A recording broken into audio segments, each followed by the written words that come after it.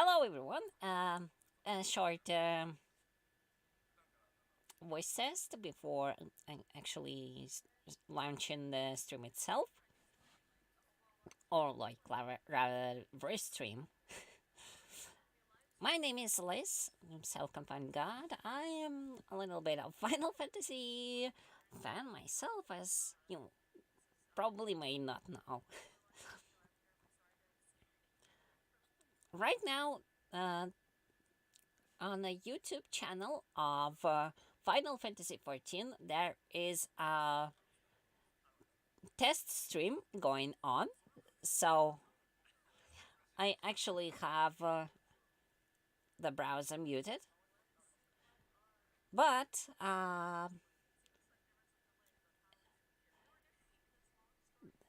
they are doing pretty great, and the stream will be going live in less than half an hour. So I will be switching to a different screen and putting up the sound. So tell me if there is any issues with the stream. We will see where the things go. Yeah, for now I will be switching and turning volume up and turning off my microphone, for there is nothing for me to say yet. For everyone coming to my channel to watch the live stream, I greatly appreciate it, and maybe we will be talking about things going on the stream during the short breaks. For now, I will be getting to tune up the stream.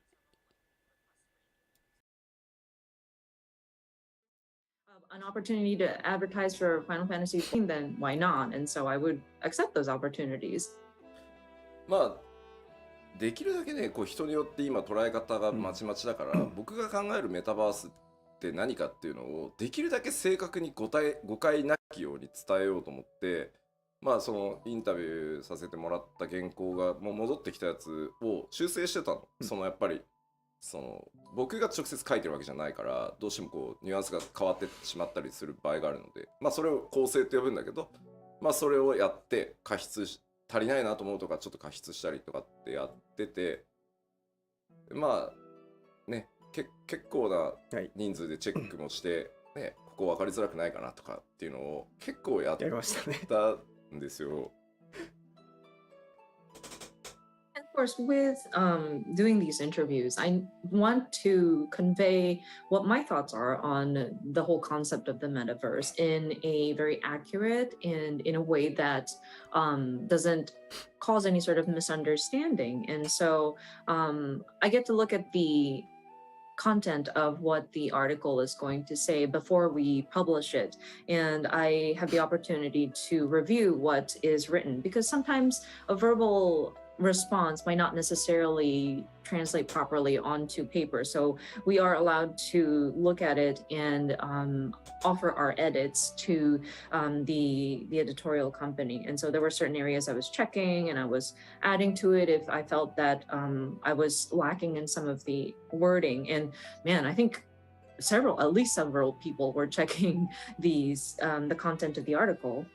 ちょっと待った。Twitch がさ、ノー NFTs ってすごい叫んでんだけどさ、メタバースと NFT 全く関係ないやろ。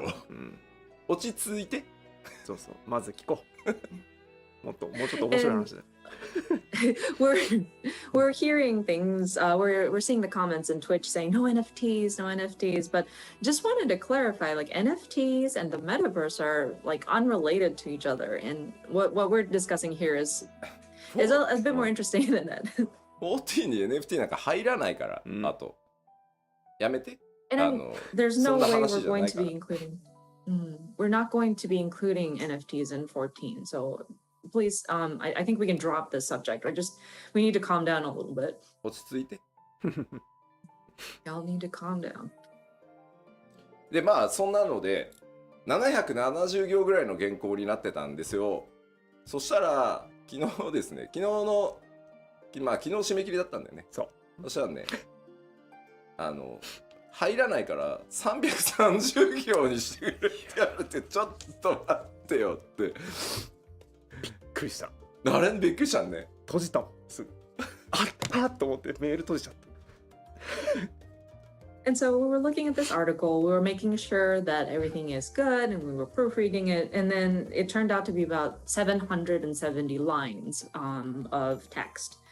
And I believe the deadline was yesterday, so we were trying to get it done. But when we received the feedback, it was like, oh, I'm sorry, this article won't fit in the space allocated, so could you reduce it down to 330 lines? And we were all like, what? Yeah, I just closed my email. Straight away. 昨日それを結局夜中までかかって、なんとか330行348行ぐらいにして、もう俺の本文は削りようがないから、なんか他で削れそうなところは提案しとくから、あとは編集さん側でなんとかお願いしますっていう大惨事があったんですよ。 And so I tried my best to narrow it down and I did my best, but like it was still 348 lines and I couldn't cut any further out of what I had said. So I returned it to the editor saying that, hey, I'm going to make some more suggestions of where you can cut, but I can't cut any more of what I had said. And so that was the issue that was happening behind the scenes. まあこれはでもね、しょうがなくて、実は僕ら長年やっぱりこうゲームインダストリーでインタビューとか取材が多くて、やっぱウェブ媒体、その紙があったとしてもウェブ掲載もありますみたいなので、文字数溢れてもまあ掲載の、なんだろう、機会ってどっかにあるだろうから、フルバージョンっていう形でやれればっていうのが、それも全員にあったんですけど、やっぱりこう経済誌とか、その紙面とかになってくると、でやっぱりここまでこだわって構成する人があんまりいないんだろうなと思っていて、だからやっぱりこう今後はその文字数とか、その1行あたりのこう文字数とかっていうのをきっちり事前に使用を聞いた上で構成するならした方がいいかなっていうのが今回のまあ学びでしたねっていう。はい。I mean, I think it's the way we write articles nowadays, considering the game industry and the different interviews that are being held, and a lot of media nowadays, even if they have a print media, they typically have like a web version of whatever article they write. So if something doesn't fit in the print version, it could always be used as further content on the web version. And I think the team was kind of under that assumption for this interview as well. And so I think this was more like a financial paper that we had to interview for, and it was more like a print media. And I think there's just fewer and fewer places that have a very sort of strict limitation on how they structure their articles. And so it was definitely a learning point for me to understand how many characters and or how many letters need to fit in a certain line of text before I had went into it with our sort of edits. そんな中、宣伝チームから今朗報が届きまして、調整版で問題なく受領いただけましたということで、ありがとうございます。And it seems like we have approval with the updated version of the article. Hooray! Our edits were accepted. で、まあもうテストなんでそろそろ終わんないとあれだけど、一個だけさっきね結構その NFT に対して NFT は反対だっていう声がまあ Twitch 中心に、特にね海外の人たちすごくナーバスになってると思うんだ。まあスクエアニックスの社長の松田が昇進表明みたいな形で今年のお話を出したから、ちょっとやっぱりナーバスになってるなっていうところがあるなと思います。And I do want to touch upon, I know we are doing just our test broadcast, so we need to end soon, but we did notice a lot of reactions from especially the Western users about the NFTs. Many comments about how you are opposed to NFTs. I do understand that our CEO Matsuda had commented on the concept of NFT in his sort of New Year's greetings in his messaging, and there may be a bit of sensitivity, a little bit of nervousness happening around the topic. でまあはっきりさっきも言いましたけど14でもう一切なんだろうゲームデザイン上そういうものじゃないので、やる気はないのでまずそれは安心してもし不安に思ってるんだったら安心してほしいそれも明言しておくのでやらないですはい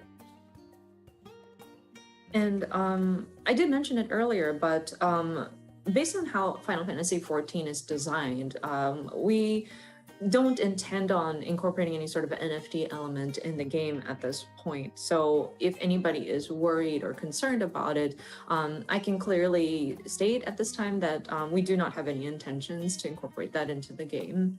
ただ見てると NFT をいわゆるマイニングされたものをただ掘り返すものなんじゃないかっていうふうにやっぱ勘違いしてる人もすごい多いなとは思ってるので、まあ、今度その海外の何かインタビューで、吉田さんが考えるその14とは関係なしにね吉田さんが考える NFT って何ですかみたいな機会があれば、しっかりその新しいビジネスモデルでゲームが面白くなる可能性があるものだとは思ってるので、ただそれに対してやっぱそれ専用のゲームデザインが必要だと思ってるんで、まあ、その辺一回こう詳しくというか、解説する機会があればね話してみようかなとは思ってるんでまずはねみんなが思うような悪いことはならないし、ゲームはまずねお金がどうこういう前にやっぱ面白いかどうかとかまあファンであるっていうことが最優先だと思ってるんでそこはね安心してもらいたいです。はい。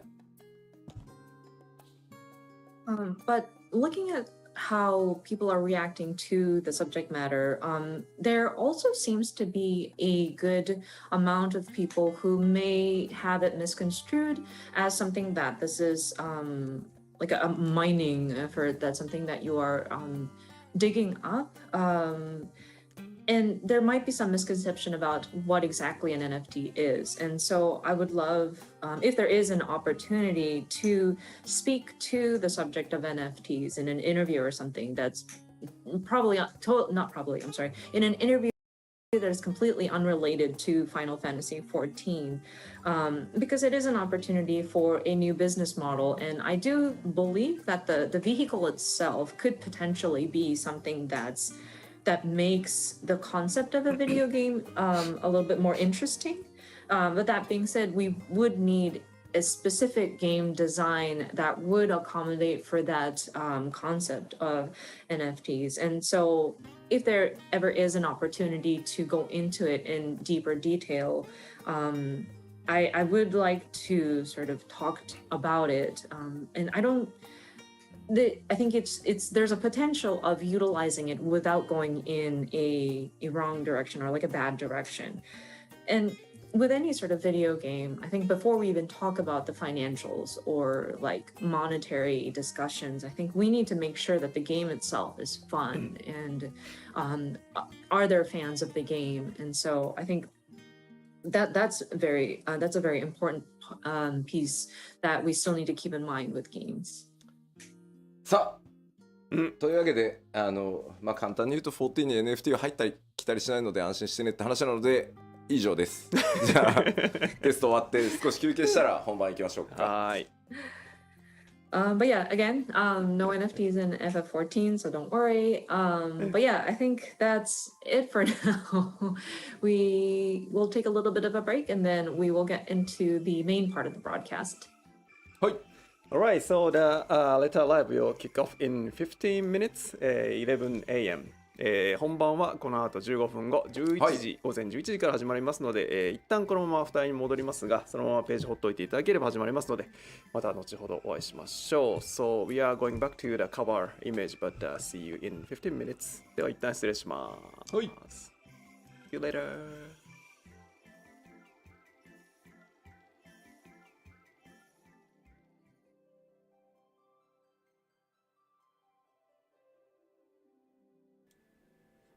Okay, that was a pretty interesting insight into some of the things happening behind the scene.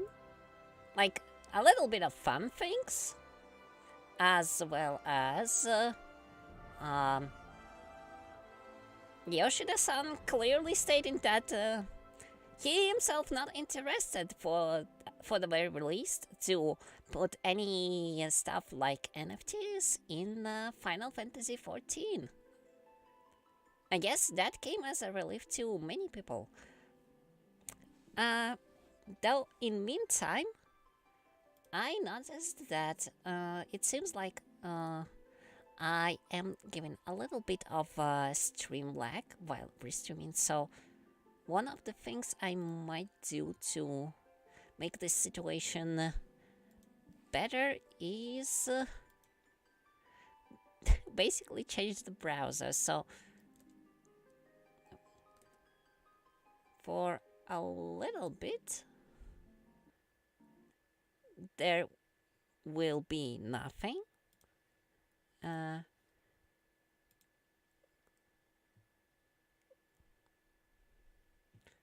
So now give me a moment to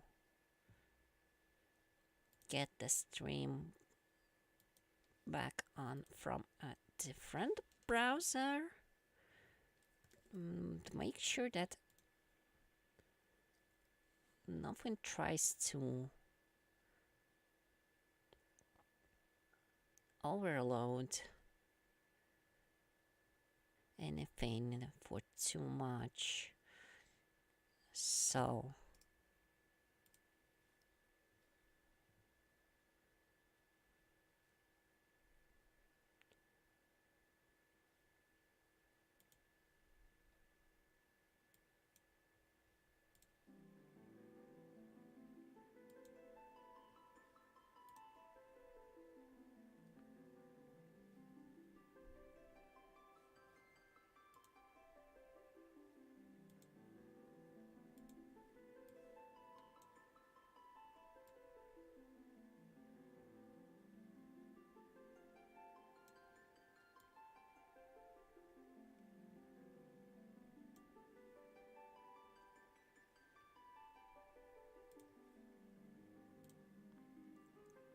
okay, that should be better. This browser is slightly lightweight, slightly more lightweight than what I usually use.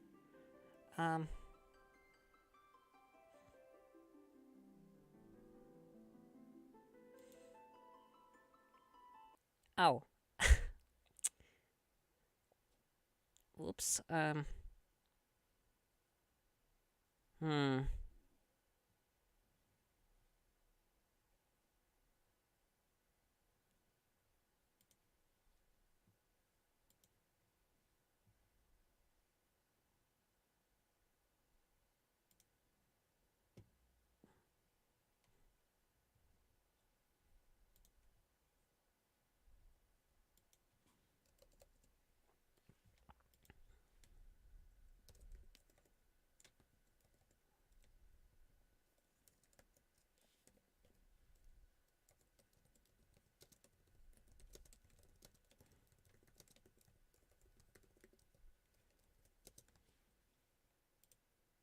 I've left the link in the description, and I guess on YouTube I will also pin the message with the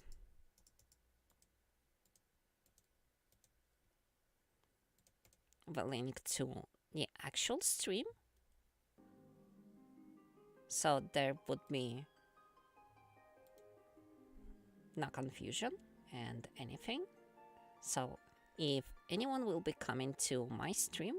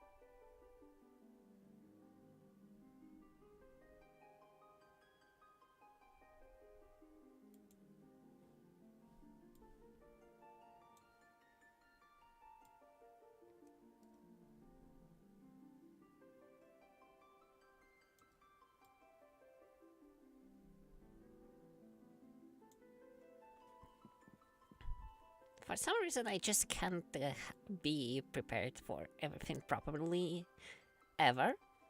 So yeah, here we go. I will be occasionally commenting on what happens on the stream. Not necessarily during the stream itself. So there always would be a chance to listen to developers talk about things. If you want to watch the stream itself from YouTube, if you are from YouTube, I advise to basically check the YouTube link in the pinned message in the chat. I'm not sure what to do for Twitch, but well, I'm just hoping that the stream is actually can be easily found on Twitch itself. So hopefully there won't be any more issues on my side. OBS shows 60 FPS.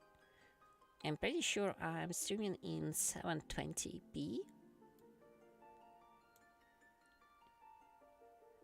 at 3 kilobit per second, 3K. So we should be mostly fine.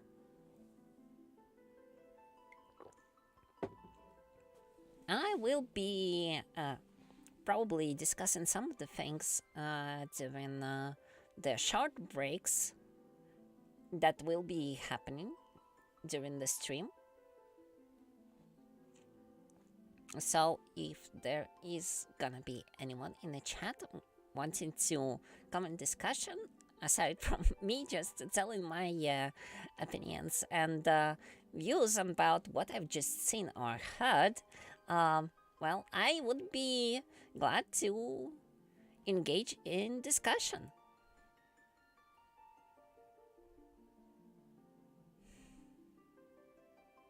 I simply love Final Fantasy music.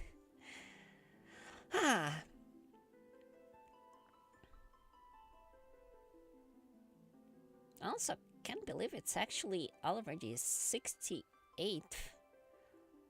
letter from the producer live.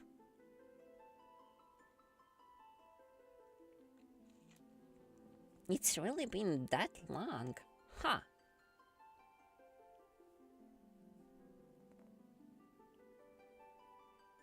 The Warframe probably will flex like we have like over 100 of dev streams. Which one dev stream will be in the March 118th, I guess?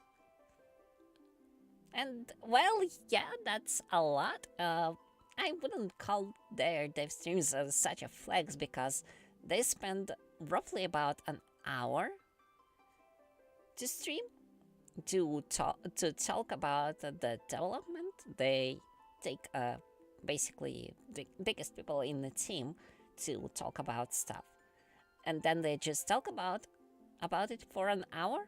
They're trying to keep it once in a month.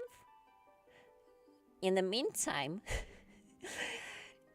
Yoshida-san with his team simply delivers content on schedule and then runs a stream to answer our question, and the stream goes for like 3 hours, normally 4 hours, I think, and they're filled to brim with information, with concepts, with screenshot, with gameplay videos from test build.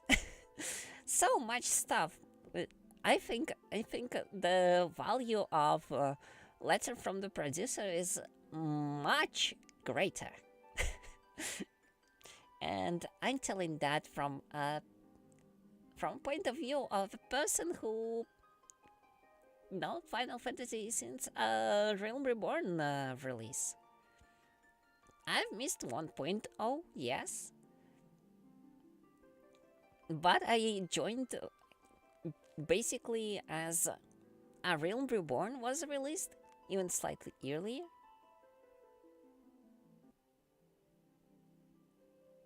Hi, Moni Song.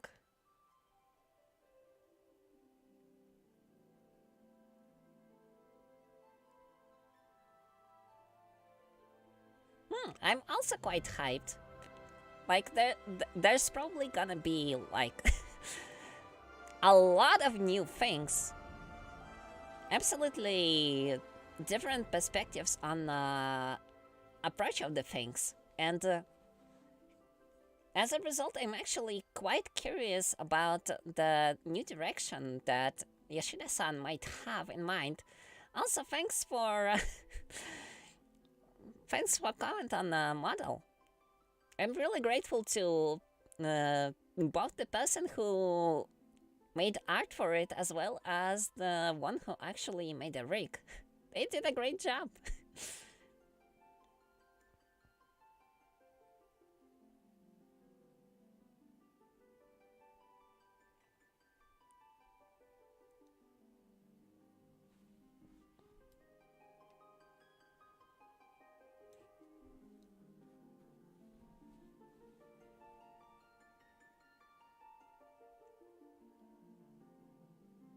Also, when you sang, it seems like for now you're the only one.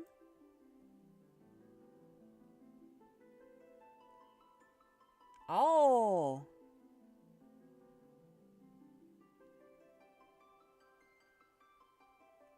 Oh, I see. I think that they run a letter from the wait. Do they though? I thought that they also run it on Twitch. Aren't the official channel actually runs they stream on Twitch as well?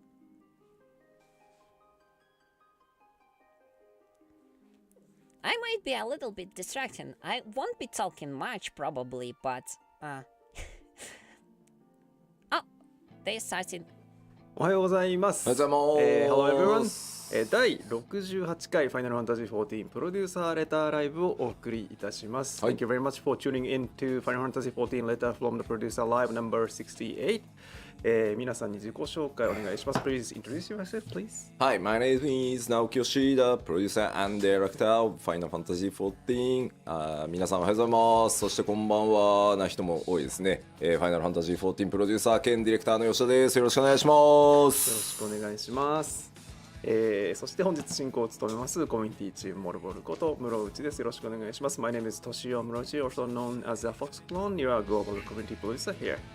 I will do the MC stuff for today's live letter.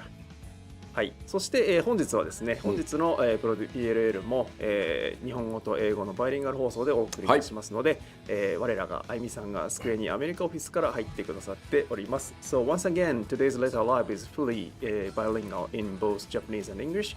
So we have a special member from Square Enix America office. あゆみさんです。おはようございます。おはようございます。スクエアニックスアメリカの徳武あゆみです。通訳を務めさせていただきます。よろしくお願いします。Hello everyone, this is Amy from the Square Enix Los Angeles office. I'm going to be supporting for the translations today. はい。で本日の、PLL はですね、このセットアップをご覧になった方もいるかと思いますが、吉田さんが話したことは、あゆみさんが通訳してくださいます。で、私が喋ることは私が自分で、翻訳しながら進めていきますので、で、私からは大して重要な話は出ませんので、私のことを翻訳し忘れてるなというのはスルーしておいていただければと思いますのでよろしくお願いします。So today's setup is Yoshida-san explain things in Japanese and then Ayumi-san will do Yoshida-san's voice in English and I will translate myself.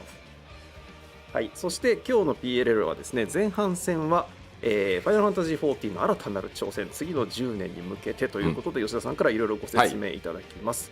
そして後半はですね、休憩挟みまして後半は、フォーラムで事前に募集しました、パッチ 6.0 をプレイしてみての、Q&A セッションをお送りしたいと思います。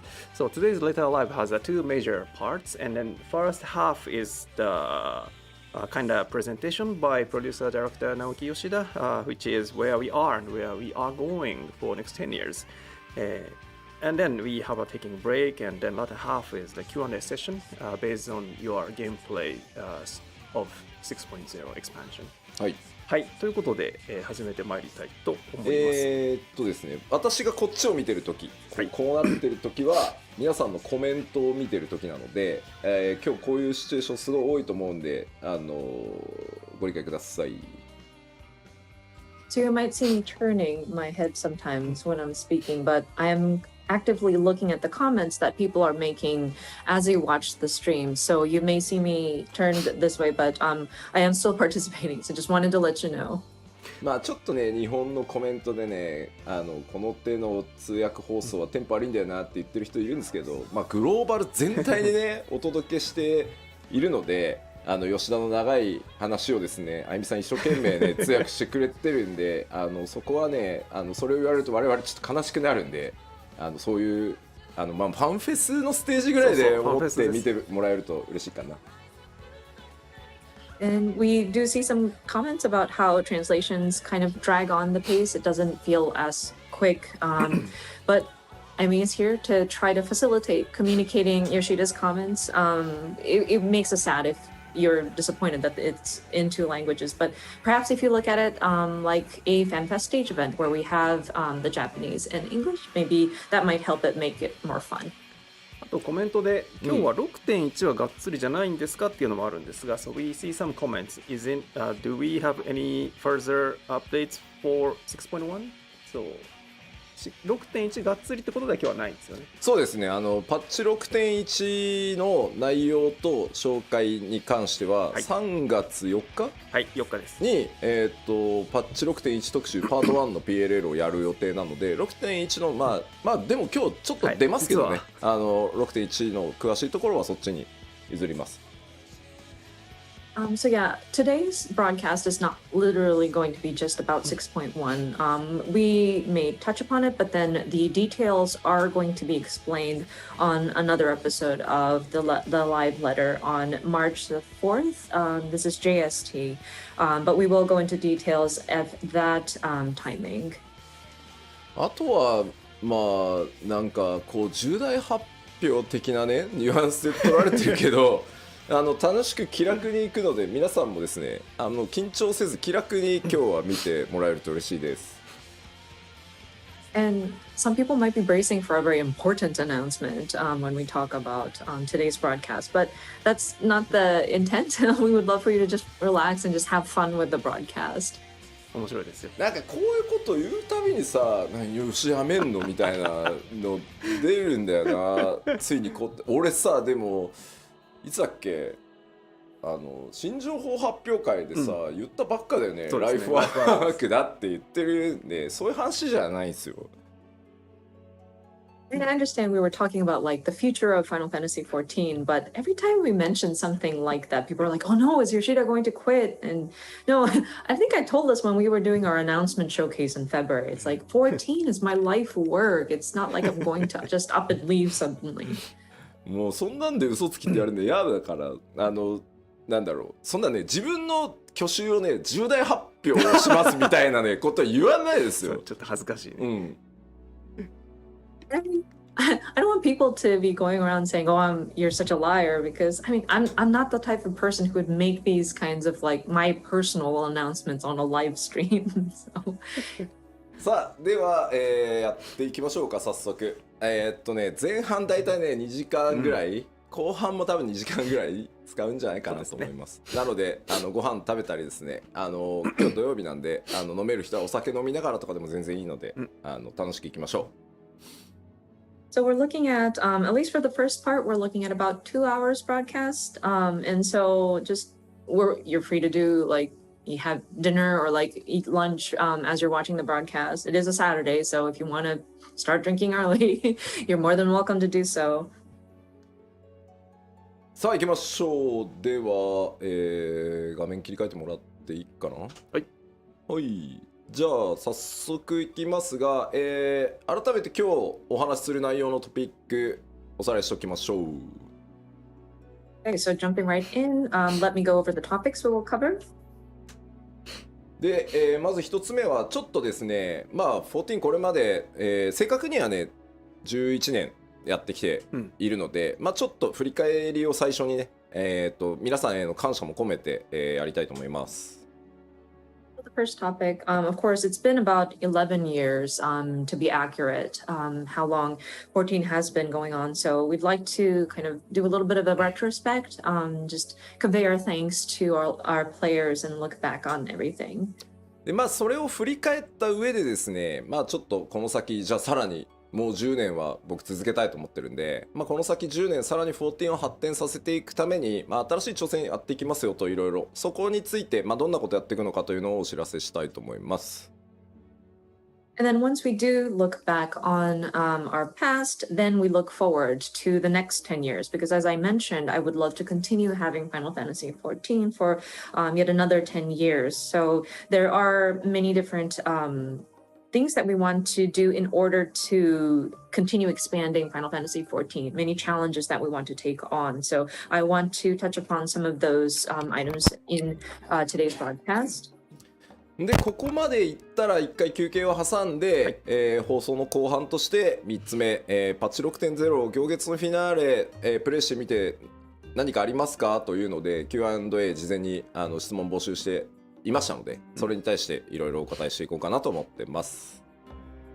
And then once we do that, we will have a break in between, and then it'll go into the latter half of the show where we kind of asked the players, what did you think after playing 6.0? And so we will do a bit of an Endwalker Q&A.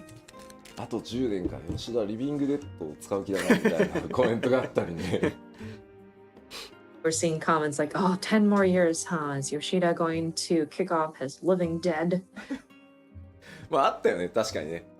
吉田の量産を開始しましたとか、クローンの吉田が誕生したので紹介しますとか、そういうのじゃねえかって書かれてましたね。But yeah, I think I've seen comments similar to that, and like people saying, "Oh, we have mass manufactured Yoshida clones." でなぜか私はもう完了してますよって書いてあるんですよ。そう。Yeah, then I say I've done already. So something like that. では早速いきましょうか。まずはまあ正確にはね11年なんですけど、大きくくくってまあ10年ここまで皆さんとねやってきたのをちょっと振り返っていきたいと思います。Okay, so jumping into the timeline here, of course, accurately it's 11 years, but like we'll call this the 10 years of Final Fantasy 14. まあいろいろありましたね。まあ2010年サービスを開始して、その12月に運営体制ね全部開発も、一新して、僕はここから参加ですね。So first, 2010 was when it all started. Many things that happened caused us to sort of reconsider the development structures, and there was a lot of changes that were made in order to kind of reboot the title. So this is when Yoshida joined into the project. で2021年の2011年の10月14日に、まあ、14日が縁起がいいだろうっていうので申請をやりますよという発表してますね。And then 2011, October 14th, we were thinking 14th must bring us good luck. And that's when we announced that we are going to have Final Fantasy XIV Reborn. 海外の皆さん詳しいよね。あゆみさんもインタビューにいてくれたと思うけど、9番を遊んでみたいので9番のサーバーを復活させる気ありませんかってクラシックファイナルファンタジー14やる気ありませんかってナイトメアって答えたやつみんな覚えてて、ナイトメアってすげえ言ってんねコメントで。I love how the comments from the West are, I love how they know all these details. And I'm sure Amy had sat into the interviews as well, but people were asking about, oh, are you going to make an FF14 1.0 classic like WoW Classic did theirs? And Yoshida answered, Nightmare. And so people are calling the time of 1.0 in Nightmare. It's awesome. でまあ2012年の11月11日にですね、時代の終焉トレーラー公開とともにですね、一旦申請の準備のために Q14 のサービスを、終了させていただいてます。And of course, in November 11th of 2012, we titled it The End of an Era, and we sort of closed the service for the original version of Final Fantasy XIV. まあ、9番からねやってくださってる方も結構いるし、9番の捉え方って結構まちまちだとは思うんですけど、9番のラスト付近はそれはそれでまた独特のゲームデザインの MMO として結構ね好きだった、面白くなったんだよって言ってくれる人たちもたくさんいて、まあ、僕らシャットダウンするのを決めながらも作ってたところに対してそういうね評価をもらってたりするのはとてもありがたいことなので、僕らもすごいね実は励みになってました。And of course, people who have been playing since the original 1.0 may have their different opinions about how the game had played. But there were people who thankfully acknowledged how 14 was starting to shift, and they did take notice about how the game design was unique, despite we were looking to sunset the original version. And so it was wonderful that people acknowledged that, and that was very encouraging for us as a team. ちなみに9番から今日視聴してくださってる方で914からやってるよって方、どうですか？手を挙げてもらってもいいですか？ So if I could have people in the comments, by show of hands, I don't know how you raise your hands, but like anybody who's been playing since 1.0, the original Final Fantasy XIV, we would love to see who's been with us since then. めっちゃいするな。ごい There's a lot. Wow. What? Thank you very much. すごいありがたい。 That's amazing. Thank you guys. まあここからねあと10年お互い健康に気をつけて楽しんでいきましょう。 But yeah, we're looking forward to the next 10 years. So yeah, let's all take care of our health and keep going. That's awesome. で、2013年ですね、ベータテストをやりながら、2013年8月27日についに新生オルゼア正式サービス開始することができました。 So moving on, 2013, we start our beta testing for A Realm Reborn, and then August 27 of the same year, we were able to relaunch as A Realm Reborn. 振り返るとですね、2011年の3月ぐらいから一気に新生14の設計だけ5人ぐらいで設計をスタートして、2011年の6月から6人のプログラマーがコードを書き始めたのを覚えてるので、実質そこから2年2ヶ月で新生リリースしてるので、もうちょっと驚異的今振り返ると。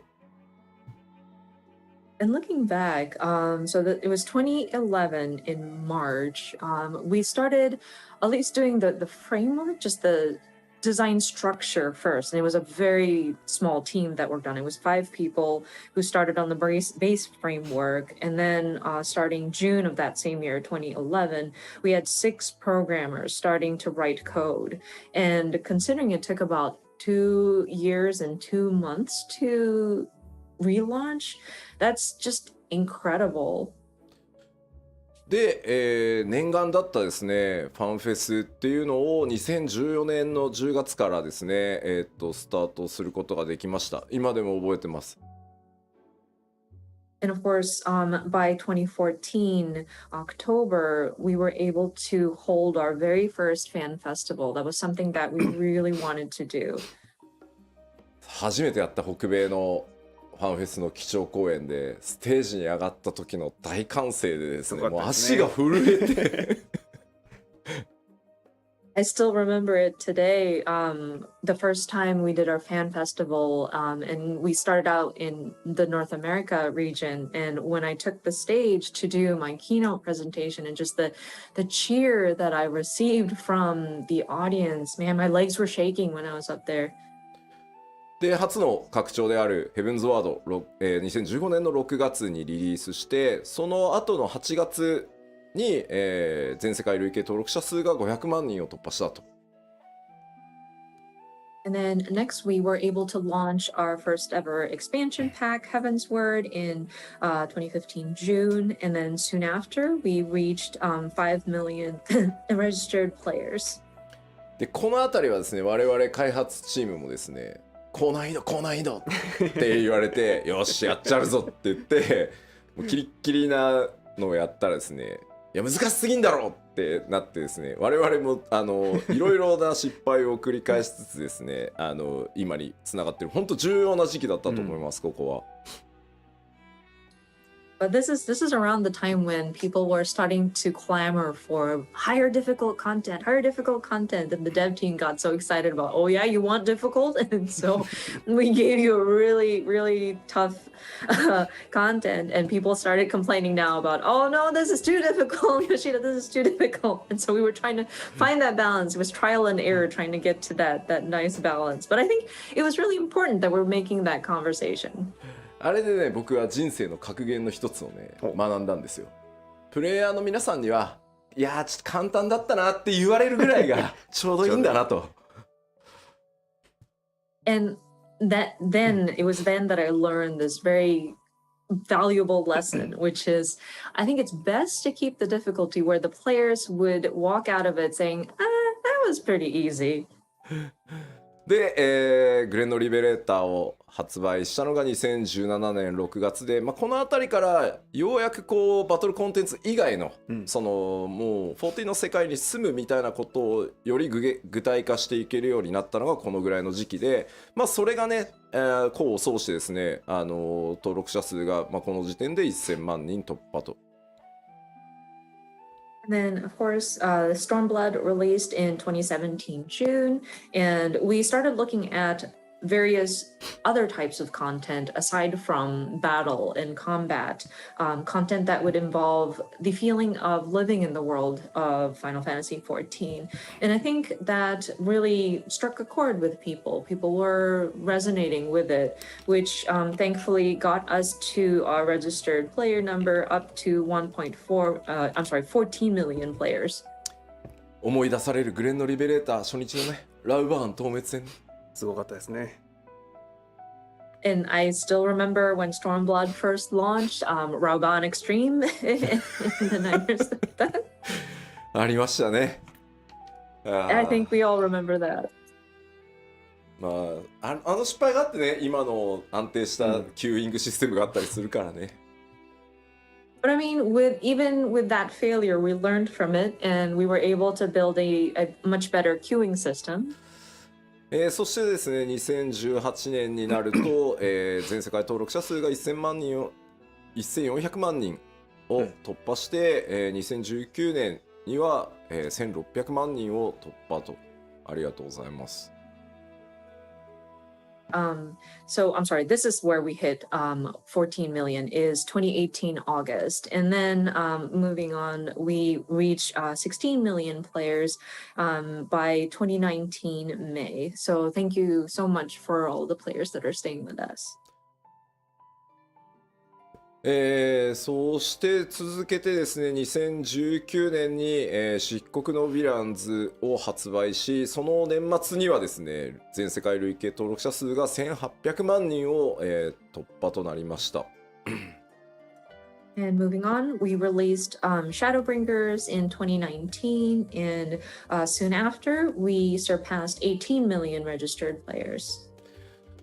数字に関して言うと、単純に数字だけをこう見ていくと、そのなんていうの、増えるペースっていうのがばらついてるように見えるのかもしれないんですけど、実は体験したことのある人が増えれば増えるほど、新規が当然減るんですよね、パイが決まってるところから新しい人を呼ばなきゃいけないので、だからここまでの数字になってるのにさらに数百万増やしていくっていうこと自体はとてもすごいことで、これは本当ね、開発運営チームの努力もそうなんですけど、マーケティング PR チームが、コミュニティの皆さんと一緒になって達成してきてる数字なので、本当にこれはね、誇らしい数字だと思ってます。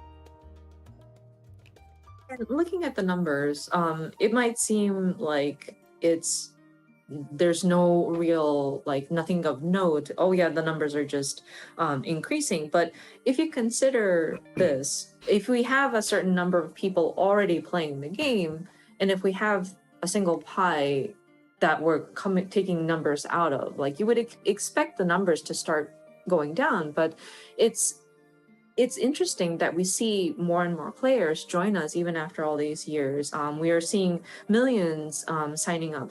So, of course, I really want to acknowledge the development team, operations team, but also the marketing and PR teams working with the community to kind of promote the title and get the word out. So I'm very proud of their achievements. そして2021年、去年ですね、12月2日にはですね、全世界累計登録者数が2500万人を突破し、ちょっと昨日の数字とかは見てないですけど、まだ全然まだ上がってってると思うので、で12月7日ですね、すいません、2週間ほどちょっと遅延をさせていただくことにはなってしまいましたが、行月のフィナーレを発売して、ハイデリンゾディアーク編完結というところまでこぎつけてこられたなと。Of course, 2021, which is last year, we surpassed 25 million registered players. I did not see yesterday's numbers or like as of yesterday's numbers, but I do understand that our numbers are still increasing. And then afterwards, I know we had to delay the release by about 2 weeks. Again, apologies for the delay, but we were able to release Endwalker, and finally we were able to conclude the overarching story of Heidelin and Zodiark. まあ長かったようで、僕は結構あっという間の11年でした。でも本当にね、世界中のプレイヤーの皆さん、光の選手の皆さん、メディアの皆さんもね、関係各社の皆さんにも本当にものすごくこんなに支えてもらうタイトルは他にないだろうと思うぐらい支えていただいてここまで来れたので、改めて本当に感謝をお伝えしたいと思います。ありがとうございます。And it feels like a long time, but man, these 11 years went by very quickly for me. And all of our warriors of light, our players, members of the media, all of our supporting partner companies as well. There were just so many people that supported us throughout this all. So I do want to take this opportunity to convey my gratitude from the bottom of my heart. So I sincerely thank everybody. はい。あとは本当ね、開発チームにも、本当に厳しいスケジュールでやってきてて、実は拡張パッケージそのものの開発期間って1年とか、下手すると1年切ってたりするんで、本当に頑張ってきてもらいました。And I also want to acknowledge the development team as well. They were always working against a very harsh schedule, and even developing some of our expansion packs.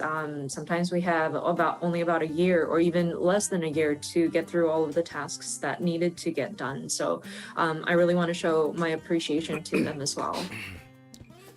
さて、ではこれを踏まえてですね、ここまで歩んできたその11年、9番の状態を考えれば、これ以上ないぐらいの成功をさせていただいたと思ってます。ここはあんまり言葉を隠さずに成功できてると思ってるので、それでいいと思ってるんですけど、ここまではある意味もう過去になったので、ここからさらに次の10年また挑戦を続けていきたいと思います。And looking at the trajectory here and the path we've walked down, I think I want to consider this a success from what we had taken and what state it was in when we had first taken on the project, and to bring it to where it is now. I'm not ashamed to declare it. It might be a little awkward in the Japanese, but I believe it is a success. And I think it's a good thing that we've gotten here. But now that we have gotten this far, all of this is now in the past. And so we want to look to the future. We want to see what kind of challenges we can take on. というわけで2つ目のセクションである14の新しい挑戦と題してですね、今後どういうことをやっていくよというのをお伝えしていきたいと思います。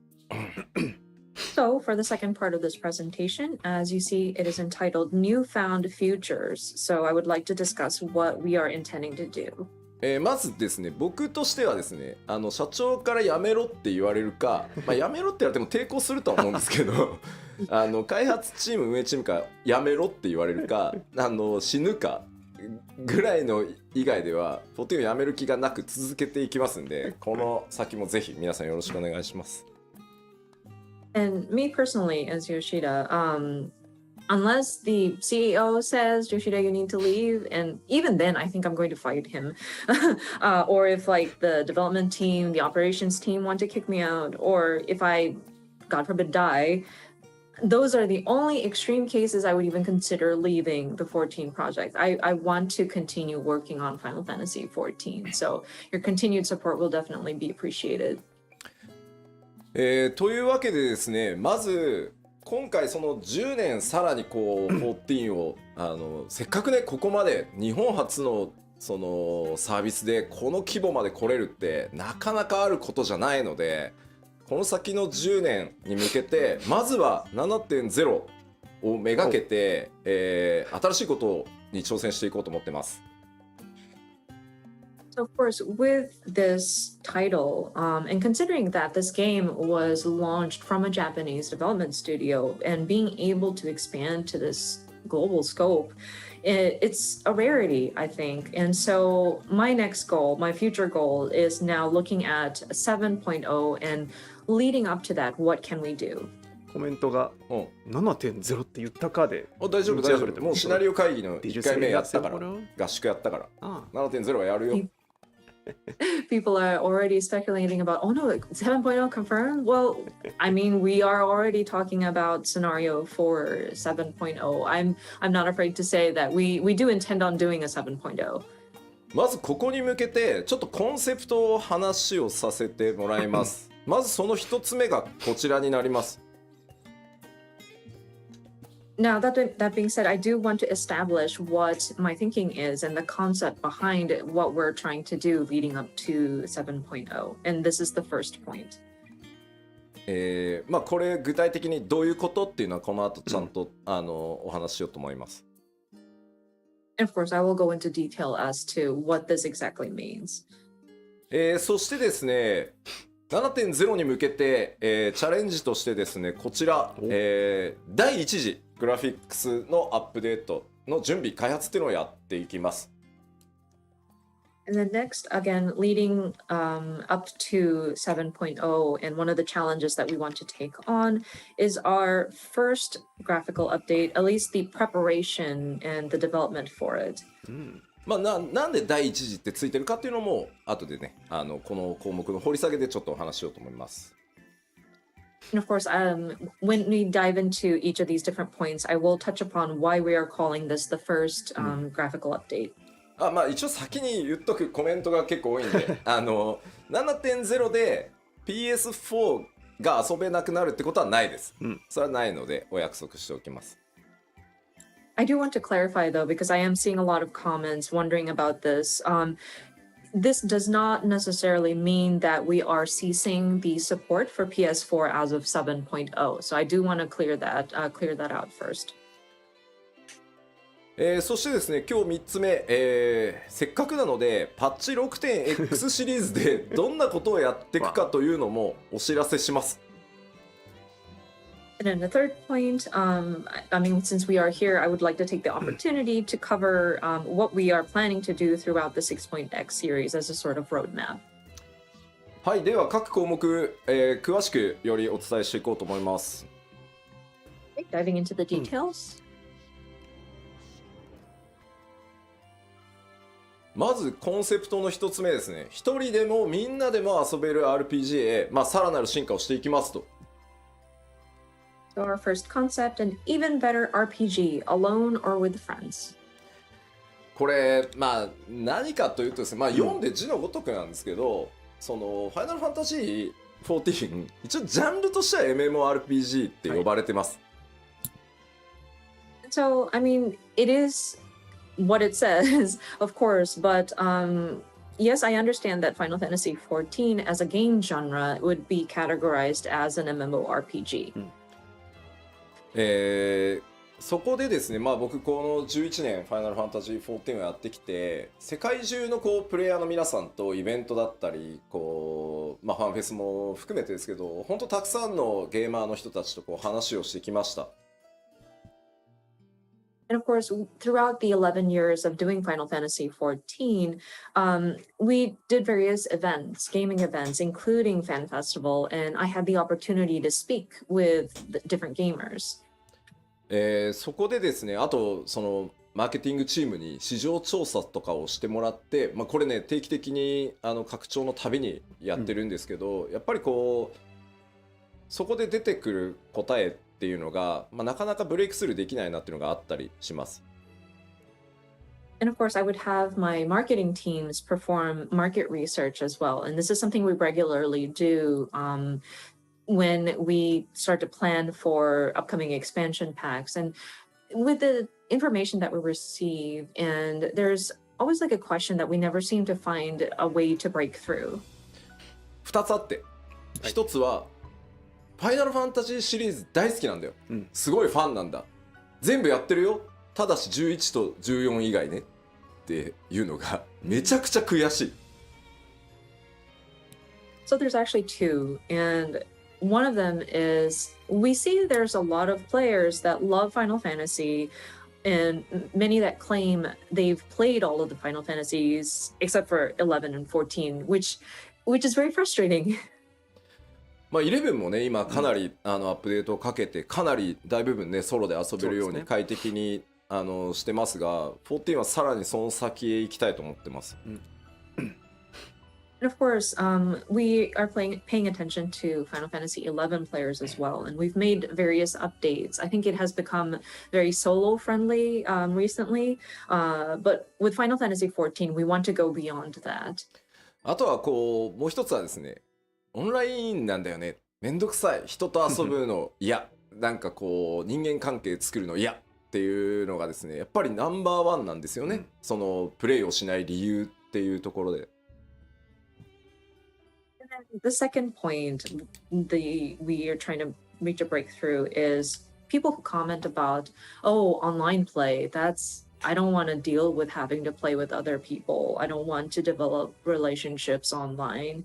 And that's actually a very large reason, if not the number one reason, many players kind of hesitate playing 14. だから10年かけて MMORPG っていうジャンルじゃなくて、一人でもみんなでも遊べる RPG っていうジャンルにしたいと、14を。So what I want to do here is spend the next 10 years and break out of that MMORPG category. I want this to be an RPG that can be enjoyed alone or with friends. まずなので、7.0 でまでの間、フェイスシステムの大規模アップデートっていうのをやっていきます。So, as a lead up to 7.0, or until that time, we will continue to make updates to the trust system. パッチ 6.1 から 6.5 までの5つのメジャーパッチで全メインクエストの必須 ID と4人の透滅戦をすべてフェイス対応します。So as it says here, trust compatibility for all main scenario dungeons and 4-player trials to be added in patch 6.1 through 6.5. 順次なのでね、パッチ例えば 6.2 とかを見ると中途半端なところまでしか対応されてないとかいうことがある可能性は高いんですけど、それにね怯えているといつまで経ってもできないので全部一気には不可能なので、もうなのでこの 6.1 から 6.5 つまり 7.0 までの間を次に飛び上がるためにもうどんどん順次やっていくという期間に当てさせてください。And so, of course, these are going to be incremental implementation. And so you might look at, say, patch 2 point something and 6.2, and you might notice that maybe not all of the dungeons have been supported with a trust system compatibility. But if we are afraid to make progress and be just in the middle of work in a certain major patch update, we won't be able to make progress. I think it's impossible to do everything at once. So we are trying to address this as we can, and we're looking at this as a preparation for 7.0. And so we would like to ask for your understanding as we lay these foundations. その第1弾となるパッチ 6.1 では新生オールゼア編のうち、2.0範囲を全て対応します。So the first implementation, patch 6.1, will make a Realm Reborn, and this is just patch 2.0 range, and the scenarios duty become trust compatible. そしてですね、それに伴って一部初期のですね、メインクエスト ID とか、透滅戦もリニューアルします。And then further improvements will be made to some low-level main scenario dungeons and trials. でちょっと注意なんですけど、蒼天の石ガルドに入ってからの8人透滅戦ストーリー上に出てくるあれらはちょっとやっぱりコストを全見積もりしたんですけど、どうしてもこう 6.1 から 6.5 までの期間では対応しきれないので、8人の透滅戦に関しては 7.0 以降順次対応していくつもりです。You may see the disclaimers on the bottom, but for the 8-player trials, especially those with the Heaven's Word expansion, I'm afraid we are unable to update it at this time. We tried to calculate all the cost and the resources that it would take for us to address all of this within that sort of 6.1 through 6.5 timing, but I'm afraid we would be unable to allocate the resources for it. So we will get to it after 7.0. Yeah, these updates will be considered for 7.0 or later. まあもちろん皆さんご存知の通り、その通常のねマッチングがなくなるわけじゃないので、あくまでストーリーを一人で進めていきたいっていう人のための機能なので、レベリングルーレットだったりねマッチングっていうところはそのまま継続していくので、そこはご承知おきください。And of course, we don't intend to do away with the regular matching systems. Your leveling dungeons and queue matching and duty finders will still be active and available. These trust compatibility is primarily for those who have a strong desire to play through these story dungeons on their own. で、ですね、8人透滅戦は今回行月のフィナーレでハイデリン透滅戦でテストケースとしても含めてやったんですけど、やれることはなんだろう確証を得られたんですけど、まあ、相当やっぱりコストがかかるっていうのと、ギミックから調整していかないといけないっていうこともあって、まずは数の多い ID から優先させていただいてます。あとはね8人なんで責任半のかかり方がちょっと減るんでやっぱり。まあここは逆にマッチングの面白さみたいなところも味わってもらいたいので、一旦7.0 以降にさせてください。And of course, with these 8-people trials or 8-person battles, we did try it out with the Mother Crystal trial, and we were able to see success as like a test case, but it did require a lot of resources for us to build it. And then if we were to start applying that system to existing dungeons, we'd have to adjust the mechanics so that it would accommodate for the trust system. So at this time, we made the decision to move forward with just the instanced dungeons. And with an 8-person trial, I think that sort of reduces the responsibility per person going into the match, hopefully. So we're hoping that players would still jump into like a duty finder and hopefully get the enjoyment out of matching up with random people. So at this time, we are unable to address it within the 6.1 through 6.5 period, but we are looking to it for 7.0 or later. でちょっと注意なんですけど、はい、まあどうしてもフェイスっていう呼び方をすると、暁といけんのかなとか名のある NPC といけんのかなってイメージがちょっと強いと思うんですけど、ストーリー上こうそのマッチングでしかいけないからこそ、じゃあ俺は他のことをやってくるみたいなのでこうみんなちょっといなくなったりとかしてたと思うんですよ。あれまで全部変えるはさすがに無理なので特に序盤とかは冒険者ギルドのメンバーだったりとか、暁の光のなんだろうこう光の加護を持っているであろう他のメンバーみたいなイメージで組むケースが多いです。And I want to make another point of caution here. Whenever we say trust compatibility, I think the thought that, oh, can we go into this dungeon with members of the Scions or any sort of named NPCs? And some of these story dungeons have key players kind of leaving the scene, like where the warrior of light goes into a dungeon and say somebody goes up and say, oh, I'm going to take care of matters over there. We can't have them come back just to join you in the dungeon. So in those cases, especially the earlier dungeons, you will see your trust members as like members from the Adventurers Guild or maybe other people who have the Echo accompany you in these dungeons. ただまあキーになるストーリー上のキーになるポイントでまあこいつはやっぱり本当はダンジョン一緒に行ってほしかったなってプレイヤーの皆さんが思ってるようなポイントは、シナリオ一部カットシーンも含めてちょっと変更してでもできるだけそれにまあ添えるようにやっぱりニーズヘックと対峙するときはエスニアンも行って欲しかったなみたいなやつはできる限りそういうシチュエーションはなんとか対応していこうと思ってるので、一部ねそれもちょっと変更する部分があるかなとは思います。全部は無理なんで、はい、そこはご了承ください。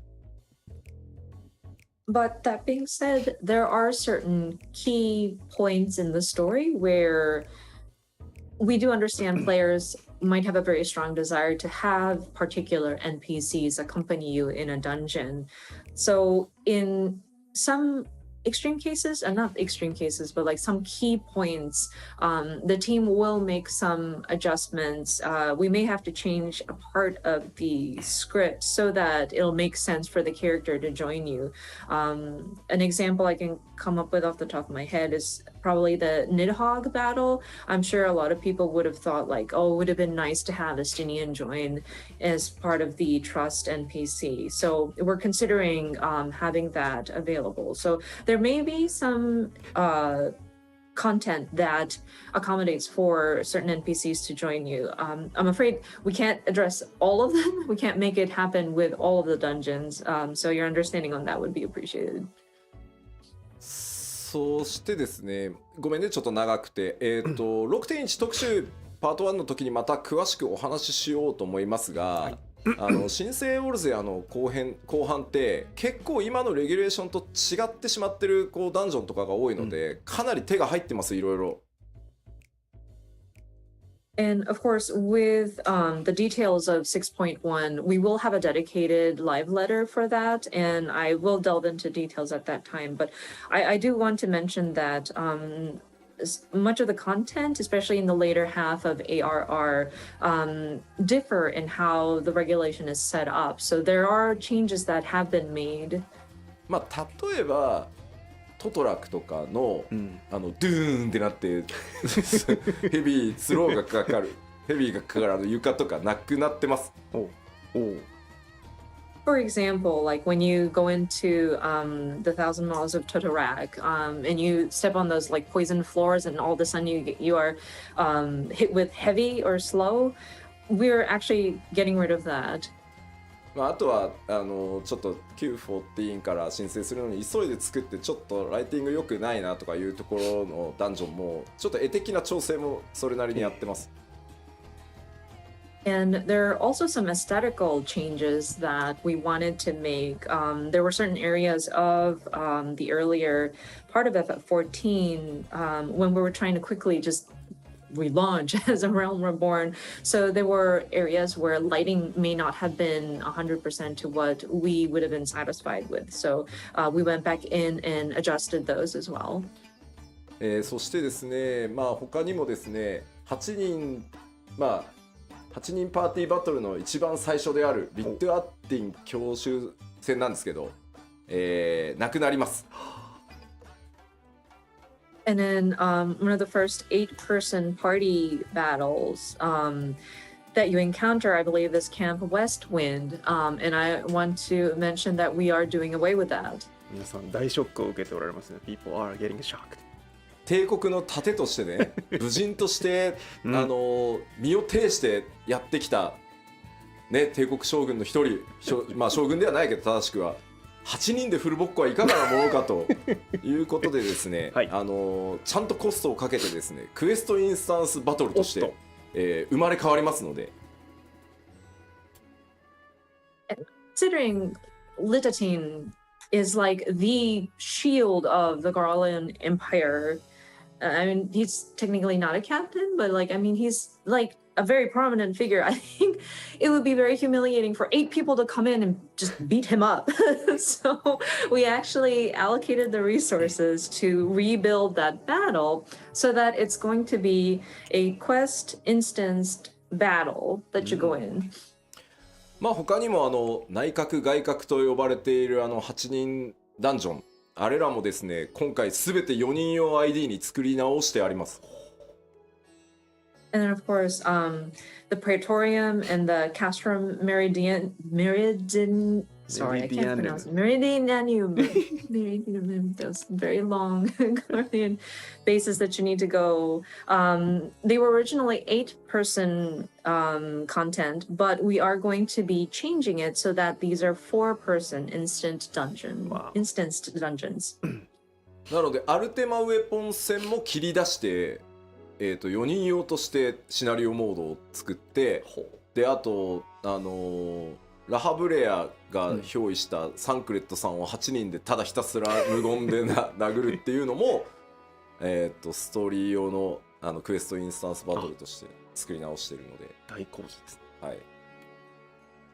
And so your battle with Ultima, or the Ultima weapon, will be changed to a 4-person battle. We are adjusting the scenario mode for that. And then where you go in and silently beat up La Habrea, aka Thancred being possessed by La Habrea, is also going to be adjusted so that it's like an instance during a story quest. というわけで、まあそんな風にコストもですね、レギュレーション、今のプレイフィールにできるだけ近づけられるように、いろんな改修をしつつですね、パッチ 6.1 から 6.5 にかけて、4.x までの ID ですね、全部対応していこうと思いますので、よろしくお願いします。So, yeah, in a nutshell, we are going in and making many adjustments so that it fits with kind of follows suit better with how the game feels at this time. So throughout patch 6.1 through 6.5, we will be looking at the various content up to the 4.x series, the different instance dungeon to make adjustments. さあ、ではこのセクション以上で次へ行きたいと思います。Okay, so moving on to the next section. 2つ目の新しい挑戦ですね。この、6.1 から6.5 までの期間、まあ、7.0 リリースまでの期間を使ってですね、まず、まあ、長期運営やっていく上で第一次のグラフィックスアップデートを、裏でね作業させていただきます。So our second concept, and again, this is going to be the preparation that we will be doing throughout patch 6.1 through 6.5, leading up to the launch of 7.0. It is a long-term, or like preparations for long-term operation of the game, and we want to be doing this in the background, but we'll be preparing for our first graphics update. ただ、まあ、なぜ第一次グラフィックスアップデートと言ってるかっていうと、まあ2時も3時もあるんだろう、もしかしたらってことなんですけど、なぜかというともうここまで11年運営してきてるともう尋常じゃないリソース、グラフィックスアセットが存在してます。はい。So the reason why we named this the first graphical update, and that's of course to imply that there will probably a second and or third after this, but our game has been in operation for about 11 years, and considering all the graphical assets we have produced, it's an insane amount. やっぱり一気に極限まで上げようとすると絶対コンバートミスがあったりとか、そもそもコンバートの物理時間が足りなくて、もうデザインチームが無理です絶対できませんっていう答えになってしまうので、まあやれることを一回やって引き上げたらまたその状態で安定が見えたら次のをやってっていう形で、まあその第1回目が来るんだというふうに思ってください。And so if we attempted to update every single piece of graphical asset or resource that we've put into the game all at the same time, we might run into issues of conversion errors, or it's just physically takes a lot of time to convert everything. And consulting with the graphics team, they already know that we can't address everything all at the same time. And so what we're trying to do is address these in phases so that we can test out certain elements, see how they work, and if it seems to be stable, we move into the next phase. And so I think with our first graphical update, this will be like the first time we start testing some of these elements. 4K グレープスでめっちゃ吹いたんだけど。I saw a comment that says 4K grapes. Thank you so much for that. That was hilarious. あそこに 4K とかね、なんか40万ポリゴンとかかけてると、それこそ940みたいにキャラクター全然表示できねえぞってことになっちゃうので、まあちょっとこれから詳しく説明はしますよ。That's hilarious, but like imagine spending so much resources just to get the grapes to be 4K resolution, and imagine spending 400,000 polygons just to depict a piece of fruit. We won't have enough resources to render our characters on screen. But let me go into the details. そのグラフィックスアップデートは一気に、7.0 での投入を予定してます。So again, these graphical updates are intended to be implemented in 7.0. まあその次期拡張パッケージまでの間っていうのを、まあ、僕らのそのグラフィックスのアップデートのシェーダー追加したりとか、いろんなものを追加していくテスト期間だったりプログラム期間だったり、それに合わせたグラフィックスアセットのコンバート期間というふうにさせてください。So until 7.0, this will be, again, our preparation period. So this is where our team will be testing out various additions to the graphical elements, including different shaders. We'll probably need to write more programs. This is where when we're going to be doing our asset conversions, etc. で、ここが重要なんですけど、あくまでやっぱりマルチプレイのゲームであるっていうのをぜひ覚えておいてほしくて、やっぱり画面全体の美しさ、9番から申請した時に感じていただいたように、やっぱり総合的な美しさ、世界の美しさっていうのを追求していきますよと、コンセプトとしてはね。And of course, one key point that we want players to understand is that this is still a multiplayer game, and so we want to strive for the aesthetic quality of the overall picture and looking at the sort of beauty or the element, aesthetically pleasing sort of overall picture. だってこうまさにね、発売されたホライゾンのさクオリティでさ動くと思われたら困るわけだよ。あれで俺たち300人とか描画しなきゃいけないんで、いやできはするんだけど、みんなの PC 動かないよ。確かに。And I see games like Horizon Forbidden West, and I don't want to get people to think that we'll raise our graphic quality to that. It's amazing, yes, but imagine having to render 300 different characters on screen at the same time at that quality. And it's not physically impossible, but then I don't think it's going to run on anybody's PC. そこは覚えといてね、みんなね。So please keep that in mind. ここをね、なんか勘違いされるのが一番怖い。That's the scariest thing for people to kind of misconstrue. で、当然なんですけど、アニメーションとか、まあその世界全体、画面全体の美しさっていうところにやっぱりアニメーションとかライティングシステムっていうのも大きく寄与していると思うので、このあたりもアップデートしていきます。And of course, considering the sort of overall aesthetic, animation is going to be a key element we're looking at. Lighting is another element that we want to adjust as well. まあ例えばアニメーションに使っている、よくねメモリがって言われますけど、メモリの割り当てをちょっと増やすことによって今までより長尺のこうエモートモーションが作れるとか、あとまあそのライトの数が増えることで実は潰れていたバックグラウンドのディティールがより見えてきて、リソースに手を加えなくても綺麗に見えるみたいなところもあるんで。So what we mean by different updates to animation and lighting systems is, for example, I know people would automatically start talking about, oh yeah, memory issues with animation. So if we revisit some of the allocation of the memory for animation, it might allow us to create emotes with a longer animation loop, or with lighting, they're just having more lights than we had originally set up would allow for details that would have been sort of washed out or like not visible because of insufficient lighting to kind of show up. And so that will allow for an improvement in the graphical quality without us even having to adjust the elements that are already in the game.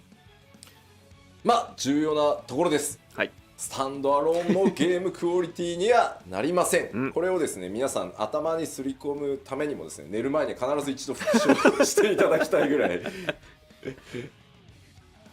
And again, very important point. I want to stress again, the new graphics will not be comparable to those of standalone titles. This is again very important. I want you to remember it. I want you to repeat it before you go to bed. That's how much I want people to remember.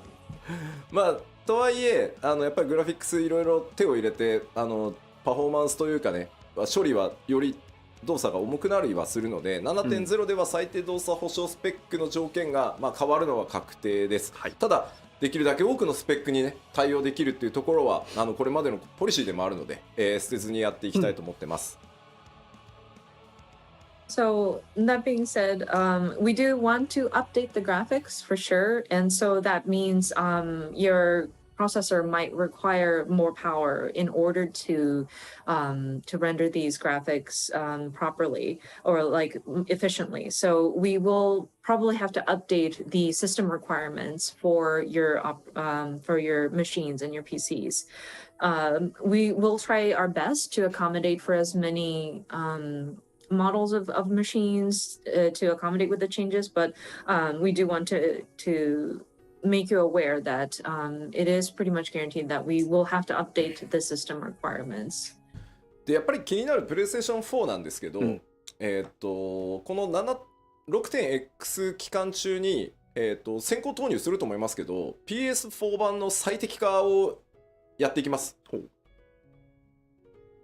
And I know people are wondering about PlayStation 4 support as of 7.0. I think what's going to happen, and this will probably be done prior to the launch of 7.0, so sometime within the 6.x series, we do want to optimize the PS4 version for sure.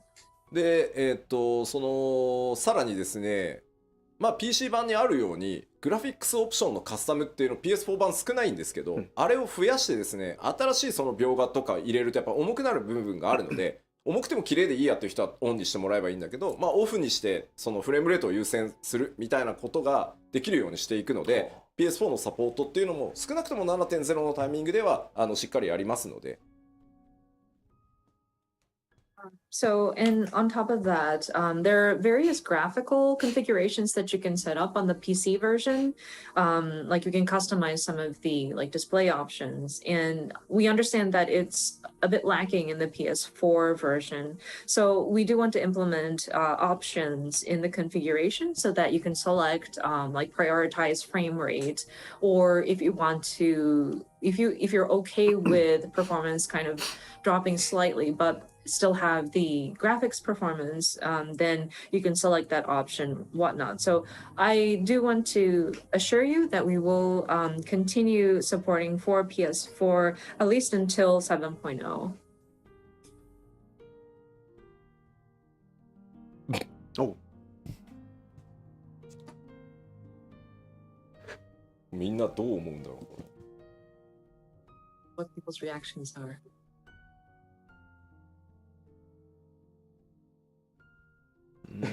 俺かと思ったって言ってる。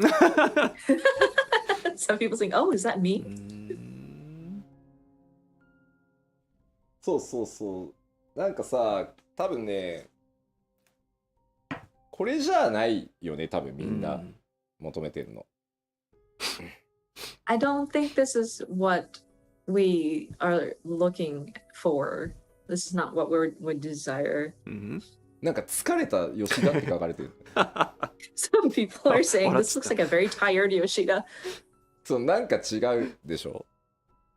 Yeah, but it kind of does feel awkward. まあ、ここまでリアルにはならんす。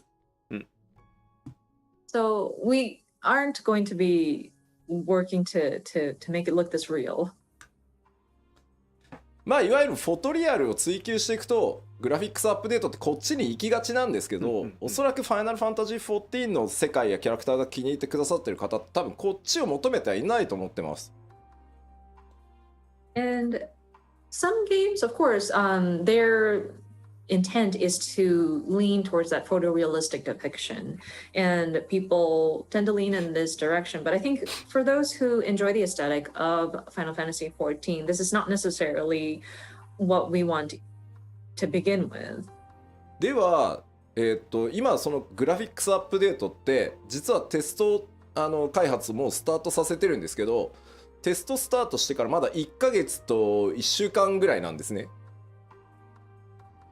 So with these graphical updates, we are already starting testing actually, and it's been about a month and a week. なのでその1ヶ月と1週間ぐらいテストをして、まあこれだったらもう今出してもまあいけるだろうここまではと。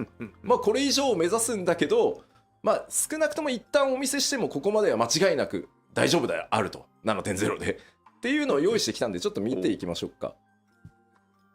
And so we are still very early in our testing stages, again, about a month or so testing, but we do have results that we're seeing that is, of course, we're going to aim higher than what we're going to be showing you, but I think it's coming out pretty nicely, and we are relatively confident. So let us show you some of these images. こちらがですねテスト期間1ヶ月目のサンプルです。キャラクターですねまず。So from first month of testing, so this is one of the samples.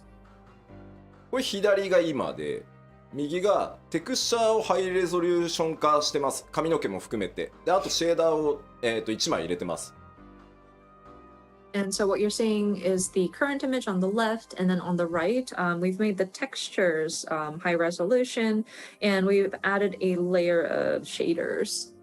あと、セルフシャドウって言って自分の髪の毛の影が顔に落ちた時、まあその自分のオブジェクトが自分に影を落とすのをセルフシャドウって言うんですけど、そこも調整してるので、結構ねセルフシャドウ実はすごい気になっててカットシーンとかでも。And one thing that we did pay attention to was the self shadow, or whenever there's like an object that drops the shadow on yourself, especially if you look at the bangs and the shadow it casts underneath it. That was something that I wanted to address, looking at the cutscenes in the past. でまあこれ1ヶ月目のサンプルなのでもっと上目指せるとは思ってるんですけど、動作保証あまりにも重くならないっていう意味では、今一旦お見せできるのはここまで、まあ、この上さらにいろんなことをやった上で最適化していって、まあ、やれるより高いところは目指していこうかなと思ってます。So of course we do want to strive for even better, but at this time I think from 1 month of testing and making sure that the game itself runs properly, I think this is what we can show at this time, and then we'll continue to test and we'll continue to sort of improve and then apply optimization. まあいわゆるヒロシと呼ばれてる彼でやるとこんな感じです。Of course our Derplander. でちょっとミコッテのサンプルです。 Here's a sample of the Mikote. まあ戦月賞のボケ具合が、うんまあなくなったりですね、髪の毛の柔らかいそのカールの印象とかってちゃんと出てるのと、まあセルフシャドウがボケてないんでね、綺麗にかかるようになります。Of course, you may notice the face paint. The war paint is a lot crisper now. And then, as mentioned earlier, self shadow is nicer. I think it's brings out the softness of her face. まあこれがだいたい1ヶ月目だっていうのをぜひ認識しておいてください。Again, just to remind you, this is after testing for about a month.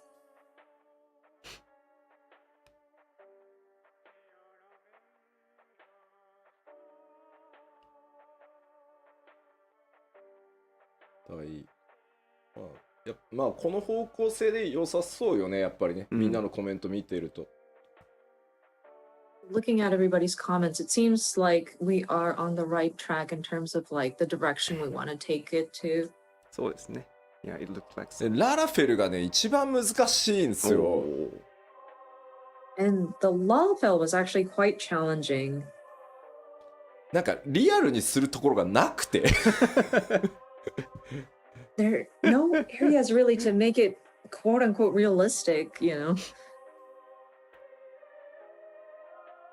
まあでも髪の毛綺麗になって、目の周りはものすごく鮮明になって、まあキャラメイクしていけばね、もちろんいろんなパターン作れるとは思うんですけど。But I think the hair has definitely gotten more defined, and then the eyes has become very crisp, and it looks a lot more alive, so to speak. And with being able to character create, I think it will allow for players for a broad range. そうね、肌の感じをどこまでなんだろう、本当にツルツルにするのか、ララフェルは。こう少しそうは言ってもちゃんと肌っていう感じを出すのかは、結構ね調整が難しいところだとは思ってるので、ただ皆さんが求めてるであろう方向性は理解してるつもりなので、しっかり種族ごとにですね調整しながらいきたいなと思ってます。And it's still a challenge to figure out how do we depict the surface of their skin. Like, do we make it completely like flawless, spotless, or do we actually give it some texture to make it look like skin? We want to believe that we understand what the players are looking for, but it is something that we still need to kind of explore.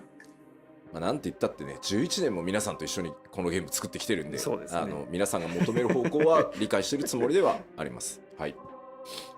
But again, we've been with you guys for about 11 years at this time, so we want to believe that we understand what the players are looking for.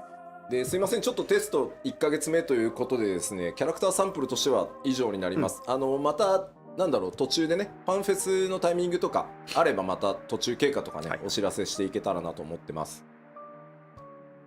So yeah, because we are still in the early stages of testing, as for character samples, that is all that we have at this time. We're hoping that we can continue to update everybody on the status. Perhaps maybe next time we can do it at like a fan festival or something like that. じゃあ改めてですね、そのキャラクター、まずそのグラフィックス、第一次グラフィックスアップデートでキャラクターに関する表現のアップデート項目をお知らせしておきます。Okay, so just wanted to recap all of the different elements that we look to update for our first set of graphical updates in terms of characters. まずですね、全体的にテクスチャーを高解像度にしていきます。髪とか肌とか、それから今日ちょっとねご紹介できてないですけど、装備品のテクスチャーの解像度も上げていきます。So first one would be higher resolution textures, which includes hair, skin, and we weren't able to show any examples today, but we do want to improve the textures of the gear as well. でさらにですね、これシェーダーと呼ばれる、処理になってくるんですけど、質感の表現というのを向上させていきます。例えば肌、それから装備品の金属部分、あと布って、布用のシェーダーっていうのが実はあって、Q14 では入れてたんですけど、重すぎて外してるんですね。そろそろいけるだろうということで、布がもう少し滑らかに布っぽく見えるっていうシェーダーなどを今、研究トライしているところです。And then the next item, and this is relating to various shaders, shader processing, which is improved material qualities, of course, skin, metal, and fabric. It's interesting because in the 1.0 or like the old version of Final Fantasy XIV, there was a shader or like a process that was just applied to fabric so that it would look the texture quality would look like fabric, but it was too heavy of a load on processing, so we had to remove it in the relaunch. But we're testing various ways to see if we can apply something like that to make fabric a bit more, well, smoother and more fabric-like. And we're still kind of researching and trying out various methods.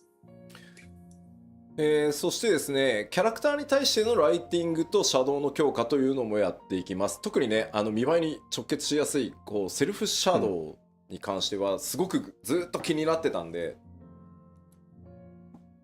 And then again, lighting and shadow, better lighting and shadow effects, especially for the player's shadows.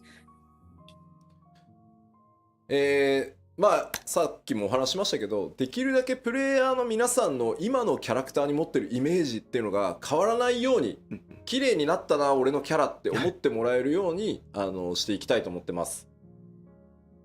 Of course, again, our goal is to make it so that the overall appearance of player characters will be altered as little as possible. We want you guys to see the graphical updates and think, oh wow, my character's become pretty. で注意点が2つあって、はい、まず1つ装備品、信じられない数のアセットがあるのでね、あれを 7.0 までに全部コンバートするのは不可能です。So 2 points of caution. The gear, we mentioned about updating the material quality of gear, but you know, there's an incredible, unbelievable amount of gear available for all of our player characters. And considering we'd have to convert them all, we will not be able to get through converting all of the gear by the 7.0 timing. なので 7.0 で新しく実装されている装備っていうのは全て今回のグラフィックスアップデートを経た内容で作っていきます。なのでクオリティがより高いもので全部用意するつもりです。So any gear that is implemented from 7.0 will have gone through the process of the updated graphics. So of course those will be of the higher quality. ただし、できる限りこうプレイヤーの皆さんがミラプリとかをしておしゃれによく使っているものに関してはちょっと優先的にできる限り対応をして、またパッチ 7.x シリーズで徐々にその古い装備っていうのも新しい仕様に少しずつこう対応していけるようにっていうふうに思ってますので、ちょっと数年がかりで全体が上がっていくことにはなるかと思いますが、よろしくお願いします。But we understand that there are certain glamours that people use often, so we want to look at those and try to get those done with a higher priority in terms of like which to get to. And throughout the 7.x series is when we will address the rest of the previous equipment or gear. So I'm afraid it will take at least a few years to address all of the different textures. あと NPC です。今回ね、プレイヤーのキャラクターみんなクオリティアップするじゃん、バーンって。NPC 全員も無理だと思っていて、7.0 までには。The other thing are the NPCs. I know we talked about updating the player characters and the graphics on those, but I'm afraid we're not going to be able to address all of the NPCs by 7.0. 申し訳ないんだが、クオリティの高くなった NPC とまだなんと順番が回ってこない NPC っていうのが出てしまうと思うんですけど、ちょっとそれも許していただけると助かります。So I'm terribly sorry to say this, but you may start seeing NPCs that have gone through the graphical updates and those that have not gone through the updates. But please, your understanding would be appreciated. これをね全部やれって言うといやもうじゃあグラフィックスアップデートやめましょう、無理です無理ですってなっちゃうんでちょっとちぐはぐっていうのが出ちゃうタイミングがあるとは思うんですけどそれをやっぱり承認していかないといつまでたってもできないと思ってるのでちょっと許していただけるとなのでちょっとイルベルドはまだ後でいいかみたいなAnd if I were to tell my team that, okay, we need to do everything, then people are just going to throw in the towel and be like, no, this is impossible. So I'm afraid there will be times at which not all of the NPCs will have gone through their graphical updates and it might look a little disoriented or disjointed. But if I don't allow for that to happen, we won't be able to get to it. So again, if you could forgive us for going through that, that would be appreciated. Like your bird might not get his graphical update as quickly as maybe like the Sultana, but テレジアデレジはっていうお声が結構あるんですよただですね残念なんとテレジアデレジってプレイヤーのなんだろうキャラメイクで作られてるんで僕らが手を下さずともあいつ勝手にクオリティ上がってしまう可能性が高いSome people are asking, oh, but what about Telegy Adelegy? And I realize his expression is part of the parts that you can select when you're creating your character. So because we're updating the player character facial parts, Telegy Adelegy is going to have his graphical updates already. So he may be an exception to those NPCs. まあというわけでプレイヤーベースで組まれてるものはね必然的にそうなるんですけどまあナナモさんとかはねやった方がいいかなとは思ってるんですけど、ちょっとまだ精査まではしきれてないのでちょっとそういう状態が出るとは思うんですけどよろしくお願いします。So yeah, any characters that are built based on facial parts or body parts that are available for players to utilize will probably be updated simultaneously with like the player character graphics. But there are certain key NPCs that we're also looking at. Maybe the Sultana, but we have yet to sort of assess, and we will continue to sort of explore the options. でまあちょっと今日お見せしたのは繰り返しになりますがテストをスタートしてまだ1ヶ月ちょっとのデータなので、さらなるですねクオリティの向上に向けて他の種族も含めてですねテスト続行していきます。いずれ装備とかもねこんな感じになるよというのもお見せできればと思ってます。But yeah, again, what we showed you was only about a month or so of testing. So we're hoping to provide you with more updates as they come in. Perhaps the other races, perhaps we can provide you an update with gear, etc. in the not so far future. で、そうだな。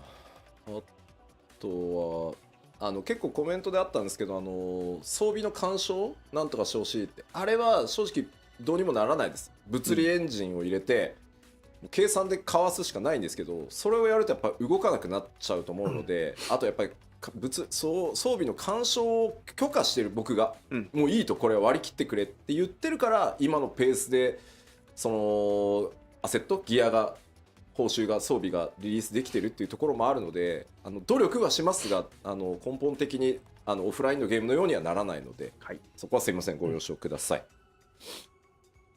And I'm also seeing comments about can you do something about like gear or equipment or like player characters like body parts interfering with the graphics of equipped gear.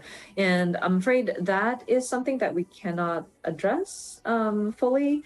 We would have to put in a physics engine in there, and that would cause for some of the characters to kind of not move properly anymore. And plus, I, as the director, have allowed for those imperfections to my team. I'm afraid we're just moving on with it, or else we won't be able to keep the pace in releasing these different gear and the different designs that is available. So I'm afraid we are unable to address it fully to match something that of like a standalone game. Sorry. さあでは次はですね、ちょっと BG、マップに関わるところもテスト1ヶ月ちょっとのサンプル持ってきました。Okay, we have more samples though. This time it's for various backgrounds and like map elements. まずこれは単純に、テクスチャーとかに何も手を入れずに配置できるライトの数を増やすっていうテストのサンプルです。So this first image is a test of just simply the number of lights we can place in a certain scene without it touching any of the textures or surfaces. 配置ライト数をですね、複数増やすとこんな感じになります。So we just added a few more lights in a particular scene, and what you see is in the right side of the image. ライトがですね、遠くに左側ね、1灯しか焚けないので、ちょっと見てほしいのは手前側にあるデスクに影がほぼ落ちてないのが、右側複数ライトによってちゃんと影が出るようになってるでしょ。So if you look at the one on the left, we were only able to place one light source in the scene, but in the picture on the right, we were able to place multiple lights to give it a more realistic look. And as you can see, the desk is now casting a shadow. まあ当然分かりやすく上の方にライトさらに1灯追加されてるので、まああそこまで作り込んでたのにライトが当たらないことによって全部黒で潰れちゃってたのが、まあ、しっかり見えてくるようになるので、これね多分プレイじっくり見ていないとというか受ける雰囲気が変わるので、これによって。And of course, I think one of the key changes that you can see is because we were able to place a light directly on top, you're able to see some of the details that would have been kind of hidden behind a shadow. And so I think with allowing for more lights to be placed, it will kind of give you a better impression of some of the atmosphere in some of these locations. でさらにですね、こちら今の現在の状態のティターニアですね。Next, you see Titania in their current state. でこれはシャドウです。シャドウのテストをお見せします。So this is where we tested out how shadows appear. まあ影に使ってるテクスチャーの解像度と計算を上げていくので、これぐらいくっきり見えていくようになると思います。So this is where we tested the texture as well as the calculation formula behind how we're displaying the shadow underneath Titania. And we believe that we were able to improve the quality and the resolution up to what you see on the right image. さらにですね、これ複数ライトも置いてみてるので、もう今の14だと左の環境しか作れないんですけど、複数ライトさらにカラー変えたりしていくことで、右のようにね、かなり複雑なライティングの絵作りっていうのができていくようになります。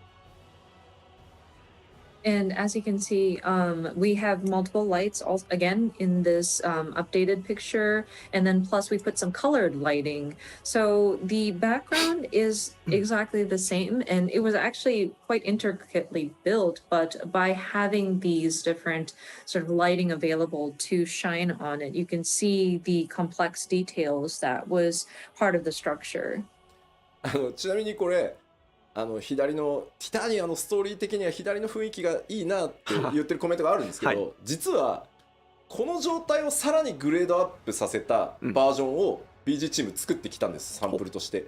ただ開発者目線で見ないと分かんないからライトの色を赤とかにして複数ライトが混ざってるっていう環境を作ってくれって言って僕がわざわざデザイナーがセンスよく統一してきたものをバラしたんで、デザイナーのセンスじゃないので、これね僕のプレゼン用だと思ってください。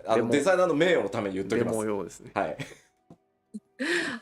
One thing I do want to clarify, because somebody pointed out they liked the look of the original Titania, where it has that sort of mood with all the muted colors. Yoshida I want to point out that this is the developers actually brought to me an example of what improved graphics would look like with that stayed within the color palette of the original picture, but that's very much in the developer's perspective, and I wouldn't be I wouldn't be able to tell the difference of what has improved. That's why I had requested my designer to intentionally place red lights, something that's more obvious, just to show an example. So don't worry, this is not what we're trying to do. We're not trying to like destroy the atmosphere. The designer was very mindful about keeping the tone of the story, but I wanted a more like overt example. So just wanted to clarify that. でここでちょっとね特に注目してほしいのが画面右の奥、上の方に見えてるステンドグラスのあたりをちょっと見ていただきたいんですけど。And one part that I do want to point out, if you look at the upper part of the image, where the stained glass is, これ左と右マップのポリゴンは何も変わらないんですね。テクスチャー解像度も変わってないです。So just reiterating that we have not changed any of the polygons that are in the map layout. We did not improve any of the textures here. なのでライトを変える複数置けるようになるだけで実は BG アーティストたちがこだわって作っていた箇所っていうのがより明確にちゃんと見えるようになるんですよ。左は全部影で潰れてるんですけどもともとちゃんと凹凸あるんですね。And so this is what I'm trying to show with this image is that by being able to place multiple lights in a scene, we are able to showcase the details that our background artists have put into the structure. So above these stained glass, you might see these sort of like tiered sort of molding on top. And the picture on the left, it makes it unnoticeable because it's kind of drowned in the shadows. So by being able to place multiple lights, we're able to accentuate those details that our background team has put into the structure. ちなみにバックグラウンドアーティストたちはライトの追加をやっていこうって言ったらめっちゃ喜んでました。So when we were talking about adding multiple lights, the background team definitely had a very strong reaction to that. よかった。さあで次はですね、こちらは金属表現を、その質感を上げますというサンプルになります。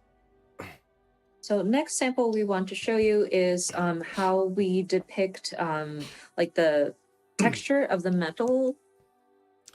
こちらもですねデザイナーの趣味というよりはですね悪趣味なぐらい変えてくれって言ってるのでそれをご承知おきください。And of course, this again is supposed to be an example. And so I asked my designer to make it very gaudy at this point. So please understand it is not necessarily the designer's choice. まあもともとやりたかったけどシェーダーがなくてできなかったのでまあこれぐらいゴールドをちゃんとやっていきますよと。So up until now, we didn't have the proper shaders to apply, but we would love to improve the look of metallic surfaces. For example, gold here. すごいですよね。コメントで吉田の家じゃんって書いてあるんだけど、俺んちこんなんだったらもう仕事してないわ。People are saying, "Oh, is this Yoshida's house?" I was like, "No, if I were that rich, I wouldn't be working." でもこれ怖いもんで今まで我々は左を金だと信じてまいりましたけど、なんかもうブラスにしか見えないですよね。Yeah, actually we trusted left side screen is gold up until now, but now it only see brass, not gold, no more. まあこういう形で金属の、質感強化っていうのもやっていきます。まあこれはねとても分かりやすい例じゃないかなと思います。Thank you for that. But yeah, again, we're trying to make improvements to the material quality, so the look of metallic surfaces as well. さらにですね、続いてはマップに使えるメモリっていうのも、上限を上げてあげようと思っているので、それによってですね、より多くのオブジェクトが配置できるようになっていきます。And next was to look at the memory resources allocated to rendering a particular area on a map. And I'm looking to raise that sort of cap so that we can place more objects in a particular field. まあこれ左側が現在よくちょっとマトシャと出会ったりするところですけど、こんな感じになってます。これ現在ですね。So the left side, you may remember your first encounter with Matsuya. でそれがですね、今回このぐらいまではいけるだろうと。And with testing, we are seeing that we could possibly place more objects like these. 左と比べてですね、やっぱりまず注目点としては、その1枚のループで作られてたその階段状になってる部分っていうのが、それぞれ素材違いをしかもこう組み合わせで、ずらして配置したりすることによってこう使い込まれた感とかより出せていける。このあたりはね、実はすごく大きいと思います。And so in the left, you may notice that it's just a repeat layered on, like a repeat layered on top of each other. But in the updated graphics, you can see that we are able to place objects not exactly like on top of each other, but like you can shift it by a little bit. It'll allow for a more realistic depiction of the area has been in use. So this is actually quite, it helps with like the immersion. であとはその床ですね。実は床の上にもう一枚テクスチャーを重ねてブレンドさせることでですね、床のこうひび割れだったり、細かい、今だとねメモリがないので巨大な床を1枚貼ってどうにかところなんですけど、そこをさらにこうスカンマ上げていけるようになる。And then the floor or the ground, with the graphical update, would be able to add another layer on top to give it more texture and kind of blend it in. So like cracks in the ground. Previously, we wouldn't have enough memory, so we would just have to paste one giant floor and deal with it. But with the graphical updates, I think we'll be able to improve on the texture quality as well. そしてですね、続いてがちょっと BG でお知らせする最後になるんですがNext is, I believe, the last set of samples that I've seen for the background elements. こちらです。我々開発チーム最大の敵、自動草って呼んでるやつ。So this is one of our pet peeves, arch nemesis, I should say. These are like these automatically generated grass. これがですね、カットシーンのチェックをやってるとですね、割り込んでくるんですよ。自動で生やされるんで。多分カットシーン作ったスタッフの時には生えてなかったんでしょうけど、僕がチェックする時は生えててですね、このジャギジャギがすごい入ってくるんですよ、カメラに。And this is so, it takes away from cutscenes when it barges in. I'm sure when the cutscene team is creating the composition, they don't see the grass because this is just automatically generated after the fact. But sometimes it's like so close up and it's so pixelated, and that pixelation it bothered me very much. 今回もね、実はちょっと裏話ですけど、はい、まあエルピスでヘルメスにね、メーティオンにせがまれてエルピスの花をこう見せるシーン、夜空でね、あるじゃない。でヘルメスがこう仮面を外す、あそこがですね、何度チェックしてても自動草が入ってくるんですよ。で頭にきたのでもう BG 班に頼んで、この辺もう草生やさない設定にしてくれって。なるほど、除草剤を撒いてしまったんですね。So one behind the scenes comment I wanted to make, when I was looking at the cutscene in Elpis, sorry spoilers, but Hermes, when he's talking to Meteon about, oh, I want to show you the flowers in Elpis, and he removes his mask, the grass automatically generates. And it gets in the way. So I got so mad. I told the background team, like, can you make it so that you don't have grass being generated in this part of the ground? で、それがですね、今まだテスト中ですが、こんな感じになります。はい。But that will be updated, hopefully. Again, we're still testing, but this is a sample image of what it could look like. で、まあ種類もね、複数持てるようになるので、これね、草原から上は何も手入れてないんですよ。向こうに見える木とか全く今のままなんですけど、まあこんなに変わるですよね。So, and plus, we are able to generate a variation of different grass or plants. And so, while we haven't added or modified anything in the background, like the trees and the field in the background have not been modified, the look of it is different because of how we can process these automated grass. これはですね、自動草そのものを入れ替えるので、申請から行月まで全てのマップで自動で生えてる草がきれいになります。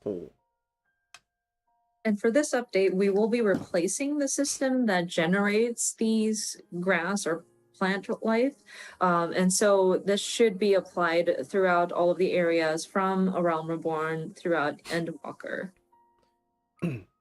さあではバックグラウンド実はねまだあるんですけど、ちょっとどんな表現バックグラウンドを上げていくかというのをお知らせしておきます。We've done various other testings in terms of background elements, but allow me to summarize again. まず先ほど、サンプルでも見ていただきましたライト配置数の追加、質感凹凸表現ね雰囲気の強化っていうのがこれによって、行われます。So again, we are going to be doing additional lighting points, so improved visual quality, depth, and immersion. そしてですね、影の高解像度化、影のテクスチャーを高解像度にすることでですね、ちらつかなくなったりですね、影がよりメリハリが効くようになります。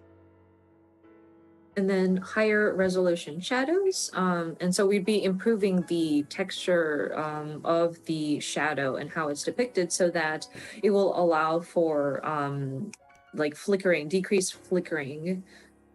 ちょっと嘆きの海のマップを思い出していただきたいんですけど、あそこ実は雰囲気を宇宙空間にするために、ライトの距離をすごい遠くして、全体の暗さをこう締めるようなことをやってるんですけど、結果そうすると影がものすごく長く表示されるんだけど、テクスチャー解像度が低いがゆえにすごいじらついたりボケたりする箇所が結構多いんですよ。ただ雰囲気を優先したんで我慢してたんですけど、そういうところもですねより綺麗にちらつかずに影が出てくるようになると思います。So if you would recall Mare Lamentorium and how we were trying to depict or make it seem like you're in outer space and make sure that the lighting had been placed in a very distant location so that we emphasize that sort of darkness that surrounds you. Because of that, whenever you're on the moon, your shadow gets to be very long, but because the shadow textures were not optimal, you would see frequent areas that would cause the shadows to flicker or it could get blurry. So with the graphical update, we're hoping to improve so that those shadows would come out a lot crisper. そして質感表現の向上です。これもシェーダーでですね、金属とか布とか、まあそれ以外のちょっとシェーダーも今検討してます。And then, of course, improve textures, which includes metals, fabrics, and we're also trying to consider what other elements can we improve. そして最後にご覧いただいた自動配置植物の強化、高解像度にしたりですね、あと植生をね、種類を増やしたりしていきます。Lastly, more and better auto-generated greenery, which is increased resolution, variety, and etc. で画面全体にフィルター効果として非常に重要なアンビエントオクルージョンっていう機能だったり、フォグ、いわゆる霧をこう重ねるみたいな、それをフォグって呼ぶんですけど、これらに関しては今テストをしてるんですけど、まだちょっとサンプルをお見せできない状態です。And we're also considering other effects or filters that would apply to the overall screen, including ambient occlusion and fog effects. Now, those are still being tested, but we couldn't produce results that we can present at this time. めちゃくちゃ雰囲気出るし、めちゃくちゃクオリティ上がるんですけど、画面全体にパフォーマンスの影響を与えるものなので、慎重にテストをして、しっかりこれだったら大丈夫だろう、その皆さんが極端に PC を買い替えたりとかしなくても、あとオプションでねちょっと切ることで軽くできるとかっていうのをちゃんと用意した上で、ここまでやれますよっていうのをちゃんとお見せできる。まだちょっと1ヶ月じゃそこまではいけないので、まあ、ただこれらも強化はしていきますので、また続報をねお待ちいただければと思います。And we totally understand that it will give it a different sense of atmosphere, or it would really improve the mood if we had those kinds of textures applied or those filters applied. But it does affect the overall performance of the game. So we will need to test it very carefully for sure. So we want to explore our options, but we also want to make sure that we are at a state where we're comfortable and not requiring for so much resources that players would have to like update their PC to an extreme, or be able to provide an option to shut it off if you want to optimize your performance. So I'm afraid we're not able to show you anything as of like a month or so of testing, but we're hoping to bring you updates further down the line. So yeah, if you could please stay tuned for that. さてでは、グラフィックス第1次グラフィックスアップデートの、まあ、今日お伝えできる範囲としては、ここまでとさせていただきます。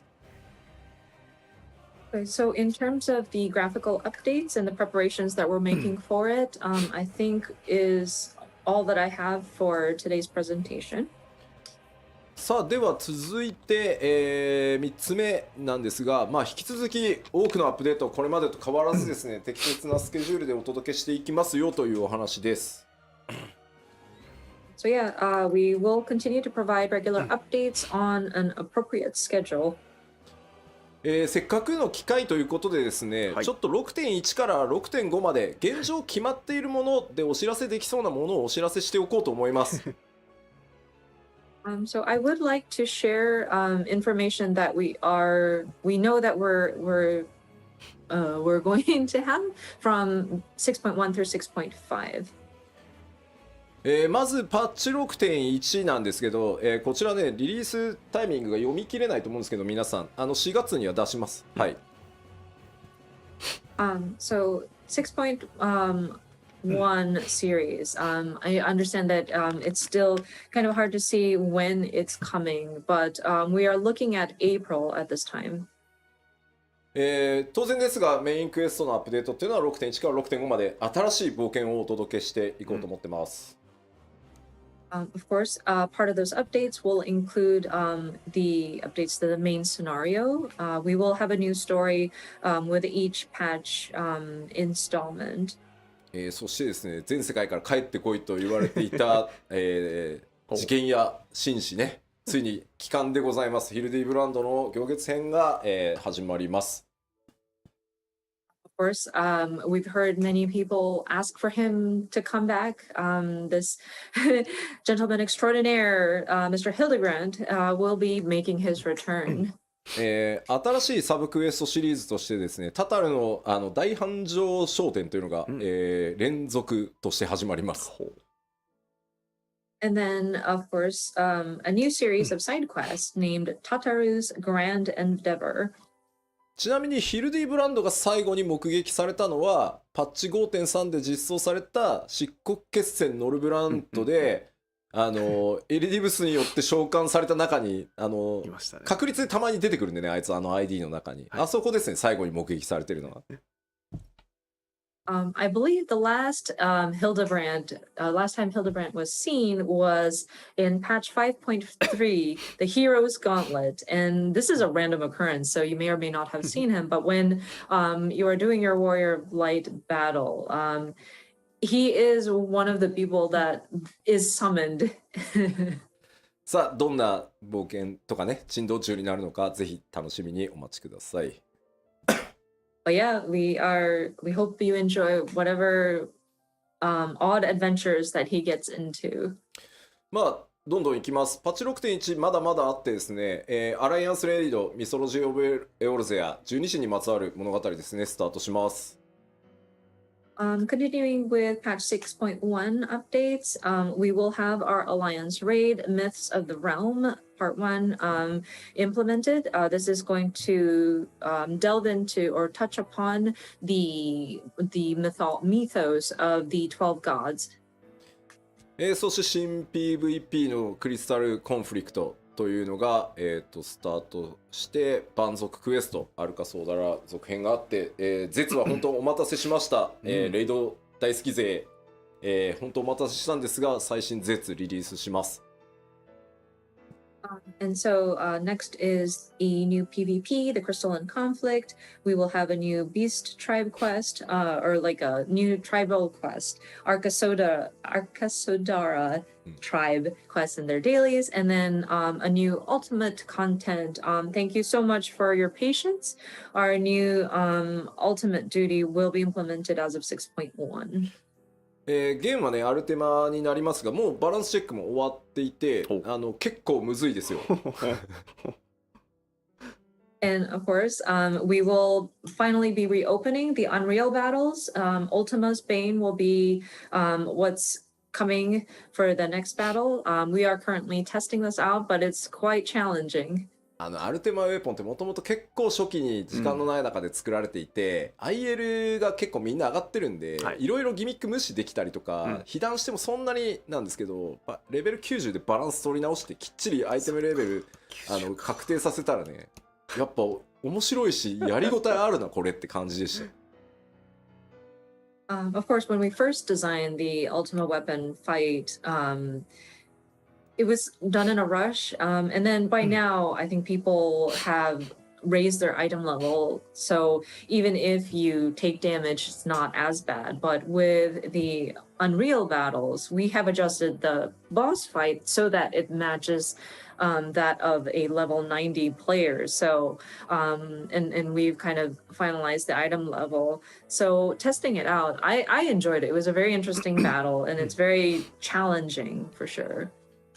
でも今ちょっとコメントであったんだけど、蛮族クエストっていう蛮族っていう呼び方やめたいなってコメントがあって、確かにそうだね、ちょっと考え直そう。メモっといてもらっていいかしら。はい。表現変えていきましょう。There was a comment about the Beast Tribe quest, and it seems to not be very favorable to call it that. I know we're trying to shift it to say tribe quests, or like we're just calling it by the tribal name in the English, but we are going to try to figure out a better way to phrase it. そして絶なんですけど、まあめっちゃ調整続いてるんですけど、多分一番難しいと思うんで、やる方は覚悟をしておいてください。And I want to backtrack a little bit to the ultimate duty, the new ultimate duty, and we're balancing right now and making adjustments, but it's quite difficult. So if you're up for a challenge, that's fantastic. But yeah, it's going to take some. It's going to again be challenging. 実は 6.11 かな。Oh, I'm sorry. Ultimate would be not 6.1 but 6.11, so it's probably not at the same time as the major patch. メインシナリオをやったり、ハウジングの抽選に応募したりとかすると思うので、2週間空けて出す予定かな。はい。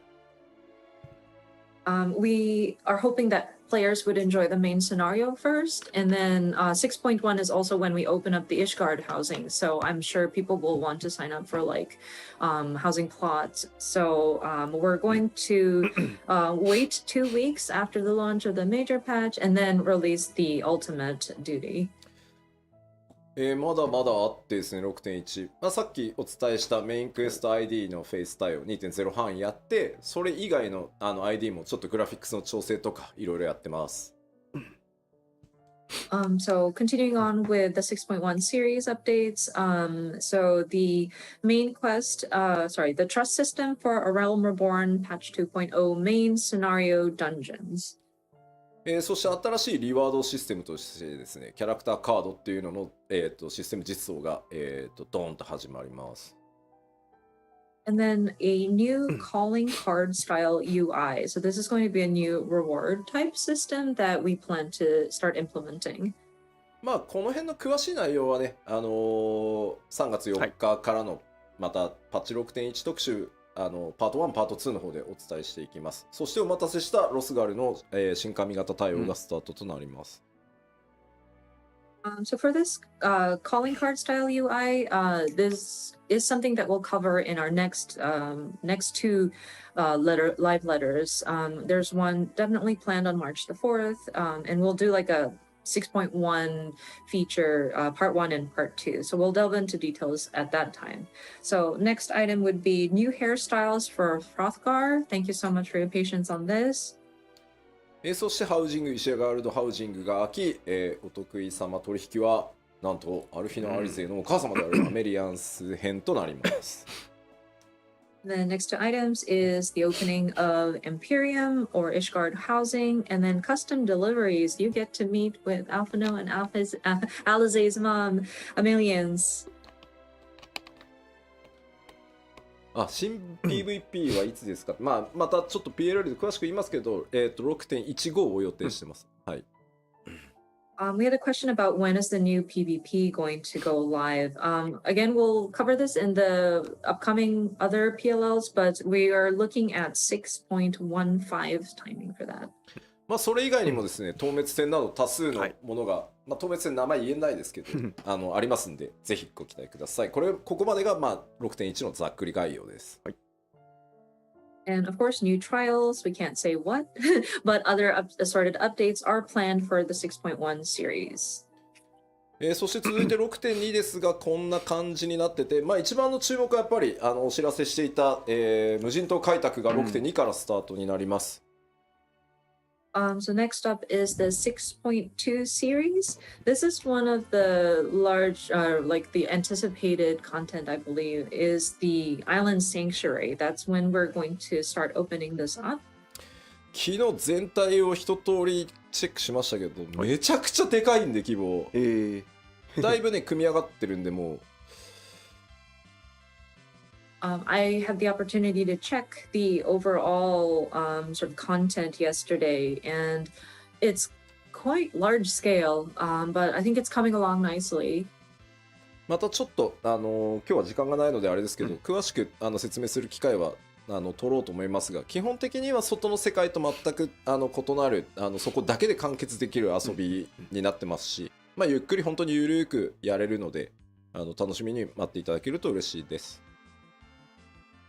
So I'm afraid we don't have the time to cover it today, but we will take the time at another opportunity so that we can explain the details of this. But it is going to be a different sort of area that you can enjoy, and it's a very self-contained sort of content that you can enjoy. で2.x 残り新生オルゼアの 2.x シリーズのメインクエスト ID を全部対応し、想定編にも突入します。あとは武器強化コンテンツの新しいシリーズをスタートしますとかですね。So going back to the earlier bullet points, we will be applying the trust system for the 2.x main scenario dungeons, maybe partially into Heavensward. It says here. そうだ、もうね、多すぎて入れてないんですけど、ミラプリの拡張もね、6.1 から第1弾始まるんで、言っときます、そういうの。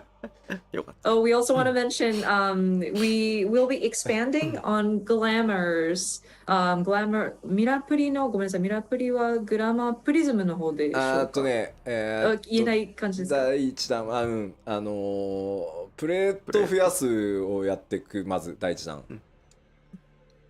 So glamour related updates. I'm sorry, I wasn't sure how to phrase it, so I squeezed it out of Yoshida-san. We will be addressing and expanding upon glamour plates as part of the first glamour related updates in 6.1 series. ちょっと全部書ききれないけど、いつもの討伐透滅戦のノーマルと極があるとかいうのは、いつも通りやっていくので、その辺は書かれてなくてもあると思ってもらえると助かります。And of course, we will have whatever content that you can expect in a patch update, so like new trials, etc. It's not written here because we couldn't fit it all in the slides, but Yes. 収納数増やすトライもしてるから、ごっそりどっかのタイミングで増やします。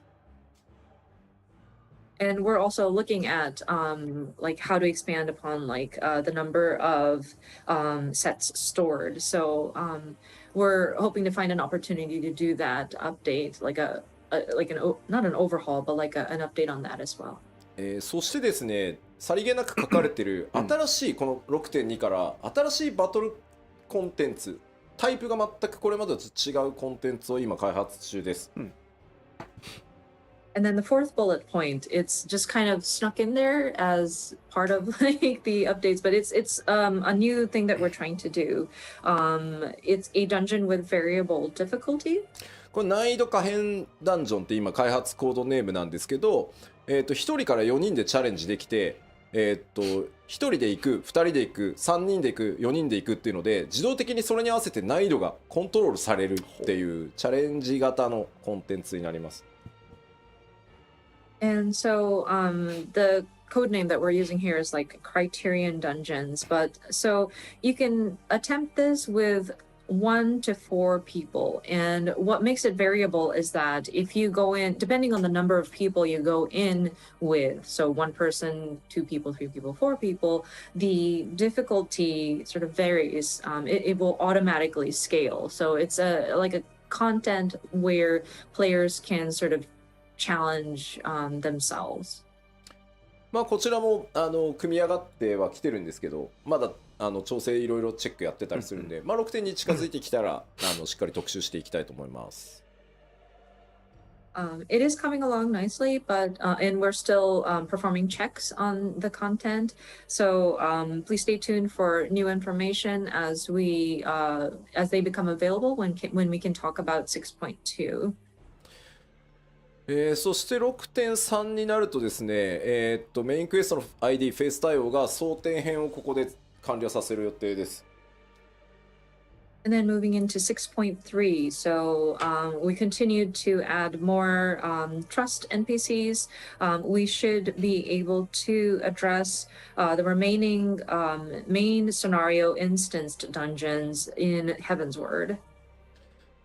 でかいのはですね、世界中からですね、ディープダンジョンシリーズの新しいのがやりたいという、お声をたくさん頂戴していたので、今企画をやっている最中です。6.3 で、ディープダンジョンシリーズの第3弾実装予定です。And then players from around the world had asked about when do we get a new deep dungeon? And so we are in the planning phases at this time. We're hoping to launch the third in the series of deep dungeons at 6.3 series timing. そしてですね、すでに、開発スタートして進んでるんですが、Z シリーズの第5弾を、6.3 でリリース予定です。And then we are already starting to make plans for this, but we do intend on adding one more ultimate duty. So this will be the 5th one in the series. そしてですね、6.2 でリリースされた、無人島開拓のアップデートももちろん行っていきます。And then, of course, because we will be opening up the Island Sanctuary as of 6.2, at 6.3 series timing, we will continue to update it. でまあ、4と5はちょっとパッチ 6.4 と5はまとめてのご紹介になっちゃいますが、この4と5でグレーン編のメインクエスト ID のフェイス対応を全部終わらせて、まあ、これで、ストーリー上に登場する ID は、全部対応が終わる予定です。And then next page covers both 6.4 and 6.5 series. But by this time, we aim to complete the trust system implementation into all of the Stormblood main scenario dungeon series. And so that should get through all of Stormblood. で難易度可変ダンジョンと呼んでる新しいバトルコンテンツシリーズの第2弾とか第3弾も入れていきますし、無人島開拓の開拓エリアを追加したりっていう予定ももう当然ね、我々長期計画で進んでるので予定されてます。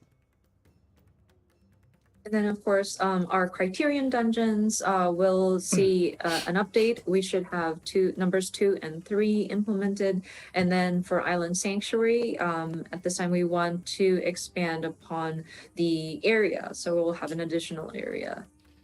でですね、例えば青魔同士のレベルキャップをどのタイミングにする、解放をどのタイミングにするのとか、そういう、状況を見ながら調整しているものに関してはどうしてもまだ言えないので、それらもちゃんとどっかのタイミングでやっていきますんで、またそれぞれでですね、パッチのこう特集をお待ちいただければありがたいなと。やらないとかいうわけじゃないんで、ここに書かれてないものはね、まだ詰め切れてないものはちょっと言えないので、さすがに。まあこのあたりはもう全部確定しているので、お知らせしております。I'm sure some of you might be wondering about, okay, when is the next time the Blue Mage is going to have their level cap increased? And some of these items, we need to monitor the situation. And so I'm afraid we aren't able to determine exactly when this is going to happen, but we do intend on doing it. We will share more information when we are going to do like a patch specific like updates live stream. Please note that even if it's not written in the document, it doesn't mean that we're not going to do it. So yeah, there might be information that we're still in the planning phases and we weren't able to solidify at this time. So we will continue to look at the various existing content and provide updates when we can. まあなんかパッチ情報を出すとみんな細かいところあれはどうこれはどうってやっぱなっちゃうよね。まあ皆さんが思ってることは基本的にやってるんで大丈夫ですよ。I see that people in the comments are talking about various granular areas of patch updates, and I think it's safe to say that things that we know people are expecting in a regular update will more than likely be included. So I want to make sure that yeah, don't be worried. まあアルカスソーダラの次のはどうなるの、種族ってどうなるのとかもう全部決まってます。ちゃんと毎パッチやっていくので、まああれかなこれかなって思いながら待っていただけると嬉しいです。And the tribal quest beyond Arkasodara is I'm sure a mystery, but we have a plan. We do have like which group to focus in on, and we do want to have content available per each of the patch. So it'd be great if you could wait or not wait, but like speculate, kind of imagine which tribe will we be focusing in on. あとゴールドソーサーも予定してるんですけど、4になるか5になるかまだ決まってないんでちょっと待ってください。And we do intend on making Gold Saucer updates, but we still haven't determined if it's going to be 6.4 or 6.5. So that's why we're not mentioning it at this time. さあというわけでまあ変わらずですね、もりもりでやっていきますよというお知らせでした。But yeah, just wanted to go through all of these roadmaps just so that we know that we plan to continue providing very hefty updates. ただですね、一個皆さんにこれを踏まえてですね、ちょっとお知らせをさせてください。But with that being said, allow me to make one announcement. メジャーパッチのサイクルについてです。And this is regarding the major patch cycle. これまでですね、申請スタートからですね、まあずっとできるだけこの 3.5 ヶ月に1メジャーパッチ配信っていうのを、まあ、目標に掲げてやってきました。So of course, since the relaunch as A Realm Reborn, we've tried to keep this pace of one major patch update per every 3.5 months. でこれをですね、本当申し訳ないんですが、2週間プラスしてですね、4ヶ月にさせてください。And I'm terribly sorry to ask you of this, but we need to extend it by 2 weeks, and so we want to change it so that it's one major patch every 4 months. でこの2週間って何かっていうとですね、まあ我々開発内では実装期間っていうのと調整期間っていうので大きく2つあるんですけど、この実装期間にプラスあと1週間それから調整期間にプラスあと1週間の時間をいただいて、マイメジャーパッチを 3.5 ヶ月でなんとかやってきたのをちょっと4ヶ月、プラス2週させていただけると助かります。So of course we have periods of our development cycle where it's development and then implementation, and various adjustments, fine tuning that we do. So those 2 weeks that we ask of you for your patience is 1 week for additional implementation, and then 1 week or 1 week additional for fine tuning. So that makes it that 3.5 months now turns into 4 months. でですね、夏季休暇期間とか、我々やっぱりサマーバケーションスタッフに渡したりですね、年末年始やっぱり家族とねゆっくり過ごしてほしいっていうのがあるので、夏季休暇期間とか年末年始の場合には、これにプラス1週間ねさせていただくことがあるかなと思います。And in addition to that, we do have breaks, like summer vacation or summer holidays, New Year's holidays. I'm sure people have family that they would visit over the holidays, and so for those holiday seasons, we might see an additional like 1 week's not delay, but like 1 week's time added as well. やっぱりここまでその前半の10年間っていうところでもお伝えしましたけど、相当みんなの開発チーム運営チームのモチベーションっていうところに頼ってやってきたところがあるなと思っていて、それは僕自身のこう稼働の高さも含めてなんですけど、休みたいというよりはやっぱり適切にみんな健康で健やかに開発に取り組むことでよりクオリティも上がっていくだろう。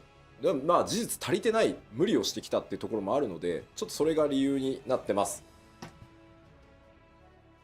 As I explained in the first half, when we were looking back at our first 10 years, we really depended on the motivation of each of the developers that are on the team, and me included. I was moving around and very hands-on with my team, but looking at our schedule and how we work, I do want my team to be healthy and be able to sort of maintain a good level of quality because they are taking the necessary breaks. And to be honest, there were areas where we might not have performed as well as we should have because some of us may have been pushing too hard. So that's the reasoning behind why we want additional time.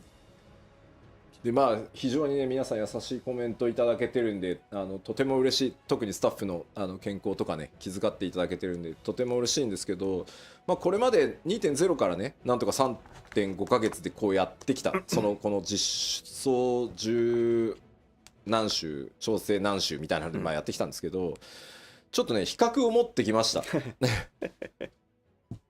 And thank you so much for the kind comments regarding our staff and making sure that you're showing your concern to our staff members. It really warms my heart, and I'll make sure to relay that. But considering what we've been doing in terms of providing an update every 3.5 months since 2.0, and we work with a schedule of like such and such weeks for implementation and whatnot. So we put together this comparison chart for you to take a look.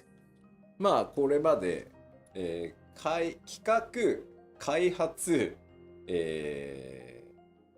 調整、デバッグっていうのを、3.5 ヶ月でやってきてたんですけど、Of course, our development largely is broken down to planning, development, adjustments, and debug. And this is some of the numbers that we've pulled up. パッチ 3.3 の時が左の列、5.3 の時が右の列です。So the column on the left is patch 3.3 series timing. And then the column on the right is patch 5.3 series. コンテンツ数がねそこまで極端にってわけじゃないんですけど、やっぱジョブ数がまずね11だったのが18になってたり、ボス数が作ってるボス数がもう17から23って増えてるんですね。これ当然調整コストめちゃくちゃ増えてるんで。増えましたな。So, I mean, the number of content, like types of content, may not have varied over the years. But if you look at, say, like the number of jobs, from patch 3.3, 11 jobs, we've now jumped up to 18 as of 5.3, which means a lot of different balance adjustments for those. Number of bosses have gone from 17 to 23. もちろんね、開発スタッフっていうのも皆さんからいただいた月額課金で、まあ、どんどん採用してどんどん増やしていて、チーム規模も当然上がってるんですけど、じゃあ人が増えればそんなに簡単に僕ら工場製品作ってるわけじゃないので量産が上がるかっていうとやっぱりそうではない。トレーニングも必要、経験も必要。やっぱりそんなスーパーエースたちが中川とか須藤とかがバンバン育っていくわけじゃないのでOf course, with our development team, thanks to the support via monthly submissions or subscriptions from everybody, we are able to strengthen our team. We were able to hire additional staff. And so our team has definitely grown, but I mean, we're not in a factory manufacturing,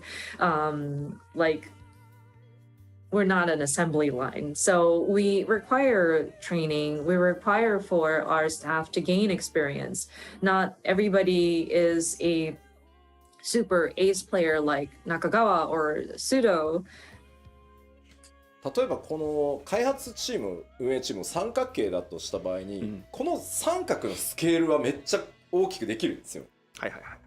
だけど結局上の方に行くと、どこまで行っても最後は頂点はディレクターとかプロデューサーってなってくると、ここがやっぱそんな簡単には増えないんで、まあ、何でもかんでもたくさん調整もチェックもせずに出すってわけにもいかないから、まあ、吉田を別に分身させろとかその培養して増やせばっていう考えもなきにしもあらずだけど、ちょっとまだテクノロジーがそこまで追いついてないんで。So if you would imagine our sort of team, I guess, our staff, or how we're organized as like a giant triangle. And of course, we can always scale the triangle to be larger, but I mean, it's still a triangle, so the tip is very small. And when you get to like the director and producer level, I mean, we train fantastic people, but like it doesn't grow in numbers as much as like when you scale the lower part of it. And there still requires a lot of adjustments that need to be applied on the things that we do create. And of course, it would be awesome if we can create like multiples of Yoshida. Maybe if we can clone him or like, I don't know. But still, it is quite a challenge. 吉田にハイデリンキックして分割しようって言われてるけど、それ薄くなってんじゃん一吉田。一気に14個に。Somebody's saying, perform the Heidelin kick on Yoshida and sunder him, then we'll have 14 of him. But then, wait, no, but he's sundered, so he's like thinner. Like you have a diluted version of him. いやいや、まあでもね、例えばそのカットシーンの数字なんてね、2時間25分トータルだった自動送りしていくと、まあ、パチコーテだと4時間30分になってるんですけど、まあ、当然ですけど、そのいただいた利益で人も増やし、いろんな会社さんにお願いして腕のいい人たちにたくさんカットシーンやっぱ作ってもらってるんですけど、どうしてもねディレクションする側っていうのの人数は限られてくるので、それでももう倍増近い感じですし。And if we look at the cutscenes, we went from 2 hours 25 minutes to 4 hours and 30 minutes. And this is like if you let the dialogue autoplay. But I mean, we have brought on many talented people onto our teams, but we still require somebody to look at the product that they create. And there needs to be a director that makes sure that we're aligned. もうなんか面白い、もうなんか能力の薄い吉田のただのやからやんけって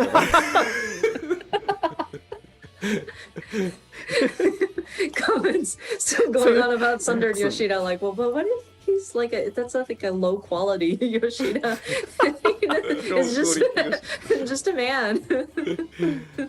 まあというわけでですね、これからもちょっと今日お伝えした内容 7.0 に向かっていろいろやっていきます。パッチの物量というのも頑張ってまた作っていきますし、クオリティとか調整というところも妥協なくねまた進めていきたいとは思うんですが、まあその分ですね、ちょっとこれまでのパッチサイクル3.5 ヶ月にプラス2週させていただいて4ヶ月っていうサイクルでですね、ここから先まだまだ楽しみお届けしていこうと思ってます。But yeah, we are making various plans leading up to 7.0, and we still want to continue bringing you the different patch updates. And so, with the different elements that we implement, as well as the balancing that we do, the fine tuning, we don't want to compromise any of that. That's why we do want to continue producing the patches to the quality that we hold ourselves up to. So we do want to ask for that initial 2 weeks so that we will have the 4-month patch cycle, but we will continue to bring you regular updates. まあ本当にあと10年やっていけばとてつもなく長い旅になると思ってます。皆さんとね一緒に今度は20年歩んでいこうってことになるかと思います。And we strive for another 10 years. This is our goal. And I'm hoping that we will get to a point where we will be celebrating, or like we will be looking back at our journey in our 20th anniversary. まだまだやりたいことね、チャレンジしてみたいことあります。驚いてもらえることやっていこうと思いますので、ぜひこの先もですね一緒にまたボッティン作っていただけると嬉しいです。はい。We do want to do more, take on more and more challenges, bring you more surprises. So I want to continue building this together with you all. So yeah, it would be great if you could continue to keep with us. はい、では前半。はい、ありがとうございました。Thank you very much. So this is all about the first half of today's letter live. 今日の前半、プロデューサーレターライブの前半戦はここまでとなっています。1個忘れた。ね、DC トラベルはいつが結構多くて、今のところ予定 6.18 かなで予定してますんで。Sorry, one more thing. We did see a lot of comments about, so when is data center travel going to be implemented? We are currently looking at 6.18 timing for that. はい、ありがとうございます。Thank you very much. では、この後休憩に入るんですが、ですね、今日は後半戦は、通訳は別の方にお願いすることになっておりますので、あいみさんがここまでとなります。So before going to break, because we have another person for translation for the Q&A part. So that's it for あいみさん today. So あいみさん、皆さんに一言ご挨拶お願いします。はい、長い間お付き合いいただきありがとうございました。Thank you guys so much for your patience as we navigate through all of this. But yeah, I will see you guys at another opportunity. ありがとうございます。Thank you very much, あいみさん。では、僕がね、安心してこうゲームシステムの話っていうのを全世界の皆さんにこういつもの調子でお届けできるのは、本当にあいみさんの高い翻訳スキル、特にね、僕の性格を把握した上でのやっぱり、トランスレーションがね、もう長くなりますのでね、僕らもコンビを組ませてもらって、ね、なんで本当に助かってます。いつもありがとうございます。ありがとうございます。ここどうやって訳しましょう。吉田さん Ami-san really knows Yoshida-san's characteristics very well, so it's we are very relying on Ami-san's translation for when he explains the game systems or mechanics. So thank you very much, Ami-san again. Thank you. はい。では今から休憩に入るんですが、1時40分再開。So we want to restart the latter part of the letter live at the 1:40 p.m. Japan time, which is in 20 minutes. でですね、今日の休憩の音もご紹介したいと思います。So during the break, we have 2 videos today for you to enjoy. 20分あるから1本ならいいやと思ったら2本あんのかよ。Yeah, we have a 3-second digest preview of all the songs from the upcoming Endwalker soundtrack, and a time-lapse video of mosaic art we created live using screenshots that we were submitted by our players during another broadcast、2本ありまして、1本目は、先日つい最近公開しましたエンドウォーカーのサントラが出ます。それの、3秒ダイジェストの全曲紹介の、トレーラーがありますので、そちらをご覧いただき、その後ですね、これも先日ご紹介しましたが、別の生放送企画でモザイクアート、皆さんからお送りいただいたスクリーンショットでモザイクアートを作るという企画がありまして、それのタイムラプスビデオがありますので、そちら2本続けてご覧いただいて、また、1時40分から再開したいと思います。はい、それでは休憩です。ビデオをご覧ください。どうぞ。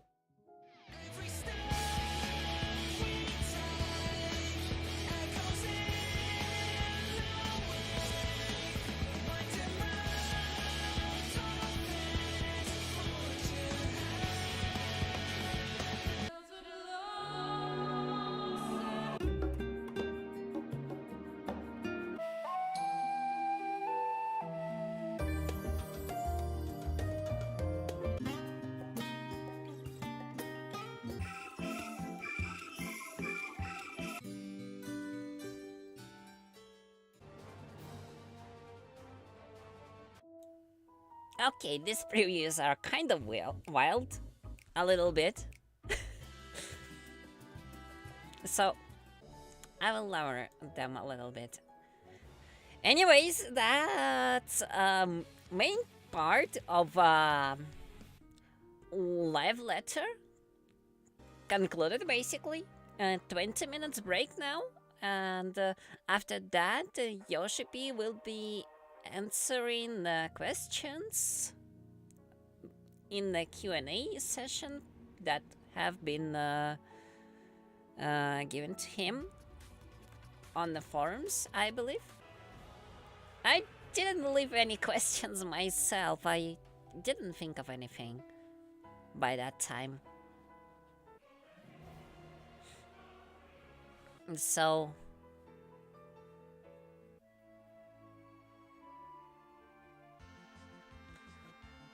well, I gotta say that I'm pretty excited for Final Fantasy Future, because there's quite a lot of things that gonna be happening, especially the ones that will be actually happening really soon.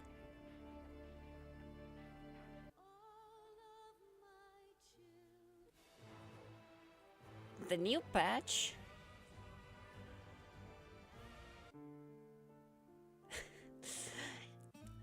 the next patch will be coming in April, at least that's basically cleared out.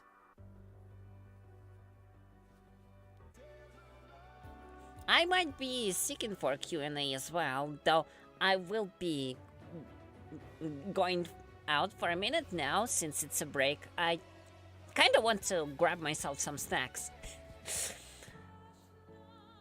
I don't think that Q&A session will be like too long, probably around an hour or two. Yeah, I'm actually kind of surprised that they want to push like 2 ultimate battles in a single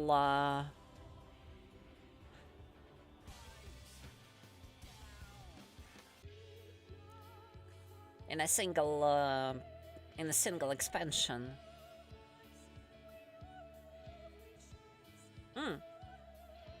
Anyways, I will be off for a moment. Gonna grab myself some snack, and after that, in the upcoming 20 minutes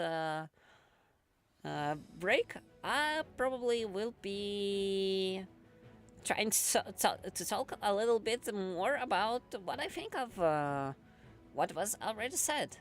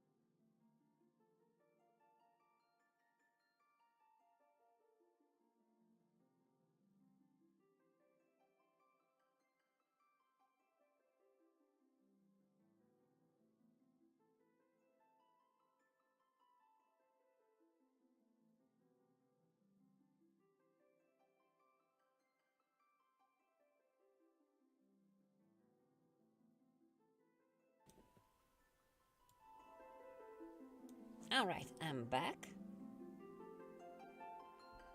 I see the videos have ended already. So, about Unreal Trial, I'm actually not that surprised because, as a matter of fact, I think they've been intending to release those quite often. As a matter of fact, there are plenty of Unreal Trials. It's just that mostly they are for Fox Hollows rewards. I don't think they have anything like specific to themselves. So it's kind of content that can still be challenging, but they don't have to work as much on. Unreal content, however, is not Unreal, Ultimate content. It's a significantly different type of content because they have to rehaul and put together several different trial battles in basically one singular thing. And on top of that, they also need to design new weapons to be a reward for clearing that content.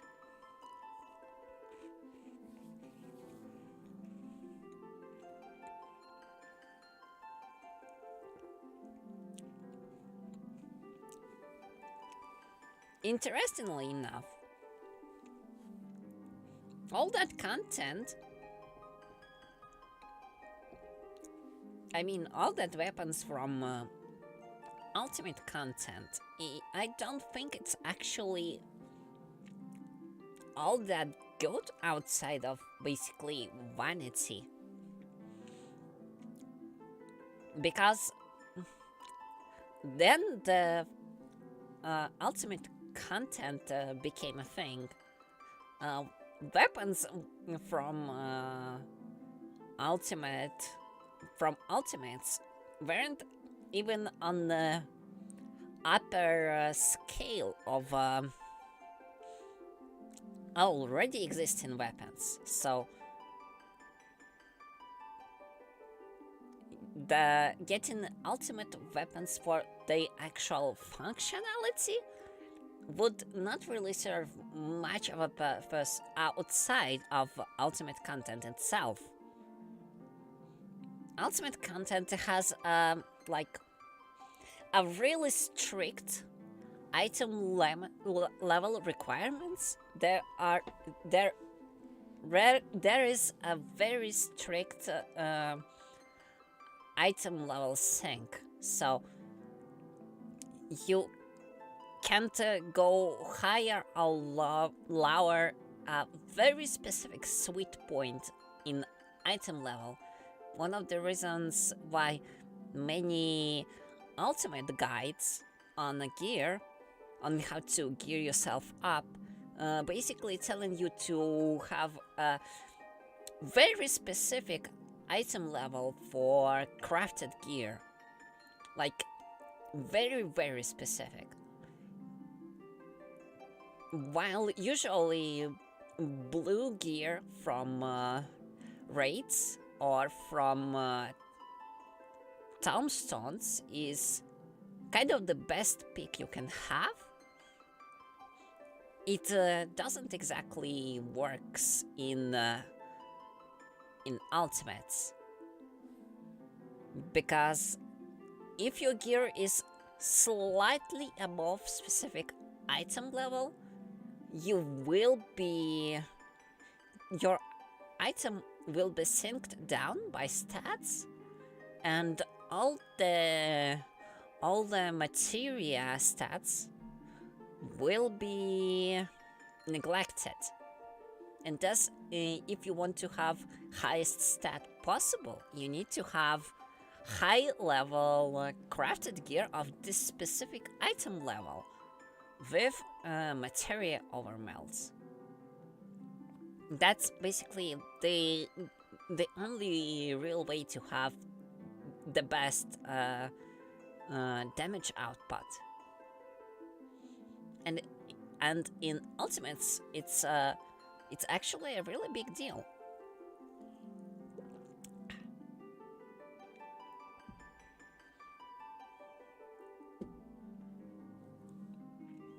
Because it's basically if you can do a lot of damage fast, you can skip certain mechanic. And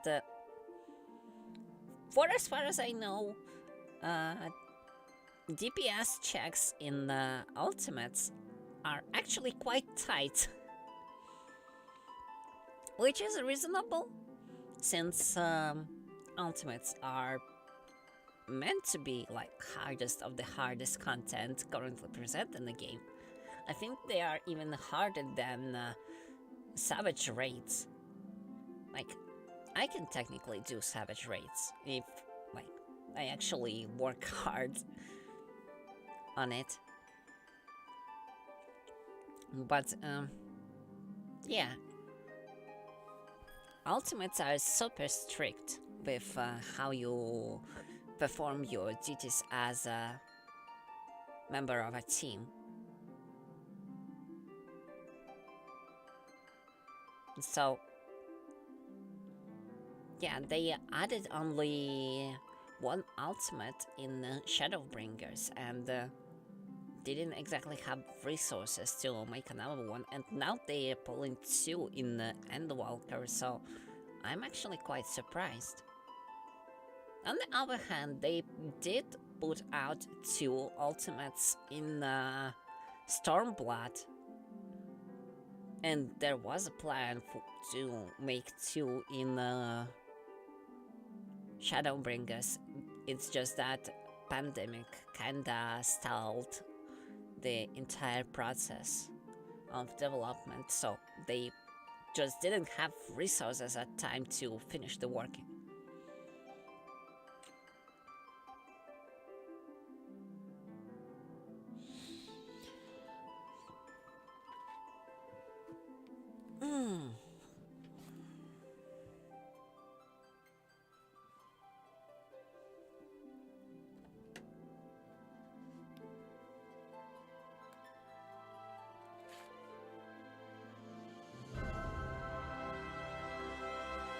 Q&A is going to start in like 4 minutes, I guess.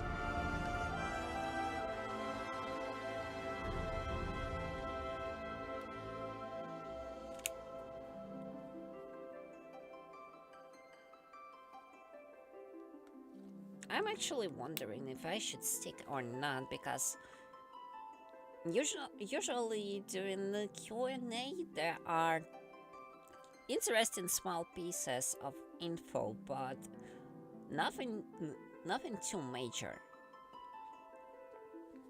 It's mostly I don't know, more personal questions that are answered.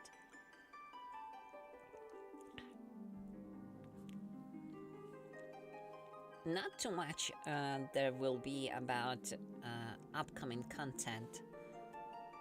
So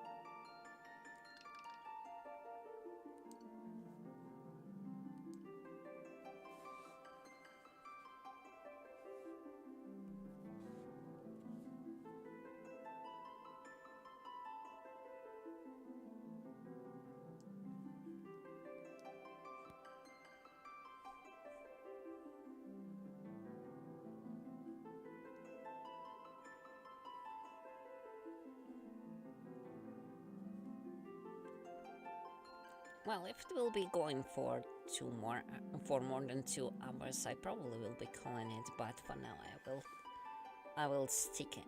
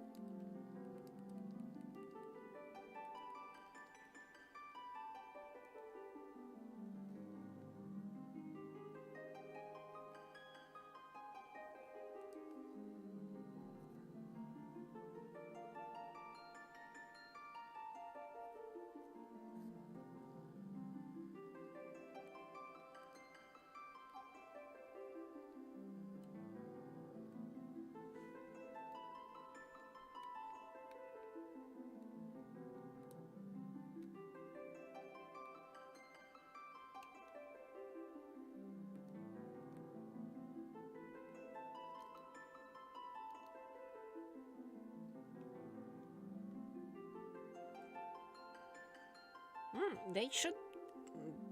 We should be pretty close to the start of Q&A. They should be back any moment now. And here we are. はい、戻ってまいりまはい、したただいまです。第68回ファイナルファンタジー14プロデュースされたライブをお送りしております。So welcome back to the Final Fantasy 14 Letter from the Producer Live number 68。で、後半戦はここからのお時間は、Q&A セッションということで、行月のフィナーレをプレイした経験から皆さんに質問をお送りくださいということで、事前にフォーラムでお送りいただいた質問をもとに吉田さんに答えていってもらおうということになっております。So for latter part of the today's letter live, we gathered lots of questions of all of you from the global players on official forums based on your gameplay through the Endwalker. So we have Yoshida-san to answer your question.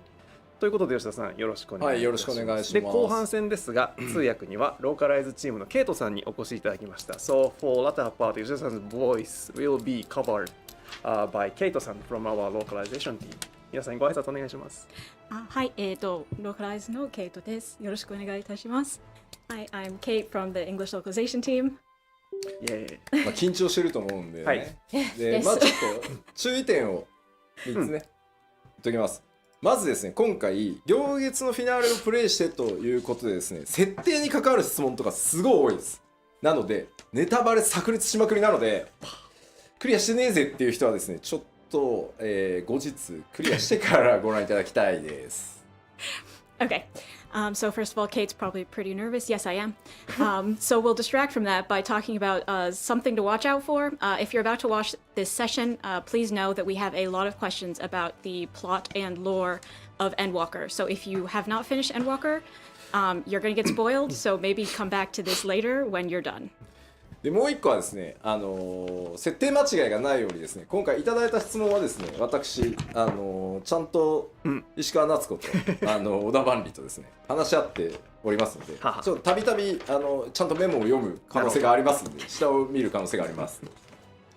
And also, I'd like you to know that in order to not make any mistakes when talking about this complicated lore, I did talk to Bonnie Oda and Natsuko Ishikawa before coming here, and I made a lot of notes.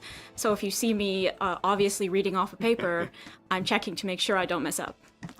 でですね、3つ目なんですけど、ケイトさんをね、意外とご存じない方が多くて、ちょっと、まあ、今回ね、まず、まあ、ここちょっとあなたが翻訳してほしいんですけど、まずね、ローカライズチームものすごい稼働してですね、めちゃくちゃギリギリのギリギリまでハイクオリティにね努めようとしてくれたので、まずまあ、どうしても日本語チームがこう言われやすいんですけど、本当にローカライズチーム主力を振り絞ってクオリティ叩き出してくれたので、まずそれのお礼を言いたいです。ありがとうございます。本当にはい、じゃあ、I take a translation for this part, and then for the localization team, they did their super hard work until very last minutes. I mean, until the launch of the Endwalker. So, I mean, we tend to receive lots of the appraisal voices to the Japanese team, but Yoshida-san would like to take this time to thank you to all the localization team members. Thank you very much. でですね、特にね、ケイトさんの場合、まあ、北米の皆さんがね、よくね、こう、レディットとかで、講師ってなってるんだけど、漆黒のヴィランズも、行月のフィナーレも、ケイトさんがメイントランスレーターなんで、英語は。So also, Yoshida-san would like to address one thing that I mean, since Shadowbringers, especially on Reddit, people are excited about, hey, Koji, yeah, he's great, Koji. But the truth is, since Shadowbringers, that Keito-san is the person who is taking the lead of the English translation. いや、もちろんね、コージだって、作詞協力だったりとか、まあ、ケイさんが悩んだ時にコージが相談に乗ってたりとかっていうのはしてるから、別にチーム離れてるわけじゃないんだけど、今メインほら、第3開発事業本部もう一個 FF 作ってんじゃん。まあ、工事はちょっとそっち側もね、なんで、はい。So, I mean, Koji is still in the team, and then he is actually doing the supervising, and then Keito-san take lead, and then Koji is still doing the writing of lyrics of some songs, and then sometimes Keito-san is asking Koji for his advice. But I mean, as a whole of the business, development. BU3 Creative Unit 3. I mean, they are working on the other Final Fantasy title, and then Koji is kind of busy for that one. So, I mean, he is still working with us, but I mean, the main portion for him is something else. いや、ほらね、こういうことを言うと、ほら、主力は16かとか言う人いるけど、漆黒行月とクオリティ下がってないでしょ、全然。なんでまあ先に言っちゃうとね、まあワーワー言うからあんま言わないようにはしてるんだけど、まあ一丸となって第3全体で14も16も作ってますって思っておいてもらえると嬉しいかな。はい。So yeah, why we didn't say this, I mean beforehand. I mean when we say this beforehand, I mean we know some of you are saying, hey, the BU3, I mean the dev team are working more on 16, and then I mean 14 is left over, but that's not the fact. And then entire team are working both on 14 and 16, and then that's the thing. So, and then the both Shadowbringers and the Walker has a super high, I mean, comments and then appraisal. So, I mean, she's actually doing very well. はい。というわけでじゃあ質問パートに入っていきましょう。はい。それでは質問 Q&A の方に行きたいと思います。はい。So let's move to the Q&A. So the first part is scenario and lore stuff. 最初はシナリオ設定に行きますので、ネタバレの方向でございますのでよろしくお願いします。お願いします。So the first question is システムを説明します。私が英語で質問を言って日本語で質問を言います。その後吉田さんが日本語で回答したものをケイトさんが翻訳してくださいます。So let me quickly explain how it works. I read the question in English and Japanese, and then Yoshida-san answers in Japanese, and Keito-san translate it into English. Okay, the first question is, I'm wondering what Azim was up to during the final days. Did they hear about what was going on from Bina? And how did they end up parting ways with Silk and Hitodeas? Will we learn more about Azim in the future? 古代世界を襲った週末の際、アゼムがどのように過ごしたのか気になります。ベーネスから週末のことを聞いていたのか、メドセルクやヒトロダイオスとどう別れたのか、今後アゼムについて語られることはあるのでしょうか。まあベーネスからアゼムの座を託された、人がね、古代を襲った週末の際に何をしてたかっていうのは、まず秘密です。So what the Azim who took over the seat from Vinod did during the final days is a secret. で、いずれ語るかもしれないし、語らないかもしれないです。ここは決めてないです。ただ何をしてたかはある程度は決めてます。はい。So we do sort of have an idea what they were up to, but we're not sure if we'll have a chance to talk about that in the future. で、ただ皆さんさ非課線だし、まあもしかしたらねアゼムの分割された魂なのかなみたいな予想も立ってると思うんですけど、まあその皆さんだったら仮にまあ告げられたとしたらどう行動するかっていうのを想像してみれば大体まあ近いんじゃないかなみたいな気はしますけどね。なるほど。はい。However, I also think because you are all the warriors of light yourselves, probably what you imagine when you think, okay, if I was Azim, what would I have done if Vana had told me this? That's probably pretty close to the truth. ほらね、ハウジングしてたかとかさ、麻雀かなとかさ、そのお使いに走り回ってただろうなとか、いろんなコメントがあるじゃない？だからまあきっとまあその中に近しいものがもしかしたらあるのかもね。For instance, we have people saying, I don't know, play around with housing, like do some mahjong. If you think so, then yeah, that's probably what happened. はい、はい、ありがとうございます。以上です。では次いきます。Moving to the next questions. Why did Xenos dream of Armorod's final days? Also, how did he come to be a Reaper and learn to manipulate his avatar in time before 6.0? なるほど。ゼノスが以前に終末のアーモロードの夢を見ていたのはなぜでしょうか、また彼が 6.0 までの間にリーパーになりアバターを刺激できるようになっていた経緯も知りたいです。なるほど。まずちょっと思い出していただきたいんですけど、ゼノスの父親はバリスでしょ、でバリスの祖父に当たるのはソル帝ですね。ソルですね。So the first thing you need to remember is that Xenos' father is Varys and his grandfather is Solus. でソルはまあそもそもエメトセルクなので、ゼノスはエメトセルクの血縁者、まあひ孫に当たるのかな。So if you think about it, you know, Solus is Emmett Selk, which makes Xenos a direct descendant of Emmett Selk, like his grandson or so. でこういうなんて言うんだろう DNA の特殊性って、まあ、必ずまっすぐ受け継がれるわけじゃなくてこう突然こうなんだろう思い出したかのように発言したりすると思うので、まあ、その辺をイメージするとちょっとなんとなく見えてくるんじゃないかなとは思います。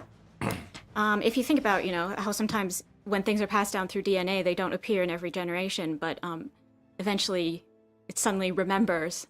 If you think about it like that, maybe you can sort of understand what happened here. でまあ漆黒秘話の中にも、本当サイドオブサイドのストーリーですけど、まあヒントがあるのでちょっとクリアした今ね改めて漆黒秘話とかを見直してみるのもいいかもしれないですね。Obviously, this is a side story, but if you look at our Tales from the Shadows, you may find another hint in there. So perhaps right now is a good time to go reread those stories. でリーパーになってアバターっていうのはねまさかこの質問が来るとは思ってなかったとても良い質問なんですけどなんか話せないです。As for how Xenos became a Reaper and got to use his avatar, I didn't actually imagine anyone would ask this right now. It's a very good question. Unfortunately, I am bound to silence on this matter. 考えてなかったわけじゃないですけど話せないです。話せないものは話せない。It's not that I've not thought about this, but I absolutely can't tell you right now. ありがとうございます。Thank you very much. Okay, so next one. I'd be interested to know how the unsundered Ascians, Zora Hablair, Elidibus, and Emmett Selk, avoided being kicked into 14 pieces by Hydelin. オリジナルと呼ばれるアシエン、ラハブレア、エリディブス、エメトセルクだけがハイデリンキックを逃れ14分割されなかった理由が知りたいです。テキストをちょっと思い出していただきたいんですけど、まあ、物語行月の最終盤でエメトセルクが、まあ、この時代まで私を残したのはっていうセリフをまず言ってるんですね。So if you think back to the text, towards the end, Emmett Selk did imply that Vana let him live on purpose. なのでそのハイデリンがかつて放ったその光の一撃っていうものには、まあ、エメットセルクならギリギリかわせるだろうなっていうまあ加減が入ってます。So in fact, she did intentionally leave a tiny flaw in her sundering attack, a crack that Emmett Selk, you know, being Emmett Selk, could find a way to wiggle through. これね、なんて言ったらいいんだろうな。加減って力を加減してるのとはちょっと違って、意図的にこれを使えばっていうまあニュアンスだと思ってもらえればいいです。It's sort of like, yes, it was a very powerful attack, but intentionally she chose to do it in this fashion. ただシナリオ中でも語られている通り、その光の一撃ってハイデリンにとっても本当にギリギリ視力を振り絞っての一撃だったので、加減までしてる余裕はなかったので、なんとか彼ならやってくれるだろうっていう、まあ賭けみたいなもんですね。So we said this in the actual game as well, though, which is that, you know, when Heidelin did this attack, it was a very strong attack. It was the limit of her power, so she couldn't really fine-tune it. So, you know, as intentional as this was, when she did her big, massive light attack and sundered the world, she couldn't guarantee that M itself would live. She was kind of making a gamble. で、まあその光の一撃が放たれる時に、エメット・ステリックは、まあ、その場に居合わせたラハブレアとゾディアークの核から抜け落ちてきていたエルディブスらしきものと協力して一時的に次元の狭間に逃げることで、まあ、それをかわしたっていうことになってます。But in fact, what happened was at the time that Heidelin performed the sundering, Emmet Selk was with La Habrea and Elidibus-ish. It was the Elidibus that had come out from Zodiark, so a little bit different from the original version. But nevertheless, he had those two, and he joined forces with them. And then that's how they escaped into the rift without being sundered. まあエルディブスはね、ゾディアークの核から抜け落ちてきた時に記憶もいくつも失ってるし、まあこの辺りちょっと漆黒秘話でもフォローされてますけど、まあ 5.3 のラストでね、エルディブスも失ってるものが多いっていうこともあって、まあただ居合わせたオリジナル3人がまあ協力してたっていう感じですね。はい。Yeah, I mean, you may recall, if you've read Tales from the Shadows, that Elidibus, when he came out of Zodiark, he had sort of lost some of his memories, some parts of himself, and that's sort of the point in 5.3. By the time he dies, we sort of know that, you know, he's lost a lot as well, just like Emmet Selk. But yeah, that's how the Unsundered got out, was by working together. その3人だけ世界に放たれた頭割り攻撃から頭割りに入らなかったって言われてるシェアダメージ。How is it just the three of them that managed to do this from this thing that busted the entire world into 14 pieces? Well, you know, good question. ありがとうございます。では次です。Okay, next question. Are there sundered Asians other than Fandaniel or Black Master Asians of lower rank still around? I'd also like to know which Asians those two red masks that Gaius carries around belong to. なるほど。ファダニエル以外の転生組アシエンや黒い仮面の怪アシエンたちはまだ残っているのでしょうか。あとできればガイウスに駆られた赤仮面のアシエン2人が誰なのかも教えてほしいです。細かいなところをしっかり見てくださってますね。転生組のアシエンはまだ確かにまだ何人か残ってるかもしれないですね。That is a really good question, and wow, you guys are paying close attention to this game.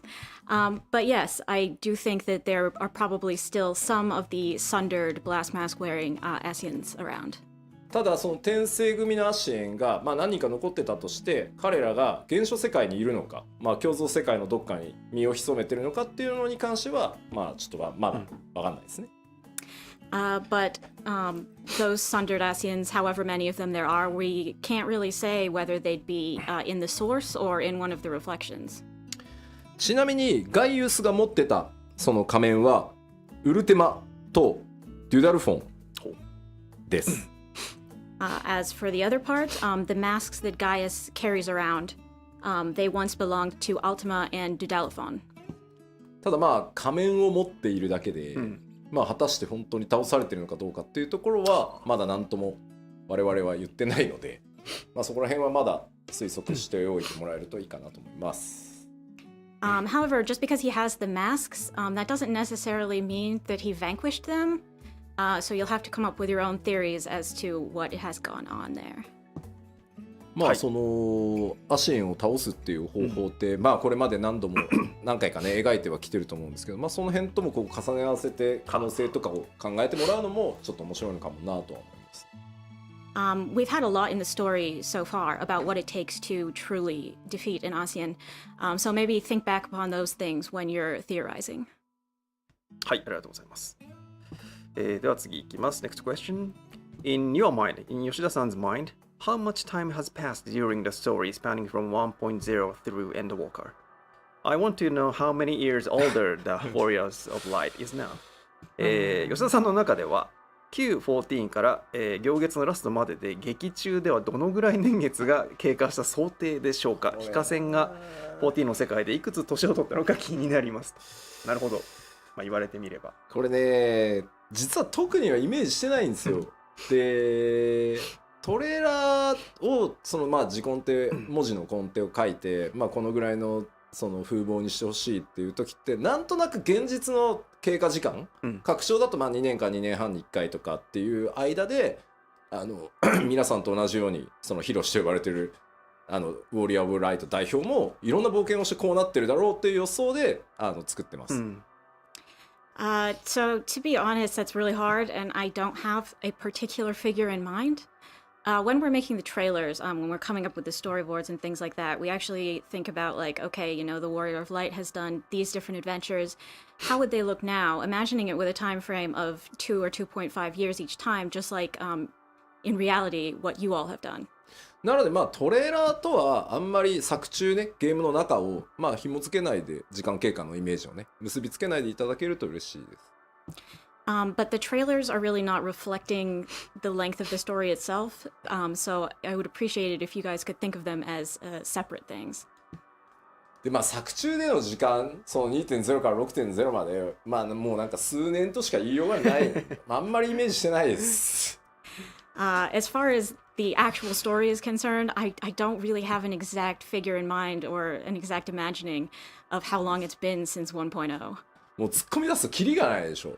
じゃあヤシトラの実年齢は何歳なんだとかさ。Yeah, I mean, because if I go down that rabbit hole, like I will never stop. But how old is Yistola? I don't know. I don't want to think about it. まあなんであんま深く考えない。フィーリングで感じる。It's better not to think about it and to just feel vibe. Yes. 聞いて感じて考えて。Hear, feel, think, perhaps. Thank you very much. では続いていきます。Next question.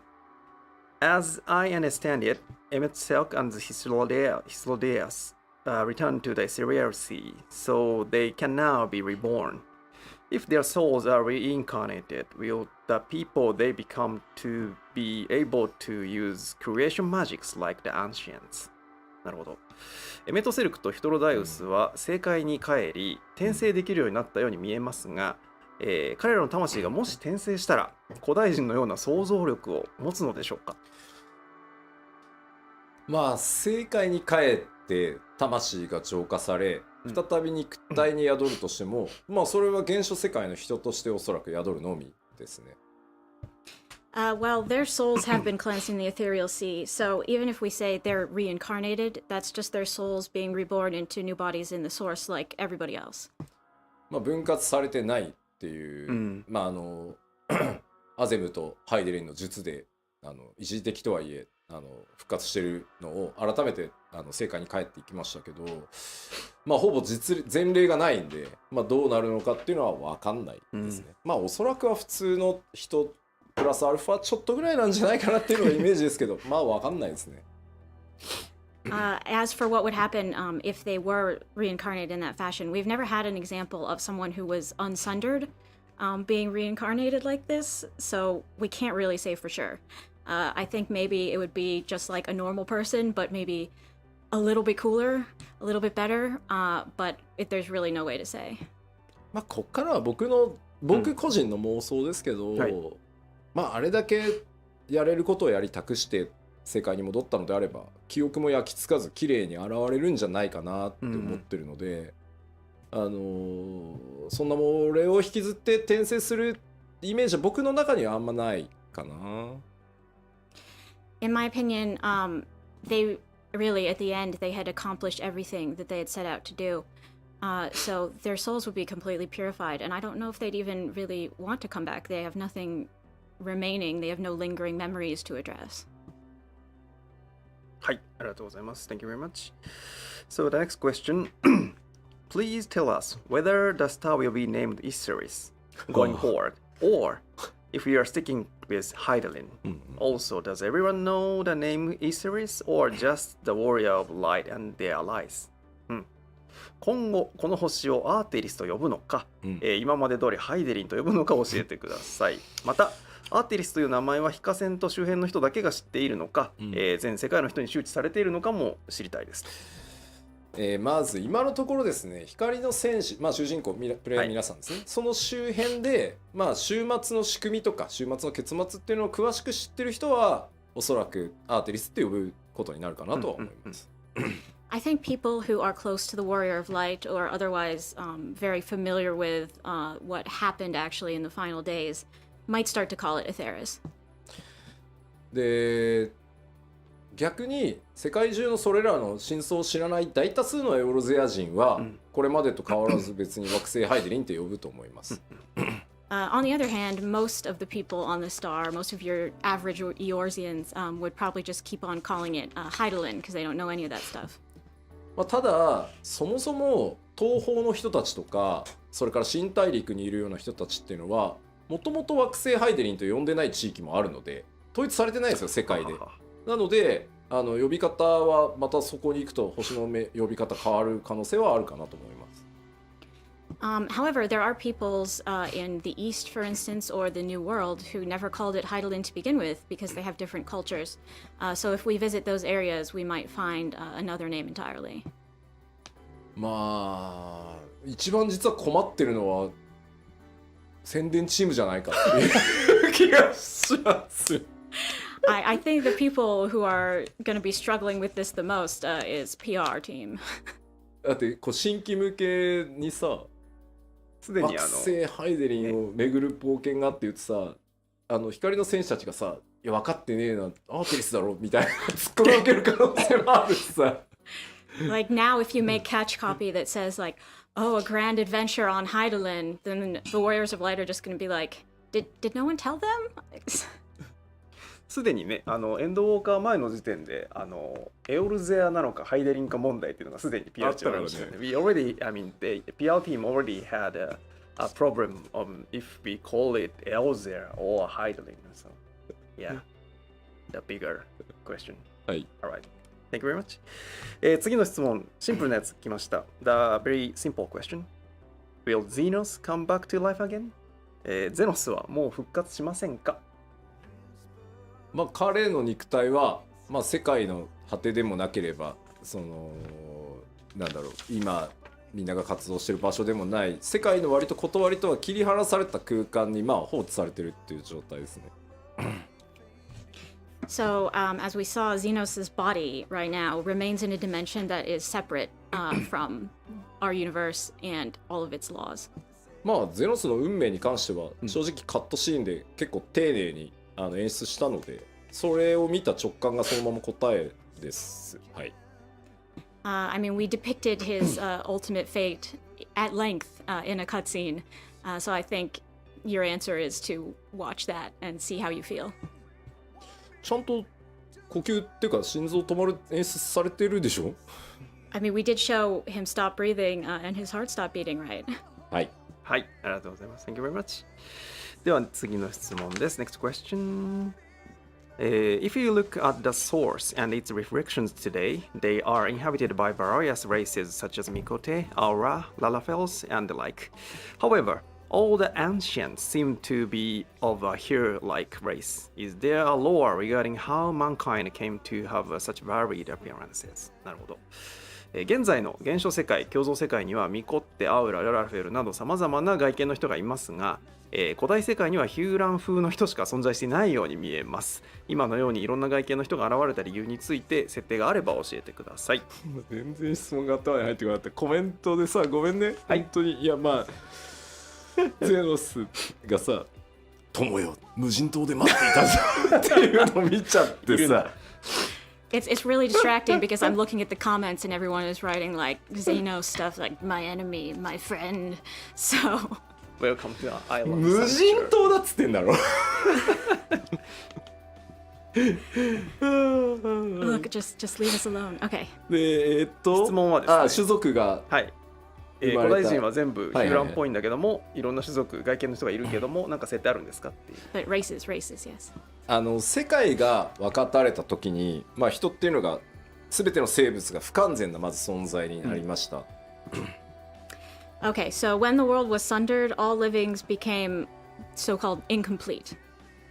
でも不完全だからこそ長所と短所っていうのがより強くこう現れていくことになります。But it's that very incompleteness that allowed them to develop strengths and weaknesses, and that over time sort of compounded into racial traits. その長所と短所っていうのが、まあ、長い世代をこう経ていくうちに種族との外見だったり特徴だったりっていう風にそれにこう現れてきたっていう風に僕らは解釈しています。It's sort of things like, so if you have something that's a little bit less or a little bit more, over time it will increase, be stronger, and, in certain tribes will compound into distinctive fe書まあここは世界設定側からのコメントだったりするから、ちゃんと設定なんですよ。なんで耳が伸びたのって書いてあって多分もともとすごい聞こえてたのに聞こえなくなって一生懸命聞こうとしたんだろうね多分その人は。Look, I don't know the official lore for this, but people are asking things like, okay, but why are the Mikote's ears so big? And I think, maybe they couldn't hear that well, and they tried super hard to hear, and maybe that is what led to them eventually developing those big ears. もうララフェルはじゃあなぜ縮んだって多分圧を強くしたかったんだろうね。So why are the Lalafels so tiny? I don't know. Maybe they were under a lot of pressure. Maybe they were really intense. はい、ありがとうございます。はい。Thank you very much. では次の質問です。Next question. The ruins beneath the bounty, treasure islands, and fabled golden cities mentioned by Emmett Silk haunt by my daydreams. Can we expect to be able to loot them someday?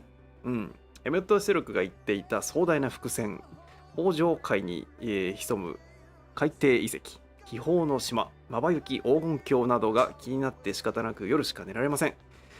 これらの回収は期待してもいいのでしょうか？サムデイQuick answer。まあこれまでファイナルファンタジー14って、まあ、僕が引き継ぐ前 Q14 っていうのがあって、まあ、いろんな地名っていうのが出てました。Someday, you say? Yes. Well, I mean, as you know, we've had a lot of different place names crop up in 14 in the past. まあ、イシュガルドの門も開いたし、アラミゴにも行ったし、あなたは東方にも行き、オールドシャーレアンへ、まあ、到達してね、サベネアにも今回行ったので、And we've been able to go to a lot of places. The gates of Ishgard opened. We went to Alamigo. We went to the Far East. We went to Old Sharlayan, and even Thavnair. まあこれまで出てきた地名はなんとか行けるようにこう頑張ってきたんで今後も頑張るんじゃないかなと思います。We've tried really hard to make sure that you could visit the places we've mentioned so far, and I want to keep doing that. はい、ありがとうございます。Thank you very much. では次です。Next question. In Elpis, Emmett Silk adjusted our warrior's lights to be closer to the ancient's height. Given how tall Medion was compared to us then versus in the present day, I feel like she shrunk. Did something happen to her in the intervening time, or is there another reason for this? エルピスで非化線はエメトセルクの術で、古代人サイズに大きくしてもらいました。その状態の非化線とメーティオンの身長差を考えると、現代で非化線と対峙したメーティオンはかなり縮んだように思います。長い時の中で何かあったのか、理由があれば教えてください。わかりました。もうその前にさっきのね、まあ、行けるところはまあできるから頑張りますみたいな言ってたらね、もう楽しみすぎて夜しか眠れないみたいなコメントが多くてね。Just before that, I want to address everybody seems really excited by my response to the previous question, and is saying things like, "Oh wow, I will only be able to sleep at night because of this." 正常ってやつよね。みんなまあまあでまずちょっと思い出してほしいんですけど、ウルティマトゥーレっていうのは思いの力のみが作用する空間だっていうことをちょっと思い出してください。Okay, but back to size issues. So I want you to remember that Ultima Thule is a space where emotions are the only reality. その冒険の中で皆さんにね経験していただいたように、その見えている通りにものが存在するんじゃなくて、認識、あなたがどう認識しているかっていうのが光景に反映される中域なんですね、あそこ。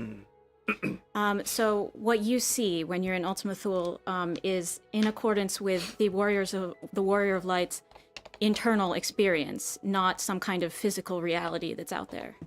だからあの時光の戦士、冒険者が思っていたメーティオンに会いに行くっていうその思いが、投影されてます。なのでそのメーティオンの姿っていうのは当然ヒカセンがエルピスで見た時の光景を再現しようとするので、なのでそのエルピスの時、本人がとのだからスケール比をそのままイメージされてるので、姿でビジョンになってると思ってください。So as the Warrior of Light, you are traveling to Ultima Thule to find Meteion.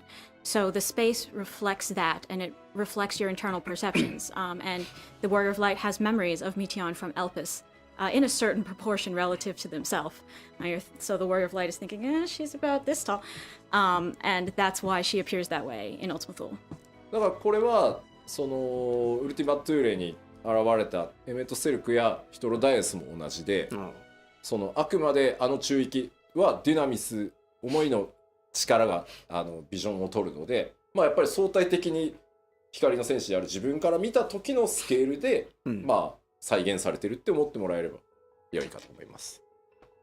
So, and the same kind of goes for Emmet Selk and Hythlodaeus when we call upon them. Ultima Thule is a place controlled by dynamis and emotions. So really it is your internal conception of these people that determines how they appear. もう確かに光の戦士大概記憶ガバガバだって言ってきたけどよっぽどあれだったんだね、大事な局面だって思ってたんだろうね。This might make you judge the Warrior of Light just a little bit, but this is how it's remembered to them. はい。はい、ありがとうございます。Thank you very much. So the next question is, I wanted to harvest some Savnarian onions while I was in Savner. Where are they keeping them? サベネア島でサベネアの野菜を採集したかったです。どのあたりに生息しているのでしょうか。なるほど。こちらはですね、世界設定に確認してまいりました。I asked the lore team about this and came here. チョコボの餌としてね、格別な効果を秘めているものなので、サベネアの野菜っていうのは、おそらく高原キャベツのようにサベネア島の中でも特別な場所でしか栽培できないものと思われます。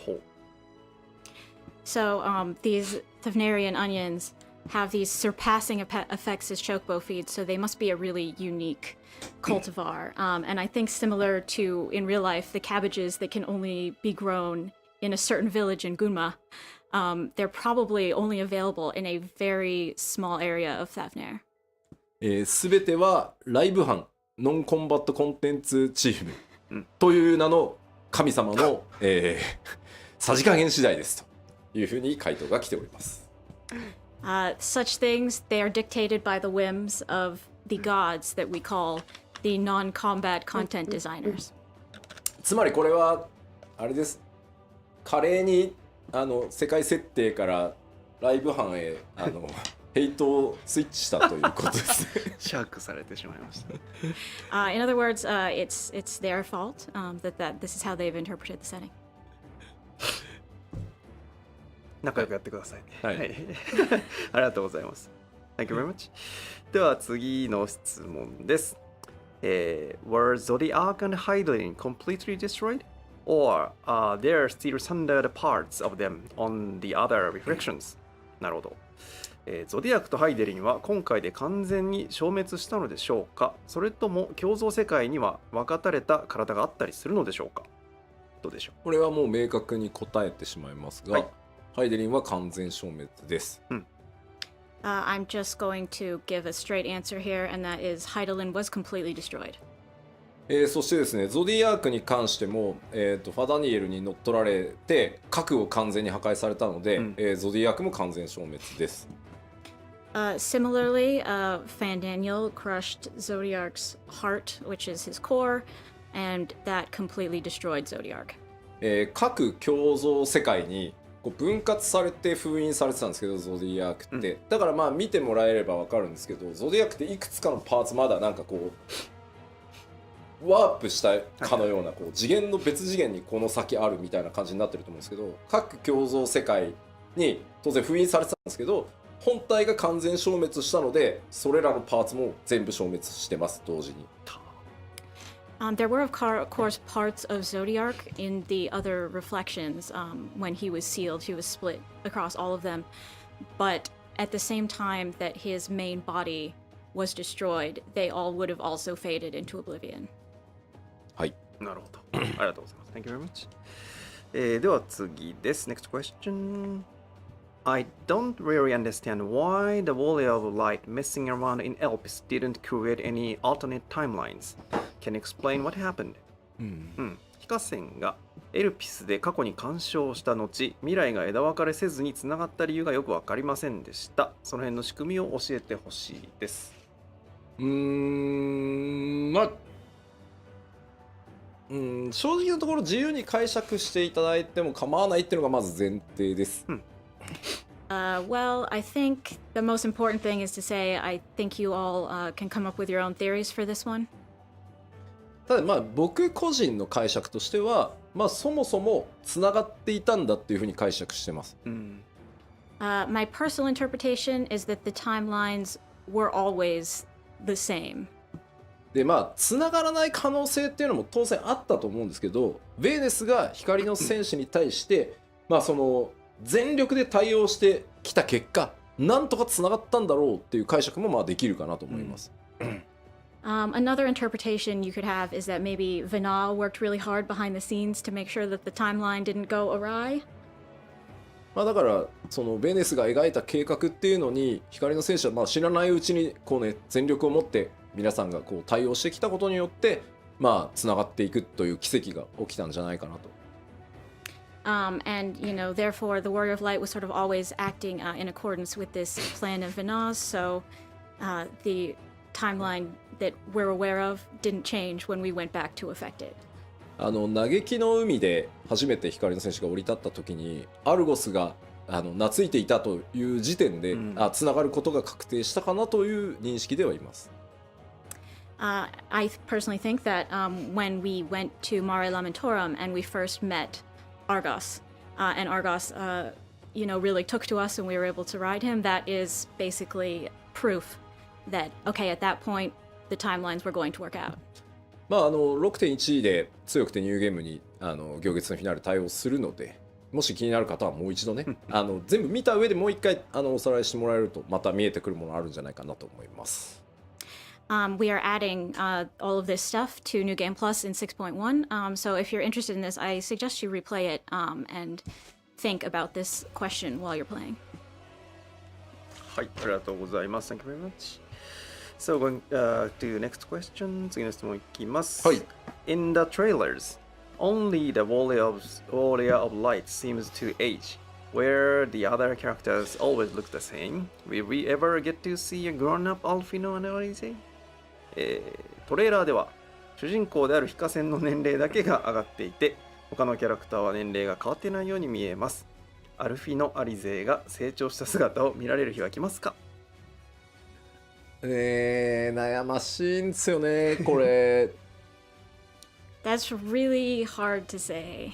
いや僕もね正直ディレクターとしての遊び心っていうのを、まあ、ゲームの開発者として、その拡張でそして数年後ってやってこう物語の中でね成長した、もう実年齢としてその身長も伸びねよりこうかっこよくそのよりこう可愛くっていうのはちょっと違うな成長したアリゼとか描いてみたいって思いはあります。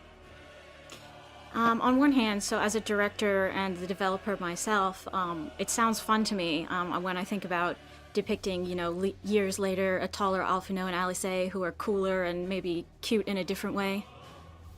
ただね、やったらやったでね、前のアルフィの対立でが良かったってすげえ言われる気がしてて。On the other hand, I also feel like if we did that, we'd get a lot of comments being like, "Oh my god, I really liked them better before. I hate this." でもさ、一回やったらさ、時を遡る以外にもう方法がなくなるじゃん。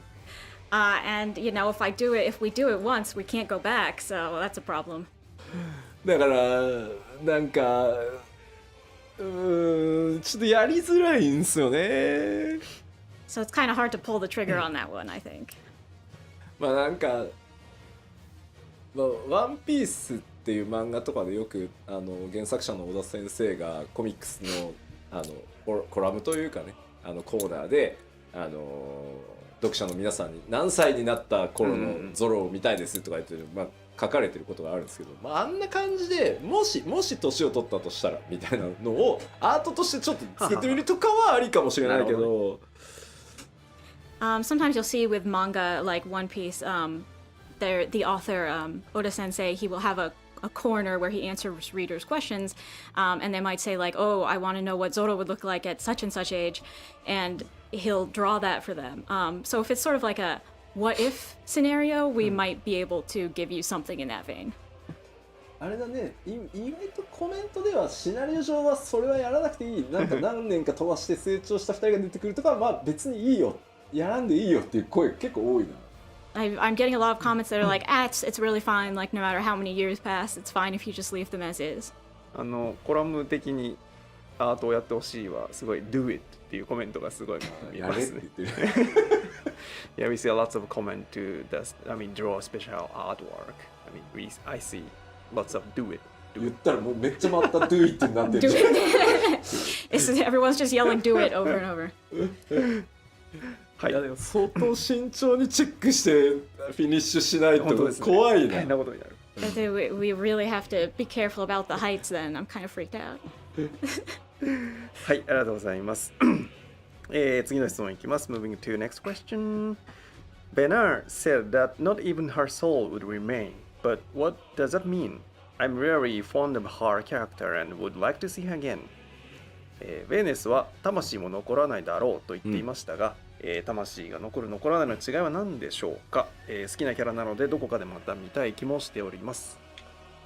魂というものもエーテルではあるので、まさしく本当に全ての魂のを構成するエーテルすら全て使い切ったっていうのが答えです。The answer is that souls are also made of ether, and she used up so much ether that also all of her soul was gone. ゾディアークはその召喚のニエになった人たちを吸収しつつも、その魂だけは内部でこう保持してた。で消滅させずに残しておけたんですけど、ハイデリンってベーネス含めて召喚者のその魂を保管しておくほどの余裕がない。なぜなら14人委員会の決断としてはゾディアークを作り出すなので、猛烈な少人数なわけですよ。By contrast, okay, so Zodiark was summoned using sacrifices of a lot of people, right? But he was able to only use their aether aside from their souls up, because he was very strong and he was summoned by the convocation of 14 and all of that. But Heidelin had a much weaker summoning, and because of that, she didn't have the option to sort of leave the souls untouched. And including Vinaz, she ended up using all of their ether. パッチ 5.2 かな、ベネス派っていう単語が出てきてたりしてたところを、今一度ちょっと見返してもらったりするとまたちょっと面白いかなと思うんですけど、全世界の大多数の古代人たちが協力しているそのゾディアークっていうものに対してっていうことなので、その辺の力関係っていうのはちょっと思い出してもらえるといいかなと思います。So in 5.2, there was some discussion of Vinaz group that assisted her in doing this, and also of how much of the ancient people were sacrificed to create Zodiark. So if you look back at that time, it might be of interest to you now. だから最後の最後にその自分の魂という力だけをベーネスは残していて、それを光の戦士というか暁と戦うために使ったっていうのがまあ回答です。At the very end, Heidelin, she still had her own soul, Vina's soul, but that was the very power that she used in fighting the Warrior of Light. だから言ってましたよね。ベーネスあなたも力があって問いかけられたのに対して、大丈夫、この一戦をやり遂げるだけの力は残していましたって言ってるのは、まあ、自分の魂をそこに当ててるっていうふうに思ってもらえれば良いと思います。When she tells you before the final battle with her that she saved enough ether for this fight with you, that is Vina's soul that she's referring to. はい、ありがとうございます。Thank you very much. So the next question. 大変重要な質問な気がします。The very important question, next one. Now that Heidelin is gone, will the Warrior of Light no longer have the blessing of light? Or will we stick to around like the illusory armor? 今回のストーリーでハイデリンは消滅してしまいましたが、光の戦士にかけられた光の加護の術も消えたのでしょうか、それともアーモロートの幻影のようにまだ残っているのでしょうか。まあ、ベーネスが施した光の加護は、まあ、消えないと思ってますし、まあ、消えないであってほしいなっていうふうに思ってます。I really don't think that the blessing of light will disappear, and I wouldn't want it to. 最後にまあハイデリンというか、まあ、ベーネスが、私の思いがいつまでも愛しき子らを守りますようにっていう願いがちゃんと加護として残り続けてる、いくっていうのが、まあ、ある意味最後にかけ直してくれたかもしれない加護だというふうに、まあ、思っていたい、まあ、僕個人的にもね、はい。Perhaps she re-granted the blessing at the very end, but either way, I want to think that it will always protect the Warrior of Light, just like she said, my love will be with you forever, my dearest children. まあそれこそが改めてね光の加護かなという気がしてます。はい。はい、ありがとうございます。 Those words, I think, will be the blessing you carry forward. Thank you very much. では次の質問に行きましょう。So going to the next question. In the cutscene after the level 87 dungeon, we see a red sigil appear before Emmett Selk's face. Does that mean such sigils aren't an Ascian thing, but rather identify one as belonging to the convocation number 14? Please explain the lore. レベル 87ID の後のカットシーンでエメットセルクが顔に浮き出る赤い印をねこう発動させていました。ということはあの印はアシエンの特性ではなく14人委員会の身分証のようなものなのでしょうか。改めて設定を教えてほしいです。まあ身分証というのはちょっと違うかなと思うんですけど、まあ14人委員会のそれぞれの座に選ばれるような人っていうのは、まあ、膨大な魔力とかそれぞれとてつもない能力をまず持っているので、それらの力を解放した時にその浮かび上がるっていう風に思って、もうリミッターというかねを解除したみたいななんとなくイメージだと思ってくれればいいです。So it's not really just there for identification purposes, but yeah, if you think about it, every person who takes a seat in the convocation of 14 has really intense magic power. So basically, it's like it appears whenever they use grand magic, almost as sort of a limiter to constrain their magic. で、あれはマークは14人委員会のそれぞれの座を示すマークなので、14人委員会以外の人が俺も力を解放するぜってやっても出たりはしないです。However, each sigil does indicate the member's seat on the convocation. So even if someone who's not on the convocation was like, "Oh yeah, magic time, wow!" It's not going to show up on anyone else's face. そう勝手にね俺は第15の座を名乗るぜって言ったところで出ないです。You can't just name yourself the 15th seat and blast it and hope it'll appear. まあなのでまあわかんない由来いろいろ想像もできるかなと思っていて、まあそれだけ強大なパワーを持っていて世界から認められる14個の座についてるってことは、まあそんなに無尽蔵にバンバン力を振るうなよっていう意味もあってまあ出すと14人委員会の人間であるっていうのがバンって出る可能性はありますよね。だから座を引き継げば多分、ベーネスには出ないですね、多分。はいはい座を渡してるので。はい。I think it's also probably connected to sort of the convocation's responsibility. These are people who have been acknowledged by society as having this grand power and taking up these seats. So, you know, you don't want people just randomly wandering around blasting magic without knowing who it is and for what purpose. So it sort of indicates that they've been chosen for this role and keeps them in line. And for that reason, I also think that when you leave the seat, for instance, when Vana gave up her seat, she would have also given up the sigil, so it would no longer appear on her.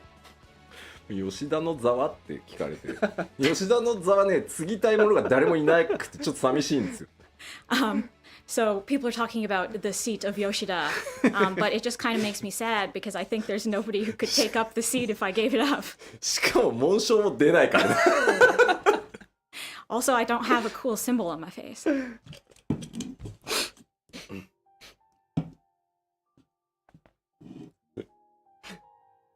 はい、ありがとうございます。Thank you very much、では続いて次の質問に行きます。So moving to the next question.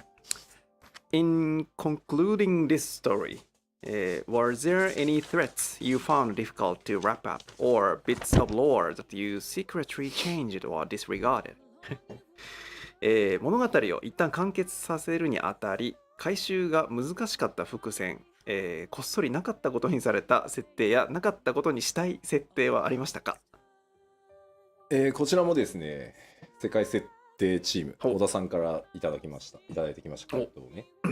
This is also one that I had to ask the lore team, specifically Oda-san, about. 初期設定とか裏設定と呼ばれるものはその時点での想定でしかなく、物語を書き進めるうちにより詳細化されるものもあれば消えてゆくものもあります。The initial setting and background lore are only plans that we draw from. So it's not unusual for the details to change or disappear as we write the story further. まあそれはね、行月のフィナーレに限らず Q14 から新生への移行過程でも同じで、Q14 やってた方はご存知かもしれないですけど、回収しきれなかったという意味では相棒という存在は回収しきれなかったです。That's not only true of Endwalker. Like you'll probably remember if you played 1.0, there was a lot of changes between 1.0 and A Realm Reborn, and some of them we couldn't really retcon properly. For instance, in 1.0, the Warrior of Light had a partner character. Q14 知らない人に説明するとね、相棒っていうキャラクターがね、いたんですよ。で、何者かよくわかんないんですよね。Well, we had this very temporary partner though, and so we didn't really know who exactly it would be or anything, and so we kind of just ignored it when we went on.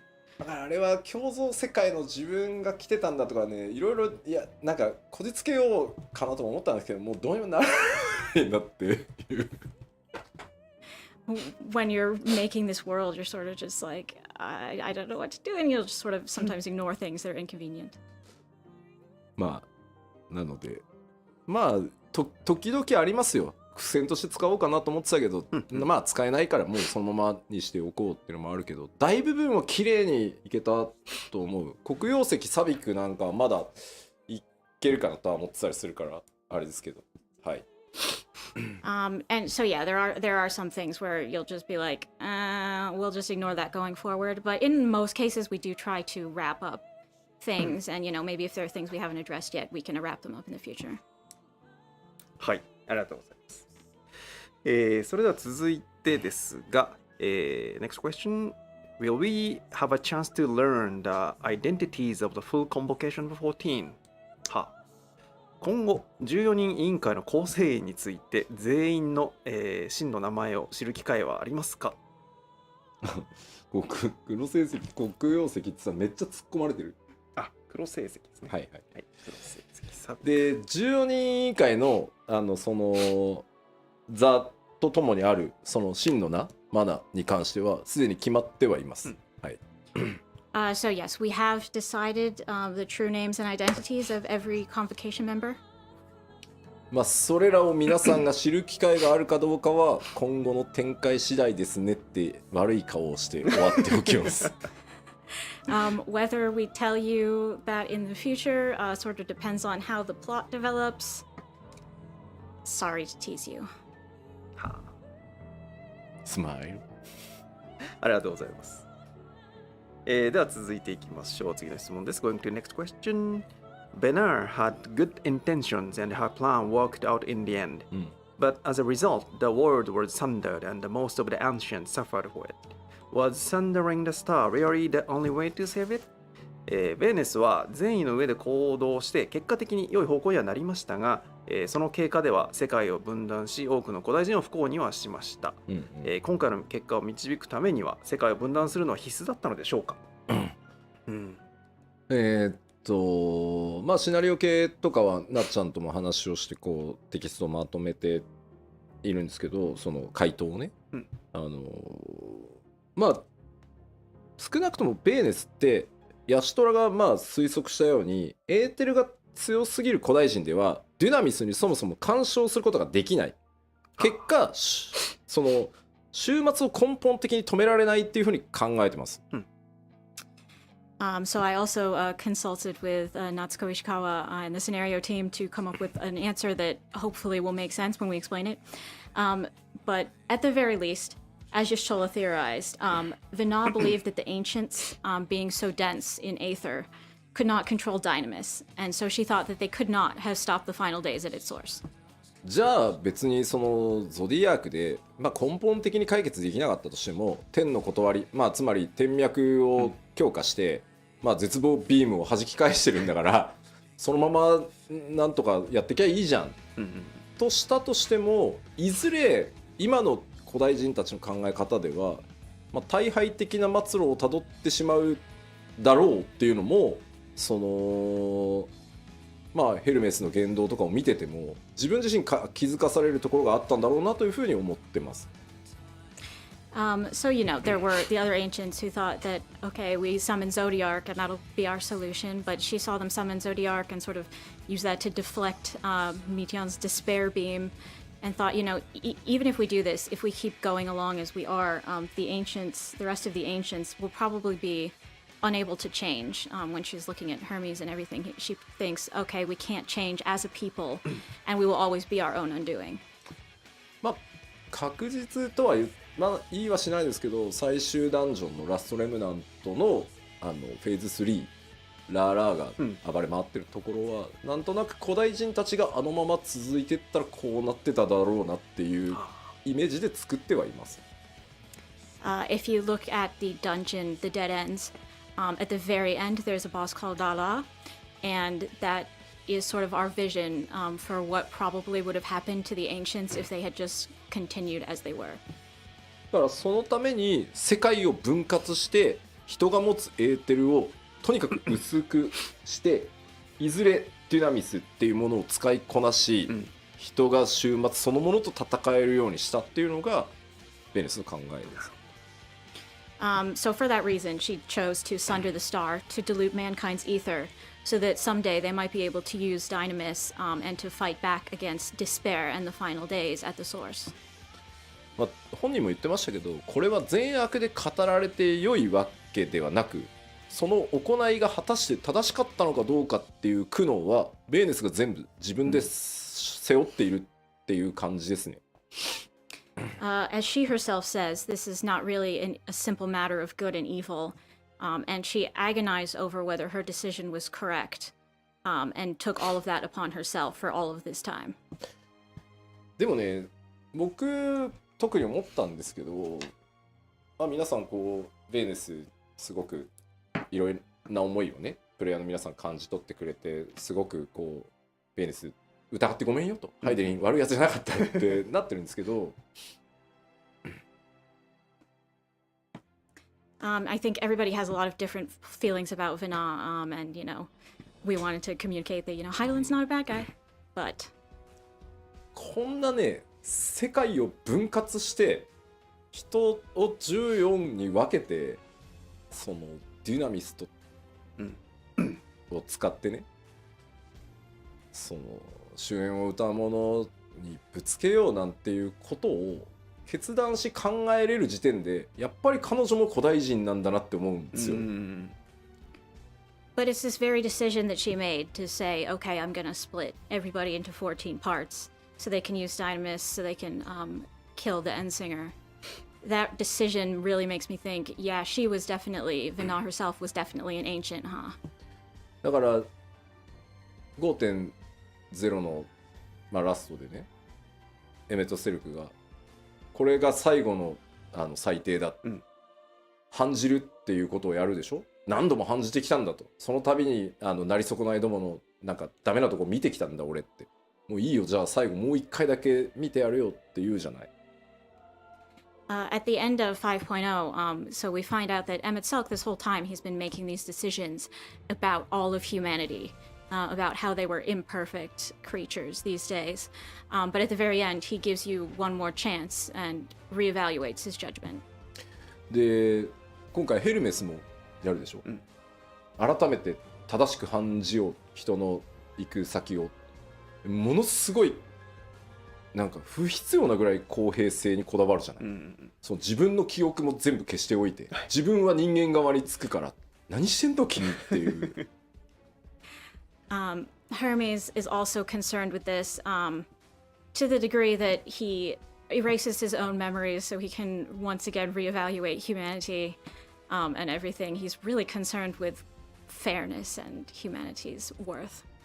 でもベーネスこそ反じるっていう言葉は一度も使ってはいないんだけど、ベーネスの歩みっていうカットシーンの中で剣を構えてね、今から私は世界を分かつって、あれってまさにもう反じるだと思っていて、全世界丸ごと反じるんかいこの人っていうのがやっぱりね、僕が思う古代人の怖さというか完全性というか、普通決断人間にはできないぞって思っていて、その先の苦労も含めて計算した上でというか計画した上でだから、やっぱり彼女も古代人だなっていうふうに思ったりしましたね。Vina herself never talks about herself in this lofty way that she's making a judgment on all of mankind. But when we see her in that cutscene holding the sword and saying, you know, henceforth he shall walk and sundering the world, that really is a very ancient moment. Like that shows you how different the wholeness of the ancients were, because normally we wouldn't be able to make such a decision for all of mankind. So when I see that, I really think, yeah, Vina was one of them. だからエメトセルクね、人気は高いけど、そもそも私が判じてやろうって、アルフィノに言わせればなぜお前にそんなもん判じられなきゃいけないんだっていう話だし、ベーネスに至ってもそうよね。だから、その辺を意識してまた物語全体見るとちょっと違ったというか、もう一段その古代人っていうのがどういう人たちなのか、それがいろんなテキストにまぶされているので、今回サブクエストも含めてだけど、その辺見てもらえるとまたちょっと面白くなるかなとは思います。You know, Emmett Self is very popular, but I sort of agree with Alfina when Emmett's talking about judging people. What right does he have to do that? And that may actually be the case with Vina as well. Like, what right did she have to do that? We've shown various things about the ancients and how different they were from us as people and how they were sort of the same. So I think if you go back and look at all of the different parts, including the side quests with the ancients in them, you might find it interesting. そういうお前だって吸盤を反じて目手落としたやろって言われた。People are criticizing me as a hypocrite, being the great decider here. 人間にはできない。どうしようもなかったんだよ。I mean, I had to, though, to make this. 古代人だったんだ。いや。He may be ancient? He insists he's not. はい、ありがとうございます。では、設定関連もう一問いきたいと思います。The Source's moon was made to imprison Zodiac after the sundering, but what about the first moon? Was Iseris the only thing divided among parallel dimensions, or did the sundering affect the surrounding part of outer space too? 現象世界から見えている月は世界が分かたれた後にゾディアークを封印するために生まれたと思うのですが、第一世界から見えている月は一体何なのでしょうか、アーティリスだけが多次元に割れていて惑星惑星外宇宙には影響なかったのでしょうか。おもろ。まず共造世界にある月にも意味はあります。 First of all, I want to tell you that the reflections moons have their own significance. ありますなんですが、今はお話できません。 They do, but I can't tell you what it is. まあハイデリンキック光の一撃で、まあ、ゾディアークごと世界が分割されて、その後共造世界においても原初世界でそうしたのと同じように分断されたゾディアークの一部を封じるために月が作られてます。月がまあ生じてるって言った方がいいのかな。So after the sundering, after the star was sundered and Zodiac was imprisoned in the moon that we know, moons were created, or you could probably say appeared in all the other reflections with pieces of Zodiac in them as well. なのでこの辺りは破綻のないようにきちんと作ってはあるので、まあそれが何なのかはまだ話せないんですけど、意味はちゃんとあります。はい。We're going to show this properly later, so I can't give you spoilers now, but yes, there is some meaning to these. はい、ありがとうございます。Thank you very much. それではですね、ここからはですね、シナリオとか設定以外の、動画関連の質問に行きたいと思います。So from this point, the questions are not related to scenario or the lore stuff. So the question is, during the development process, what part of Endwalker were you a perfectionist about? は行月のフィナーレの制作の中で吉田さんが最もこだわった部分をお聞かせください。すごい海外インタビューみたい。いやもうね、ありとあらゆるところなんですけど、まあ、特にっていう意味だと、まあ、今回より特にですけど、各カットシーンにおける、キャラクターのこう目線、それから会話と会話の間の間、あと喋ってる最初の仕草はかなりその1カットシーンずつ細かくその演出やってるそれぞれの担当者と話をしてこだわらせてもらいました。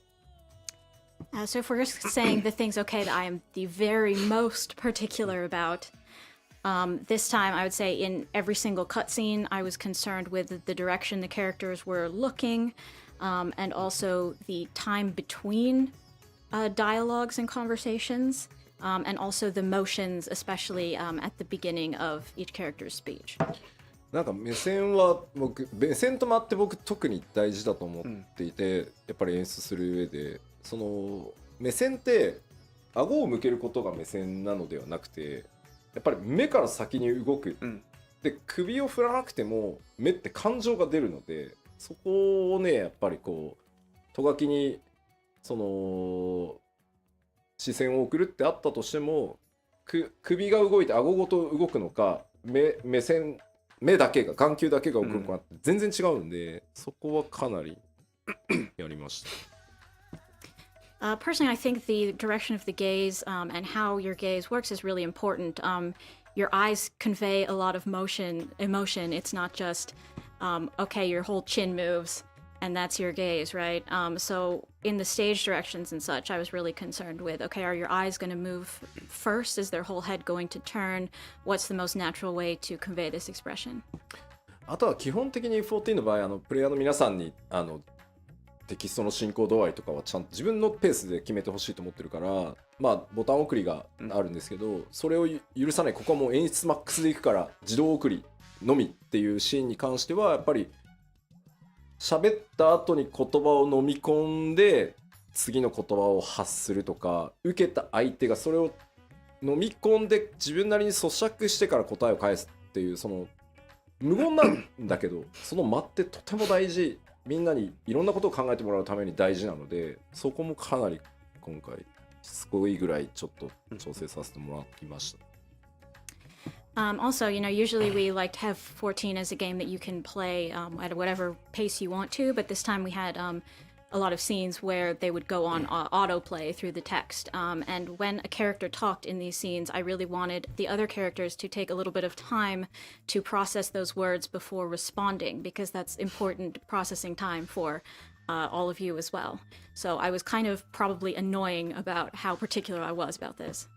あとやっぱこう伏線を回収していくときに解釈の誤解がとにかく生じないように、解釈の自由度があっていいっていうところはちゃんとそのつもりでディレクションしてるんだけど、ここは誤解されてはまずいっていうところを誤解されないように調整するっていうところはかなり徹底したところですね。I also was very particular about things not being misunderstood. And, obviously, like when you have something foreshadowed or, hinted at, that's fine to leave it up to people's interpretation. But, there are certain interpretations we don't really want to guide people towards. So I was particular about how we were portraying those. でこの辺りはやっぱり今回なっちゃんがやっぱりライティングを本当ギリギリのギリギリまでやってて、なかなかその演出までチェックしきれないっていうところもあったんで、もうここは完全に分担して、じゃあもうこっちで全部引き取るから。俺が一番石川夏子の中二に近いと思ってるからって言って。Part of this was also because Natsuko, Ishikawa-san, was very busy writing the script up till the very last minute for this expansion, so she couldn't perform her checks as closely as possible. And in the respect of who could stand in for her, I'm probably the closest person, so I ended up doing it a lot and being very particular. あとやっぱ天野先生のデザインの再現っていうのは今回はもう僕今回行月のフィナーレが1回目のそのハイデリンゾディアーク編という1回目の14のフィナーレだからラスボスを是が非でも天野先生にしたいっていうところがあって、自分で絵の発注も言ってるし、だからこそ天野先生の絵を知る自分大ファンなんで、やっぱ僕がディレクションしたタイトルで天野先生の絵を今のその14の技術にはなるけど、で極限まで再現したいって思いがあったので、そこはもうほんとしつこいぐらいリテイクして調整してっていうのをやらせてもらったんで、そこはめちゃくちゃこだわりました。はい。Also, because Endwalker was really in a sense like the first finale, the first not ending but ending that we had in 14 with the end of the Heidelin and Zodiac arc. I really wanted to have Yoshitaka Amano's art. I'm a big fan of his, and obviously he's associated with the arts in 14 and all of that. So I asked him to do the art, and then when we were reproducing those designs in game, I was super particular about getting it right. 天野先生の発注は必ず僕が行くんですけど、全部申請以降全部自分で言ってるんですけど、今回久しぶりに天野先生にはラスボスを書いていただきたくてきましたって言って、その設定でいろんなそのラスボス書いてきていただいたと思いますが、今回先生に書いていただきたいのは絶望ですっておーすごい発注。Of course, ever since A Realm Reborn, I'm the one who's giving Amano his orders for what we want him to draw. And this time I was like, okay, I want you to draw the last boss. I want you to draw despair. そう絶望かでも先生いつもそうなんだけど、僕とのキーワードを2人でこう会話していくの、その例えばこういう事象が起きてそれが絶望した時頭に浮かぶもの、ただメテオンは決まってたから鳥をイメージには入れてくださいって話をした上で、だね、こうやってやり取りしていくとね、浮かんできた、大丈夫、いけるってね、15分20分ぐらいみっちり話せば、Every time, this time he was like, despair, but every time he's very good about talking to me. We sort of have a back and forth about what to envision here. We'll talk about, in this case, despair, and, if we've, in this certain situation, okay, you feel despair, what comes to mind then? And in this case, we also added in the extra sort of difficulty of making the bird imagery as well. But, after like 15 minutes, he was just like, yeah, I got it. I have something in mind. Don't worry about it. 今度ね、実はなんか見せたかったんだけどね、主演を歌うものの天野先生の原画をどっかのタイミングでね、お見せできる機会は作りたいなとは思います。I really want to show you the original design we got from him for the end singer at some point, so I'll look for a chance to do that. すごいです。他にはもういっぱいあるんですけど、クエストインスタンスバトルの調整やってたりとか、あとサブクエストの開放タイミングが今回ね申し訳なかった、そのなんか後ろ髪を引かれるようなそのサブクエストの出され方が多いなってちょっとコメントも見たんですけど、The other things, for instance, the instance battles you do in quests, I was quite focused on, as well as the sub-quest timing for how they unlock and all of that stuff. I mean, we've got some comments about that. 今回ってやっぱり地域攻略型シナリオなので、しかも時系列時間前に進む物語だから、なんかやっぱ週末に襲われている状態か襲われる前か襲われた後かって全然話の展開が変わるので、当然住民が、週末来てる最中にさ、いやちょっとチョコボ連れてきてほしいとか無理でしょ。Yeah, so this time, obviously, because we had the final days going on, it's very important to sort of have the quests unlock at the appropriate time. Like, is this happening before the apocalypse comes or during the apocalypse? You don't really want during the apocalypse someone to just be like, can you feed my chocobo or whatever? It wouldn't fit very well. なのでやったので、かといってよし一旦落ち着いたから全部出せってやるとエクスクラメーションマーク出すぎると嫌になるの。もう見なかったことにしようみたいな。Also, if you just have them all unlock at the same time and suddenly your screen is filled with exclamation marks, like that's terrible. I hate that. なのでもう何回も投資プレイをして、このクエストのこのシーケンスまで来たら3クエスト出して、で3クエストだったら消化する気になるだろうとか。So that's why this time I played through so many times, and I'd be like, okay, when you get to this sequence of this quest, then these 3 other quests unlock, and 3 is probably a decent number that people can get through, and that sort of thing. でこのクエストまで来たら5個出して、まあこのクエストまで来たら残りを出してみたいな感じで、潰していってる人にとってはもう別に潰していきゃいいじゃんって感じだと思うんだけど、数の威圧感とかをね、あと話の内容とをそのフラグをお願いして1個ずつ調整してもらうのって本当にもう投資プレイするしかないので、すごい大変だった。So yeah, I have it so like, okay, you go to this quest and then this quest unlocks, and you know, when you're progressing through it, I mean, it's nice. It's nice to have it correct, but at the same time, in order to create a good experience for those who wanted to go through all of the quests, I had to do them a whole bunch of times, which was really hard. また正直もうちょっと減らしてもよかったかなって思わなくもないな。Also, sometimes I thought, couldn't we have less of these? まあそれ以外にもハイデリン透滅戦もめちゃくちゃこだわったし、フェイスの方ね、あと今回久しぶりにテキストたくさん書かせてもらったんで、ID のフェイスのダイアログセリフとかはかなりの数書かせてもらったんで、楽しかったです。はい。Also, I was quite concerned with your showdown with Heidelin, as well as the trust system dialogue. In this case, I actually got to write some dialogue for the first time in a while. So writing all of that, all those trust lines was really fun. はい、ありがとうございます。アリゼのズルイもヨシピなんかそうです。ハイデリン透滅戦はほぼフルスクラッチで、はい、やりましたんで。I was keeping a close eye on Heidelin from the very start, so. それでは次の質問です。Going to next question. Healers are currently putting out too much healing compared to damage taken, and have few damage dealing options and limited flexibility in battle. People are even clearing Pandemonium with tank-only parties. Are there plans to make healers more vital to parties? なるほど。ヒーラーについて、非ダメージに対して回復量が多すぎるほか、攻撃の手段も乏しく、バトルでの工夫の余地が少ないと感じています。実際パンデモニウムではタンクだけのパーティーでもクリア報告があるほどです。ヒーラーの必要度を高める予定はありますか？まずこれ毎拡張ごとにそうなんですけど、やっぱりこう毎拡張スタートして最初のレイドって正直難易度的にはかなり優しめに作ってます。それは受ける非全体ダメージ量もそうだし、必要とされる火力パーティー DPS っていうのも普段のレイドに比べれば下げてつけてます。これはね毎拡張一緒。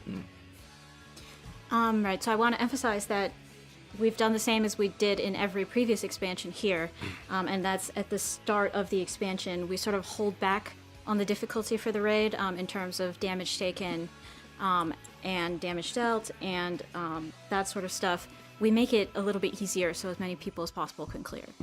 どうしてもプレイヤーの皆さんって地続きではあるからパッチ 5.4 で実装された時のそのエデンの最終レイドと、比較しがちなんですけど、今回改めてレベルキャップが上がって新しいジョブも増えてってところなので、一回難易度のイメージはリセットして、特に第1弾なので多くの人にクリアしてもらいたいっていうので敷地は下げてます。なので今後実装されていく第2弾第3弾っていうのはまただんだん難易度がプレイヤーの皆さんのジョブの使いこなしに合わせて上昇していくので、そういうサイクルを繰り返してると思ってください。You're probably comparing the raid as it is now to what you had in 5.4, but you have to remember that at 6.0 we added new jobs, and we're still balancing things. We want to give people a chance to clear if they possibly can, and then from this point we will raise the challenge level in part 2 and part 3 of Pandemonium. それでも基本的にちょっともっとヒールワークきつくしてほしいな、ヒールしてる気分を味わいたいんだよっていう人は絶に行って絶望していただけるとありがたいです。I think even at that point, if you're still unsatisfied, thinking, okay, healing is too easy and I want to feel more like a proper healer, definitely try the ultimate content and suffer. はい、はい、ありがとうございます。では続いてもう一問ジョブ関連ですね。So the next question. Dark Knights, Living Dead, and Blood Weapon are more difficult to use effectively compared to other tank skills. Are there plans to adjust this? 他タンクに比べて暗黒騎士のリビングデッドやブラッドウェポンの使い勝手が、いまいちです。今後調整の予定はありますか？暗黒騎士だけじゃなくてですね、パッチ 6.1 で、暗黒騎士も含めていろんなジョブに手は、入れさせていただきます。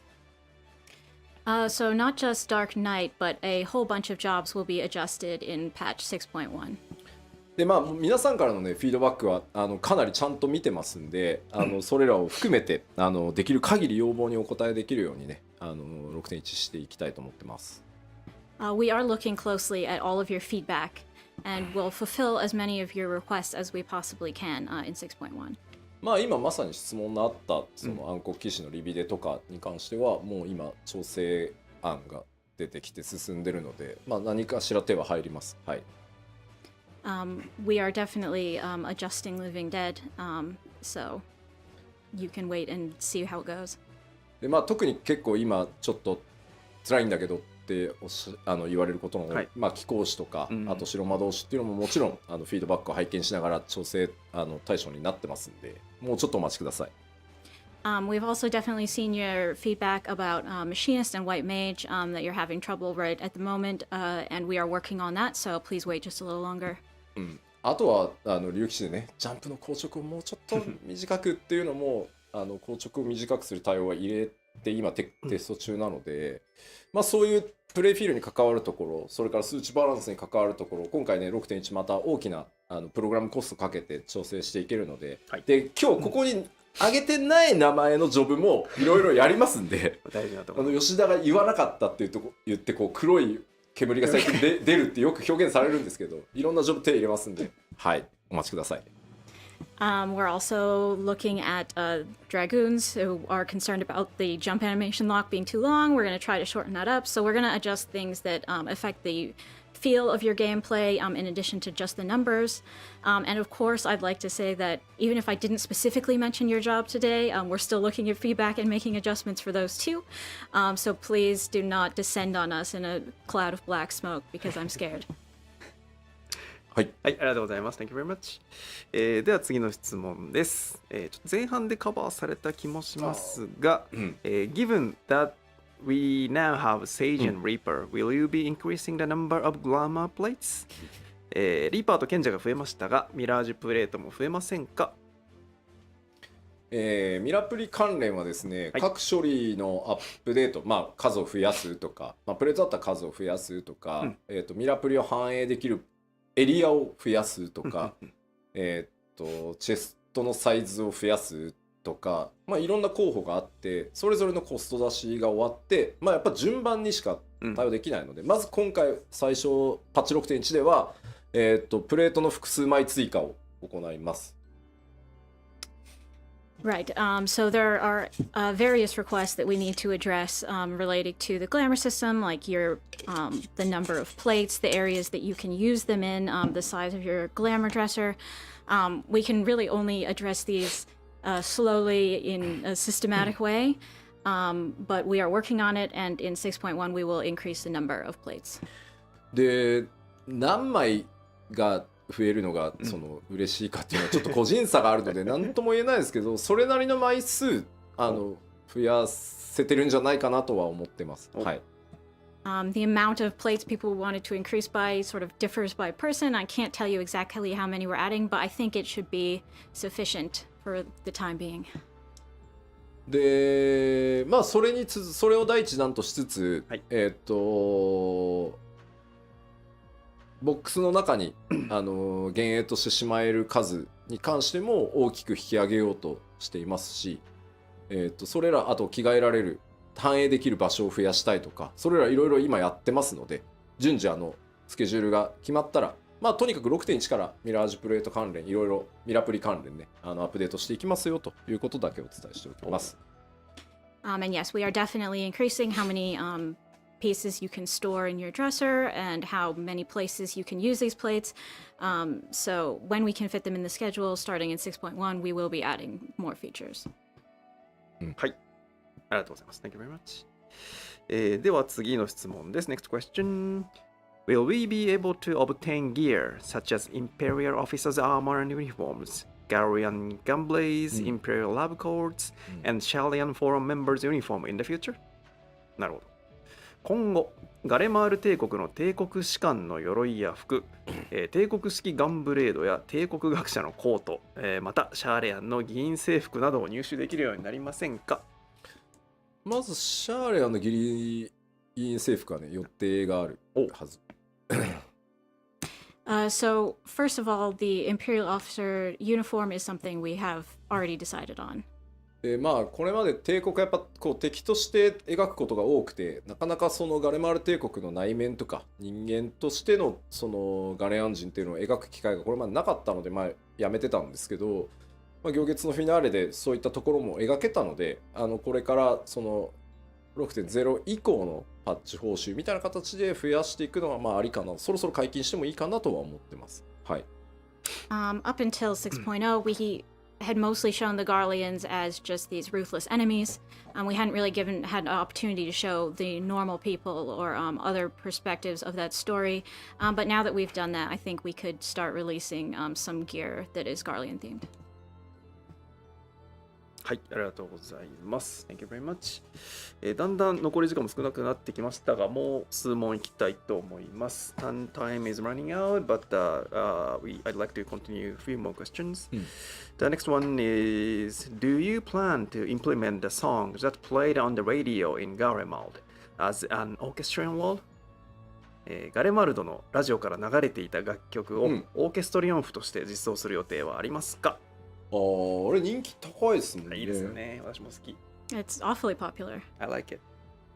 パッチ 6.1 でですね、ってるやつ、皆さんがメインストーリーで聞いたやつ、あれのオーケストリオン風の実装が決まってます。はい。And yes, we have decided to implement the version you hear on the radio with the distortion in it as an orchestrion in 6.1. なんかあれノイズが入ってないやつと入ってるバージョンがあって、まあ、どっちよっていう話だったんですけど、まあそけんがサウンドディレクターとしてゲーム体験に密接に絡んでるのはノイズ入ってる方だから、まあ、そっちでまず実装しましょうっていう判断をしてたんで、そっちが実装されます。はい。We actually have a version both with distortion and without distortion, but Soken felt that as sound director he wanted to give people something as close to the in-game experience of hearing it for the first time as possible.For the orchestrion, so we're going with the distorted version first. はい、ありがとうございます。Thank you very much. では続いてです。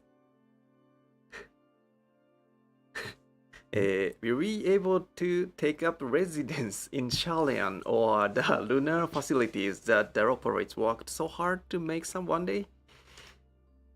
Even just apartments would be fine.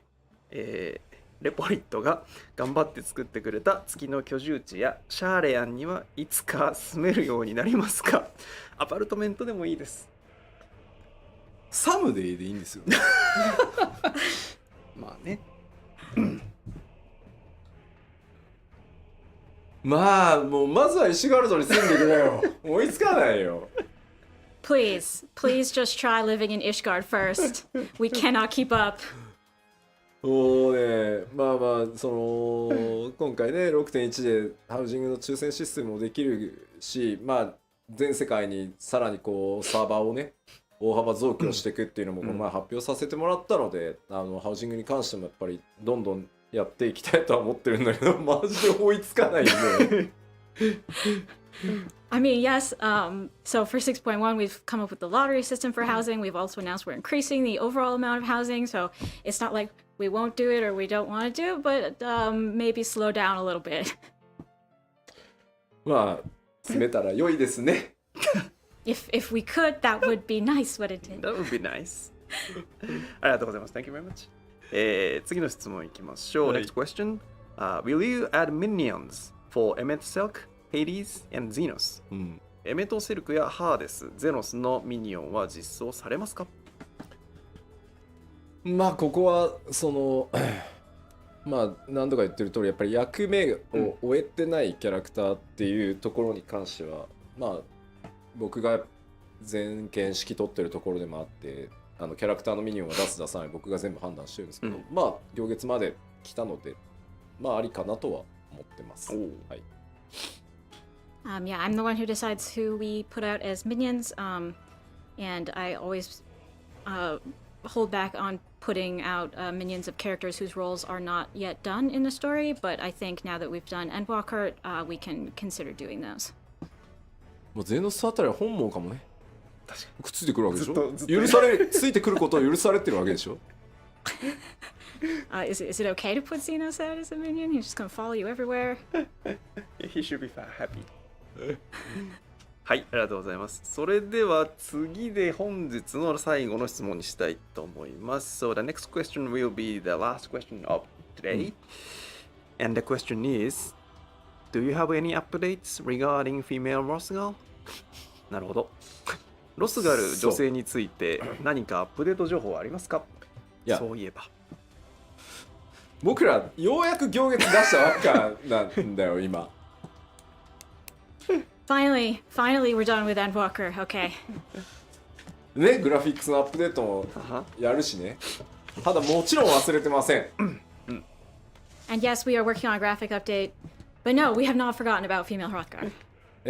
アートチームの方に、ロスガル女性のアートワークを何パターンも書いてもらい、その中から今、2系統に絞ってさらにデザインを進めつつ、それをどうやってその新しいキャラクタークリエーションにこうなんだろう仕様設計していくかっていうところまで今来てるので、まあもちろん実装するとなるとね、まだ時間はかかりますが、着実に進んでます。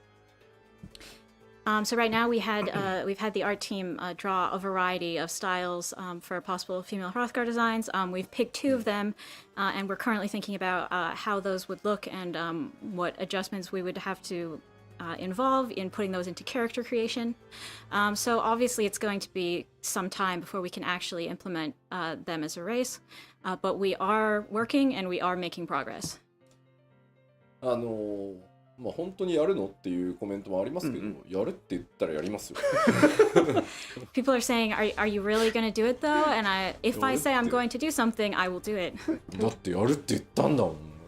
I said I'd do it. あとね、なんか使う人少ないんじゃないっていうコメントもあると思うんですけど、僕はねもうここまで来たらね多いとか少ないじゃないと思うんですよ。全種族がそれぞれ平均的に人気になるなんてことはなくて。There are also people saying, but probably not that many people will play as female Hrothgar. But I'm thinking, we've come this far, and it's not really a matter of will they be super popular. It's not like everyone needs to use all races equally. その世界に多様な種族、見た目を持った人たち、それから内面の個性を持ったさまざまなプレイヤーがいるっていうことが世界の広がりをすごく感じられる。まさしく一人でもみんなでも遊べる。RPG が目指すところでもあると思ってるので、だから使ってる人が多いとか少ないとかもうあまり関係がないからここまで来ると思ってるので、まあきっちり実装していくつもりではあります。So, you know, people decide what characters to play for a lot of different reasons. We'll focus on the inside or the outside, and some people may play a lot of this type of character or not a lot of type of the other character. That really gives the world flavor and variety. And especially because we're aiming to be a game that you can play solo or with friends. To be honest, we're not that overly focused on like, oh, everybody will play this thing equally as long as everyone's having a good time. もうそれを言った途端さ、新しい種族のアイデアを次々言うんじゃないよ君らって思うのよ。And of course, because I said that, now everyone is coming out with their ideas for new races we should add. Please, please no. 思い出してくれ。5.0 を発表する時の、ファンフェスを思い出していただきたい。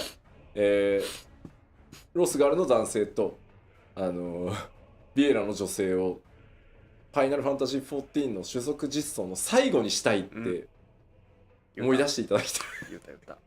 Please, please remember when I presented Vera and Hrothgar at the 5.0 announcement, and I said, "This is the last one. This is the last one we're doing. Remember that, guys?" いいコメントがありました。みんな非化線の記憶力なんて曖昧だって知ってるよねって。So, I mean, that I found a good comment. You know the memory of the warrior of light. So. ならば覚えていろ。ロスガルの女性を持って種族実装を最後にしたいと私は思っている。Okay, well, if your memory was vague up to this point, remember it now. The female Hrothgar is the last one I want to do. はい。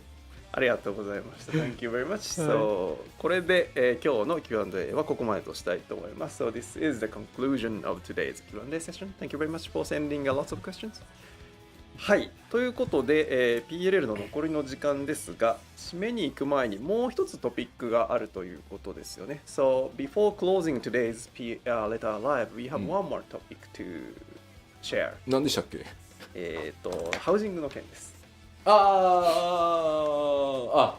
うだっけ、はい、なんかここから PC がなくなったから何すんだっけって思っちゃった。画面が出ます。はい、画面出してください。じゃあ He's like, what is this? ちょっとねパッチ 6.1 以降の土地販売に関してアナウンスとともにねちょっと皆さんの意見も聞いておきたいところがあります。はい。Okay, so I have an announcement about the housing plot sales from patch 6.1, and I'd also like to ask you guys a question. まず抽選販売についての補足です。First, let's go over some details for plot sales. どうぞ。まず1回の応募につき1プレイヤーキャラクター1回どこか1箇所のみ応募可能って言ってましたけど、FC のハウスを買うとき FC 全体で1回じゃなくて所属してるメンバー1回ずつ応募できるので、はい、これはもう大きい FC の方が有利っていうのは確かにそうです。Okay, so for the lottery system that we announced, we did announce that each player may only enter the lottery for one plot of land during each lottery period. But when it comes to the free company, it's not like the free company entirely only gets one entry. Every single member from the free company can enter. In that sense, then yes, the free companies that are larger will get more entries if they want. まあこれはやっぱり MMO っていうことを考えたときに非常に大きなコミュニティを一生懸命運営していて、メンバーもアクティブにたくさんいるっていう状況でFC ハウスがないっていうところがやっぱ抽選上有利に働くっていうところはまあそれこそが FC のそのサイズの力かなとは思ってるのでこういうルールにしてます。I mean, after all, 14 is a multiplayer game, and we want to support the community. So if you have a big, active, free company, we want you to be able to have a house. And so that's sort of the reason that large free companies are getting a little bit of an advantage here. で、ただですね、これ、まあなんか40人いるからめっちゃいろんな土地に応募しようぜってやったとしてもですよ、まあ1個を買うっていう時に全員でそこに抽選申し込むっていうのはもちろん有利かな、数の有利はあるかなと思いますけど、バラバラにやると仮にバラバラに当選するとそれギル没収ですからね。1個しか当然購入できないので。But again, I mean, you're only going to end up with one house for your free company. So yes, if you all enter for the same spot, you'll probably have an advantage. However, if you all distribute yourself among different plots, I mean, you may just end up losing money that way because in the end, you're only going to get one house. あとハウス購入権利を FC メンバーに渡すって結構でかい権限を渡すことになるので、なんかポッ人集めてくればいいじゃんみたいなのは多分怖くてできないと思いますよ。あとその権限を渡せる仕様も今回 6.1 と同時にもう変わってるか変わってるのでそんなに簡単じゃないと思います。Also, it's first of all, we'll be making some changes to the rights to purchase land in 6.1, but also, I mean, in order to apply for this lottery system, your free company members need to be given the right to purchase land on behalf of your free company, which is sort of an important right to give people. So we don't really think that most free companies are going to be going around shouting out for randos to come help do this because it's putting themselves at risk. まあとはいえ抽選ではあるのでみんなでこう一気に応募したけど当たらなかったもまあありえるので。Though please remember that it's still possible that if you all enter, you still might not win. That's just how it is. で続いてどうぞ。で応募時に全額土地代を支払っていただきますよと。There's also the point that when you enter the lottery, you must pay the full price of the plot. でまあ落選した時には返却されるんですけど当たってしまったらキャンセルしたらお金ねペナルティがかかりますんで。Obviously, if you do not win the lottery, that money will be refunded in full. But if you win the lottery and you decide to back out on the plot, you will lose some money on that. どうぞ次。で、今回パッチ 6.1 で4種類の販売方法を、用意してます。Okay, so as of 6.1, we have 4 ways to purchase plots. 抽選販売の、FC 向け FC ハウスとしか購入できない場所、まあ、抽選販売の個人宅としてしか買えない場所で先着早い者勝ちの FC でしか買えない場所、先着早い者勝ちで個人としてしか購入できない区みたいな感じで4種類処理としては用意されてます。So we have the lottery version that is for free companies only to buy their free company plots. We also have a first come, first serve system that you're probably used to for free company plots only. And then we have the individual lottery and the first come, first serve for individuals. で、この次どんなページだっけ？はい、で、その販売方法のね、ちょっと分配に関してなんですけど、ハウジングエリアの区ごと、通常街第1区、拡張街第1区、この単位ごとに僕らが調整できるんですね。ここは、抽選の FC、はい拡張区第1区も抽選の FC でこれを、個人にすることもできるし、しかもパッチメンテナンスを入れればいつでも変えられるように今回作ってます。Okay, so each of these purchase systems will be applied by ward. So, for instance, we can give a different system to each ward in regular neighborhoods or in subdivision neighborhoods. And so it'll be like, Imperium Ward 6 is for free company lotteries, things like that. And we are able to change these every patch. でこれはどの区がどの販売方法になっているかっていうのはゲーム内で確認できるようになってます。You will be able to confirm which wards are subject to which systems in game. でしかもこれ最初例えば FC 用の区画として売り出して意外となんか小さいハウス買われないねってなったら僕らがメンテナンス入れて残りは個人に開放しますみたいなこともできるようになってるので混合していく区画もいずれ運用していけばあるかなと思ってます。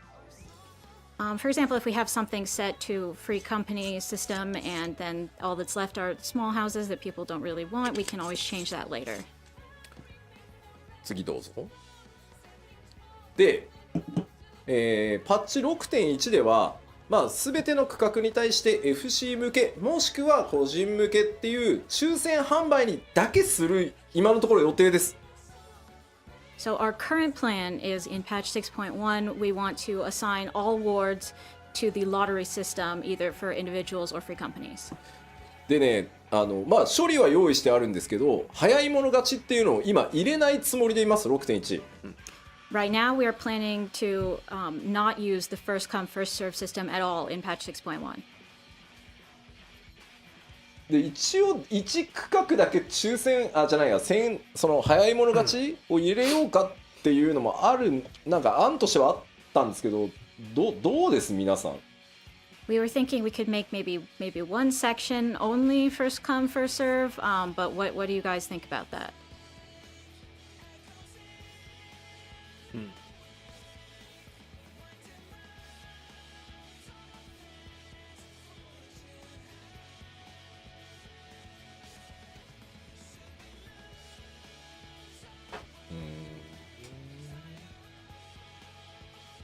どんな感じだろ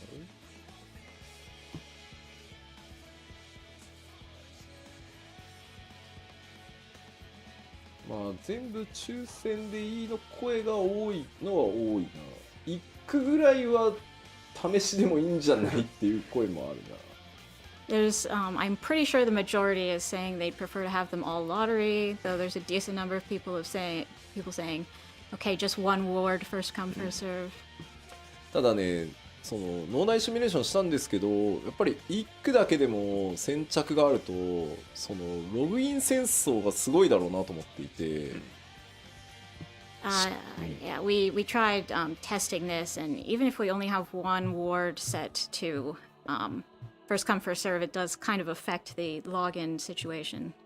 しかもそのシナリオやりたかったのにとかあるし、そのなんか結局スタートダッシュでその先着購入できなかった人は単に抽選に回るだけで、なんかその徒労感というか疲れた感を少数の人のためだけにやるのはどうなんだろうって考えたんですよ今回。なのでもっといろんなそのハウジングの区画を増やしていけた後に、やっぱりその空いてきたらとか土地がもっともっと増えて潤沢になってきた時に空いたらすぐ買えるっていう風に先着を使った方がいいんじゃないかなっていうのが今の僕の考えです。Thinking about people who want to log in to do, main scenario or other things, we don't want to increase the login queue, and I'm sort of thinking that if you all try to go for the first come first serve, you're going to be really tired by the time you get to going over to the lottery and trying to win that. So it might be better to just wait on first come first serve until we have a lot more housing available for everybody.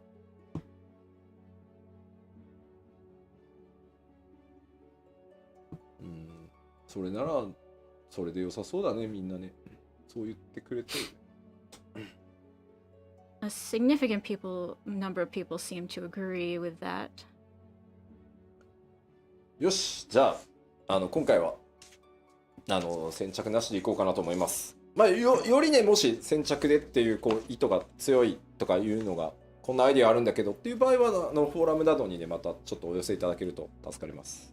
So yeah, I'm thinking we'll just go with the lottery system for now, but if you feel strongly opposed or you have another idea of how we could do things, please feel free to comment on the forums. はい。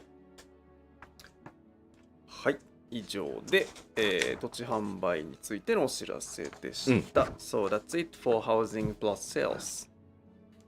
OK。はい、ありがとうございました。さて、ということで、第68回 PLL の内容はだいたいこれで全て完了いたしました。So this is all about today's Final Fantasy XIV letter from the producer live number 68. And then before closing, we have some announcements. So let's check it.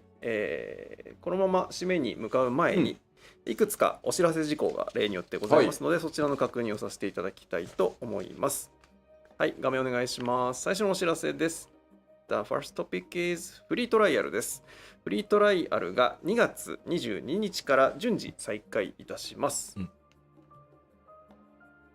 We will resume FF14 free trial on February 22nd and onwards. I mean, 再開は公式何箇所かで配布しているところがあるんですけど、準備ができ次第順次という形になります。まあそろそろ大丈夫そうだという判断をしましたので、2022年2月22日から、順次、再開していく予定でございます。まあそのうちね、フリートライアルの範囲もまたいつかね、ガッと上げたいななんて思ってたりはします。We're trying to start slow here, but yes, February 22nd, 2022, we will resume regular free trials and expand from there. はい。はい、ありがとうございます。では次です。The next one, the next letter from the producer live. As、冒頭でコメントしました通り、第69回 Final Fantasy XIV プロデューサーレターライブを3月4日、日本時間午後8時からお送りいたします。So, as we mentioned earlier, the next letter from the producer live will be streamed on March 4th, Friday.And then starting 8 p.m. Japan time. ということで、はい内容はパッチ 6.1 コンテンツ特集パート1ということになります。So the content will be the patch 6.1 content part 1. So please look forward to it. でこうサーバーいわゆる14の、データセンターの拡張とかって、まあ、今年の夏から順次始めていく、まあ、その第一弾になる日本データセンターのワールドリグループに関しては、今詳細の内容を告知できる準備をしているので、この3月4日の放送の中で皆さんにどういうスケジュールでやっていくのとか、どういうグループになるのというのをお知らせできればと思ってますので、そこまでもうちょっと今準備してますんでお待ちいただければと思います。We'll also be covering the server expansions that will be starting this summer and talking about the first set of those, which is Japan, and the way that we'll be regrouping worlds and the schedule.ただ1個言っておくと、デ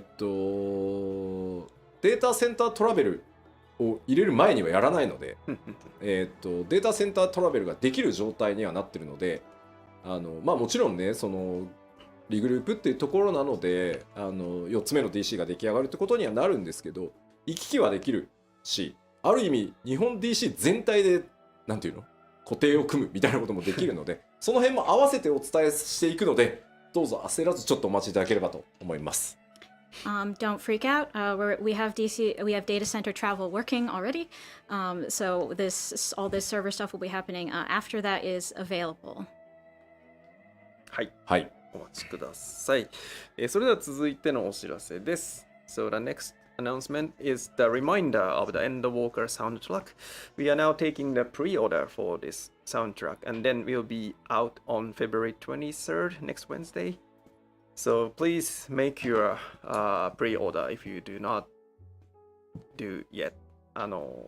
サウンドトラック、エンドウォーカー、魚月のフィナーレのサウンドトラックが来週ですね、いよいよ2月23日水曜日に発売を迎えて、現在予約受付中でございます。まだ予約されてない方いらっしゃれば、ぜひこの機会によろしくお願いいたします。はい、よろしくお願いします。はい。では次です。続いて、the next one is another pre-order announcement. And then we are now taking a pre-order for the Final Fantasy XIV print collection, third installment. And then these will be available April 30th. 4月30日発売の FF14 複製原画第3弾のお知らせです。今回は全7種類の画像が出ます。先に画像見ましょうか。次のページお願いします。These are the artworks that will be available on April 30th. はい、この7種類になりまして、で現物がどんなのかというと、今日私の後ろにずっとありましたのが、こちら実サンプルでございます。こんなようなサイズ感。良いセット。ね、こちら。ね。This is actually one of the examples of the よいしょ、アートワーク。ね、こんなサイズです。はい。ということで、ええもんです。ぜひご検討ください。では続いてまいりましょう。The next announcement. So this is we are now running the collaboration with the Square Enix Cafe in Tokyo. 東京のスクエニカフェで FF14 コラボが現在実施されております。でこちら期間の通り3月25日まで行っておりまして、いろんな限定メニューとかコラボアイテムなんかがございますので、ぜひともご利用ください。So this collaboration will last until March 25th. So there are some special menu and then some dedicated merchandise. So please check it out. はい、ということでよろしくお願いいたします。はい。そして最後にもう一つお知らせがございます。We are hiring ということで、FF14 を一緒に作ろうという方、はい現在ゲームデザイナーとグラフィックスエンジニアの募集を行っておりますので、どれどれと思った方はですね、ぜひともリンク先をご覧いただければと思います。まあグラフィックスエンジニアはね、はい腕のいい人がなかなか捕まるわけじゃないんで、まあダメ元っていうのはあるんですけど、はい今ガリガリコード書いてるんですけど、もっと増やせればもっとなんていうのやれることも増えるんで、さら確かにもう我こそはというね非課線兼要はエンジニアの方グラフィックスのコードを書けるよっていう方はですね、ぜひある程度能力に応じて交代具もご用意しますので強化していきたいので、ぜひぜひ。あとまあゲームデザイナーもですね、まあ随分この前お話ししてからご応募もたくさんいただいて、採用された方もいらっしゃるんですけど、まだまだ規模拡大していきたいので、ぜひご検討ください。We are so having a surprisingly hard time finding graphics engineers. So, you know, and if we had more, we could really increase the number of things we could do. So, you know, we thought we'd ask the Warriors of Light if you have graphics engineering skills, please join us, and game designers as well. Please feel free to apply. まあ今ちょっととはいえ全くの素人じゃダメでしょって書いてるんですけど、ゲームデザイナーに関しては前回放送のアーカイブが多分残ってるんで見てもらえればいいんですけど、そっから今リードやってるやつとかもいるぐらいなので、14はもう課題の応募はなんだろう、試験のように ID 考えてきてくださいとかなんで、そんなの別に Excel とか Word 使えばできると思うんで関係ないです、あんまり。はい。People are saying, well, don't we need experience to be game designers, even if you say it's okay not to? And no, really, I mean, as long as you can use Word and Excel, you'll be okay. So even if you've not done this specific job before, consider joining us. そうか、条件が悪いんじゃないとかこう契約社員でしょどうせみたいな書かれてますけど、私ずっと契約社員ですよ。契約社員の方が給料上がりやすいんですよ。僕正社員オファー蹴ってた人間ですからね。いらないっつって。A lot of people are saying, oh, well, it's probably because you're only offering contract positions or something. And I'm saying, I was a contractor. I've been a contractor for this whole time because it's easier to know how much I'm going to be paid.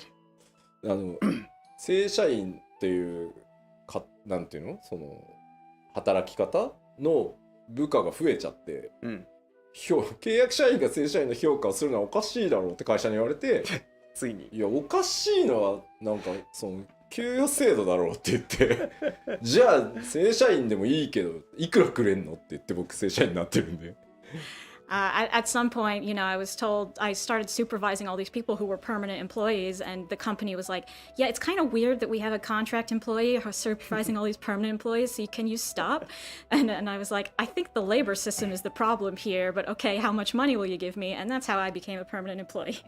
正直スクエアエニックスという会社の福利厚生は素晴らしくいいです。契約社員っていうその雇用形態が違ったとしても、本当にすごく良い福利厚生状態なので選択する人も増えてますよ、どっちっていうのを。ただこれもちろん人によって価値観の違いなので、どっちがいい悪いは言いません。ただどんどん上がっていくことができる会社だよっていうのは、まあ、正直変な話僕を見てもらえればこんな跳ねっ返りが取締役やれる会社なんで夢ある会社かなとは思います。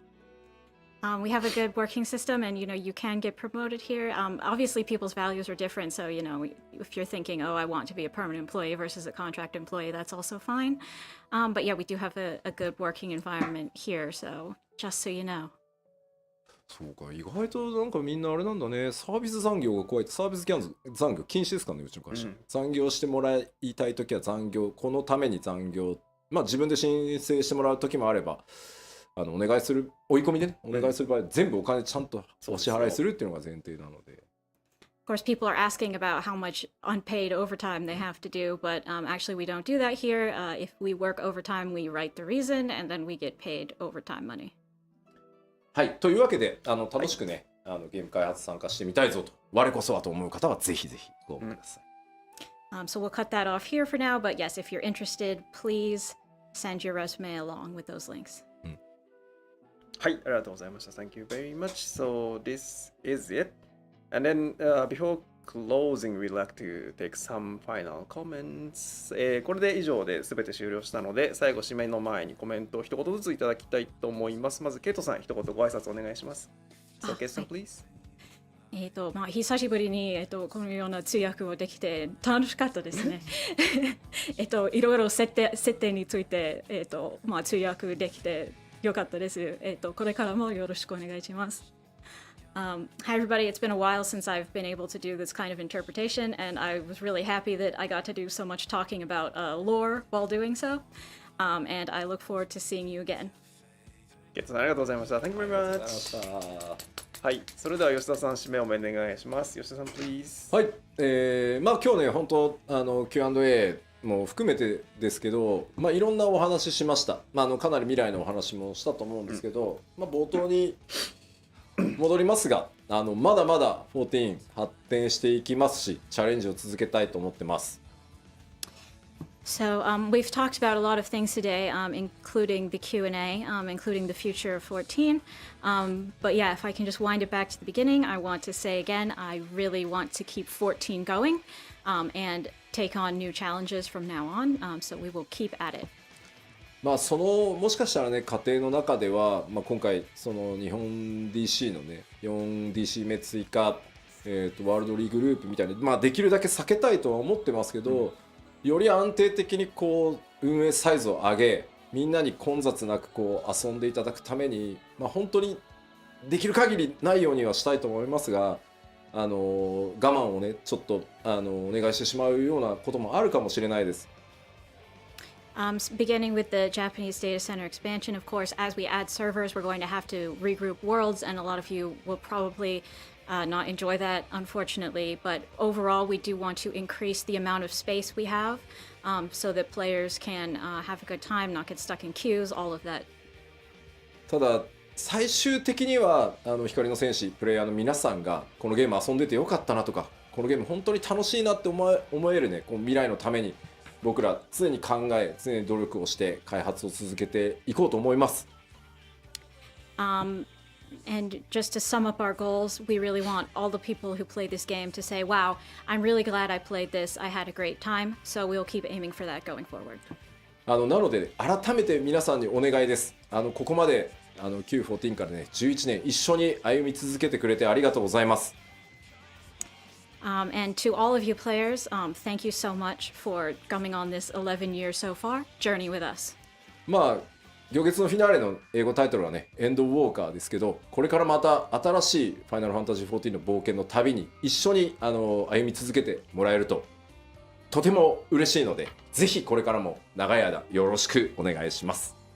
And I have one thing to ask of you. Obviously, this expansion was called Endwalker in English, but we're going to keep walking. We're going to keep journeying. So I hope you will join us on our adventures for as long as you possibly can. Thank you. はい、それでは今日本日長時間ありがとうございました。Thank you for watching such a long presentation. Okay, this is the conclusion of today's Final Fantasy 14 Letter from the Producer Live, and then see you all again in 2 weeks' time at the next PLL.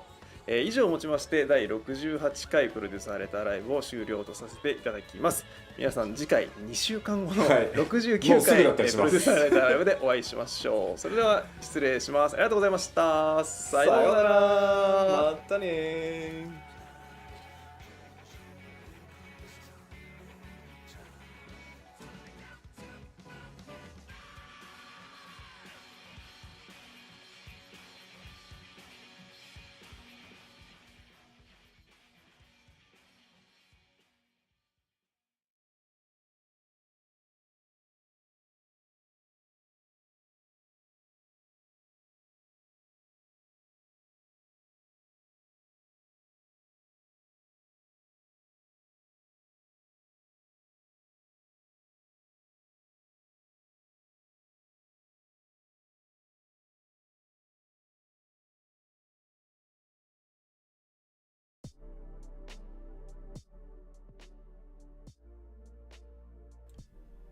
Well, that was a fairly long and interesting letter. There was surprisingly much of information in this one. like there was a little peeks into the lore. People asked some pretty interesting questions, as a matter of fact, and there was plenty of clarification about the future of Final Fantasy. So not much actually changed, despite people might feel like there was a lot of things that changed, but it's basically that we still are getting major updates every 4 months, and that also leads in turn into any expansion in basically every 2 year and a month, give or take, because well, winter holidays and such. So 1 week extra here and there, and that will add up a little bit. So generally the same schedule as now, just they clarified and said that in words, because we do need extra time, and that's pretty normal. I was initially hoping that if the entire stream won't be too long, I might go and play Inside today after Letter from the Producer, but my eyes are really tired. I am really tired myself, so I will be actually concluding this 5 hours restream. It was an interesting experience, just basically watching the stream with someone else. So I would like to thank everyone who checked out my stream here, as I was watching the stream from main Final Fantasy channel. Also, thanks for basically striking the discussion, listening to my thoughts about the future updates. There probably will be another stream a little bit, well, not a little bit, but later today or tomorrow, depending on your calendar, on your time zone, basically.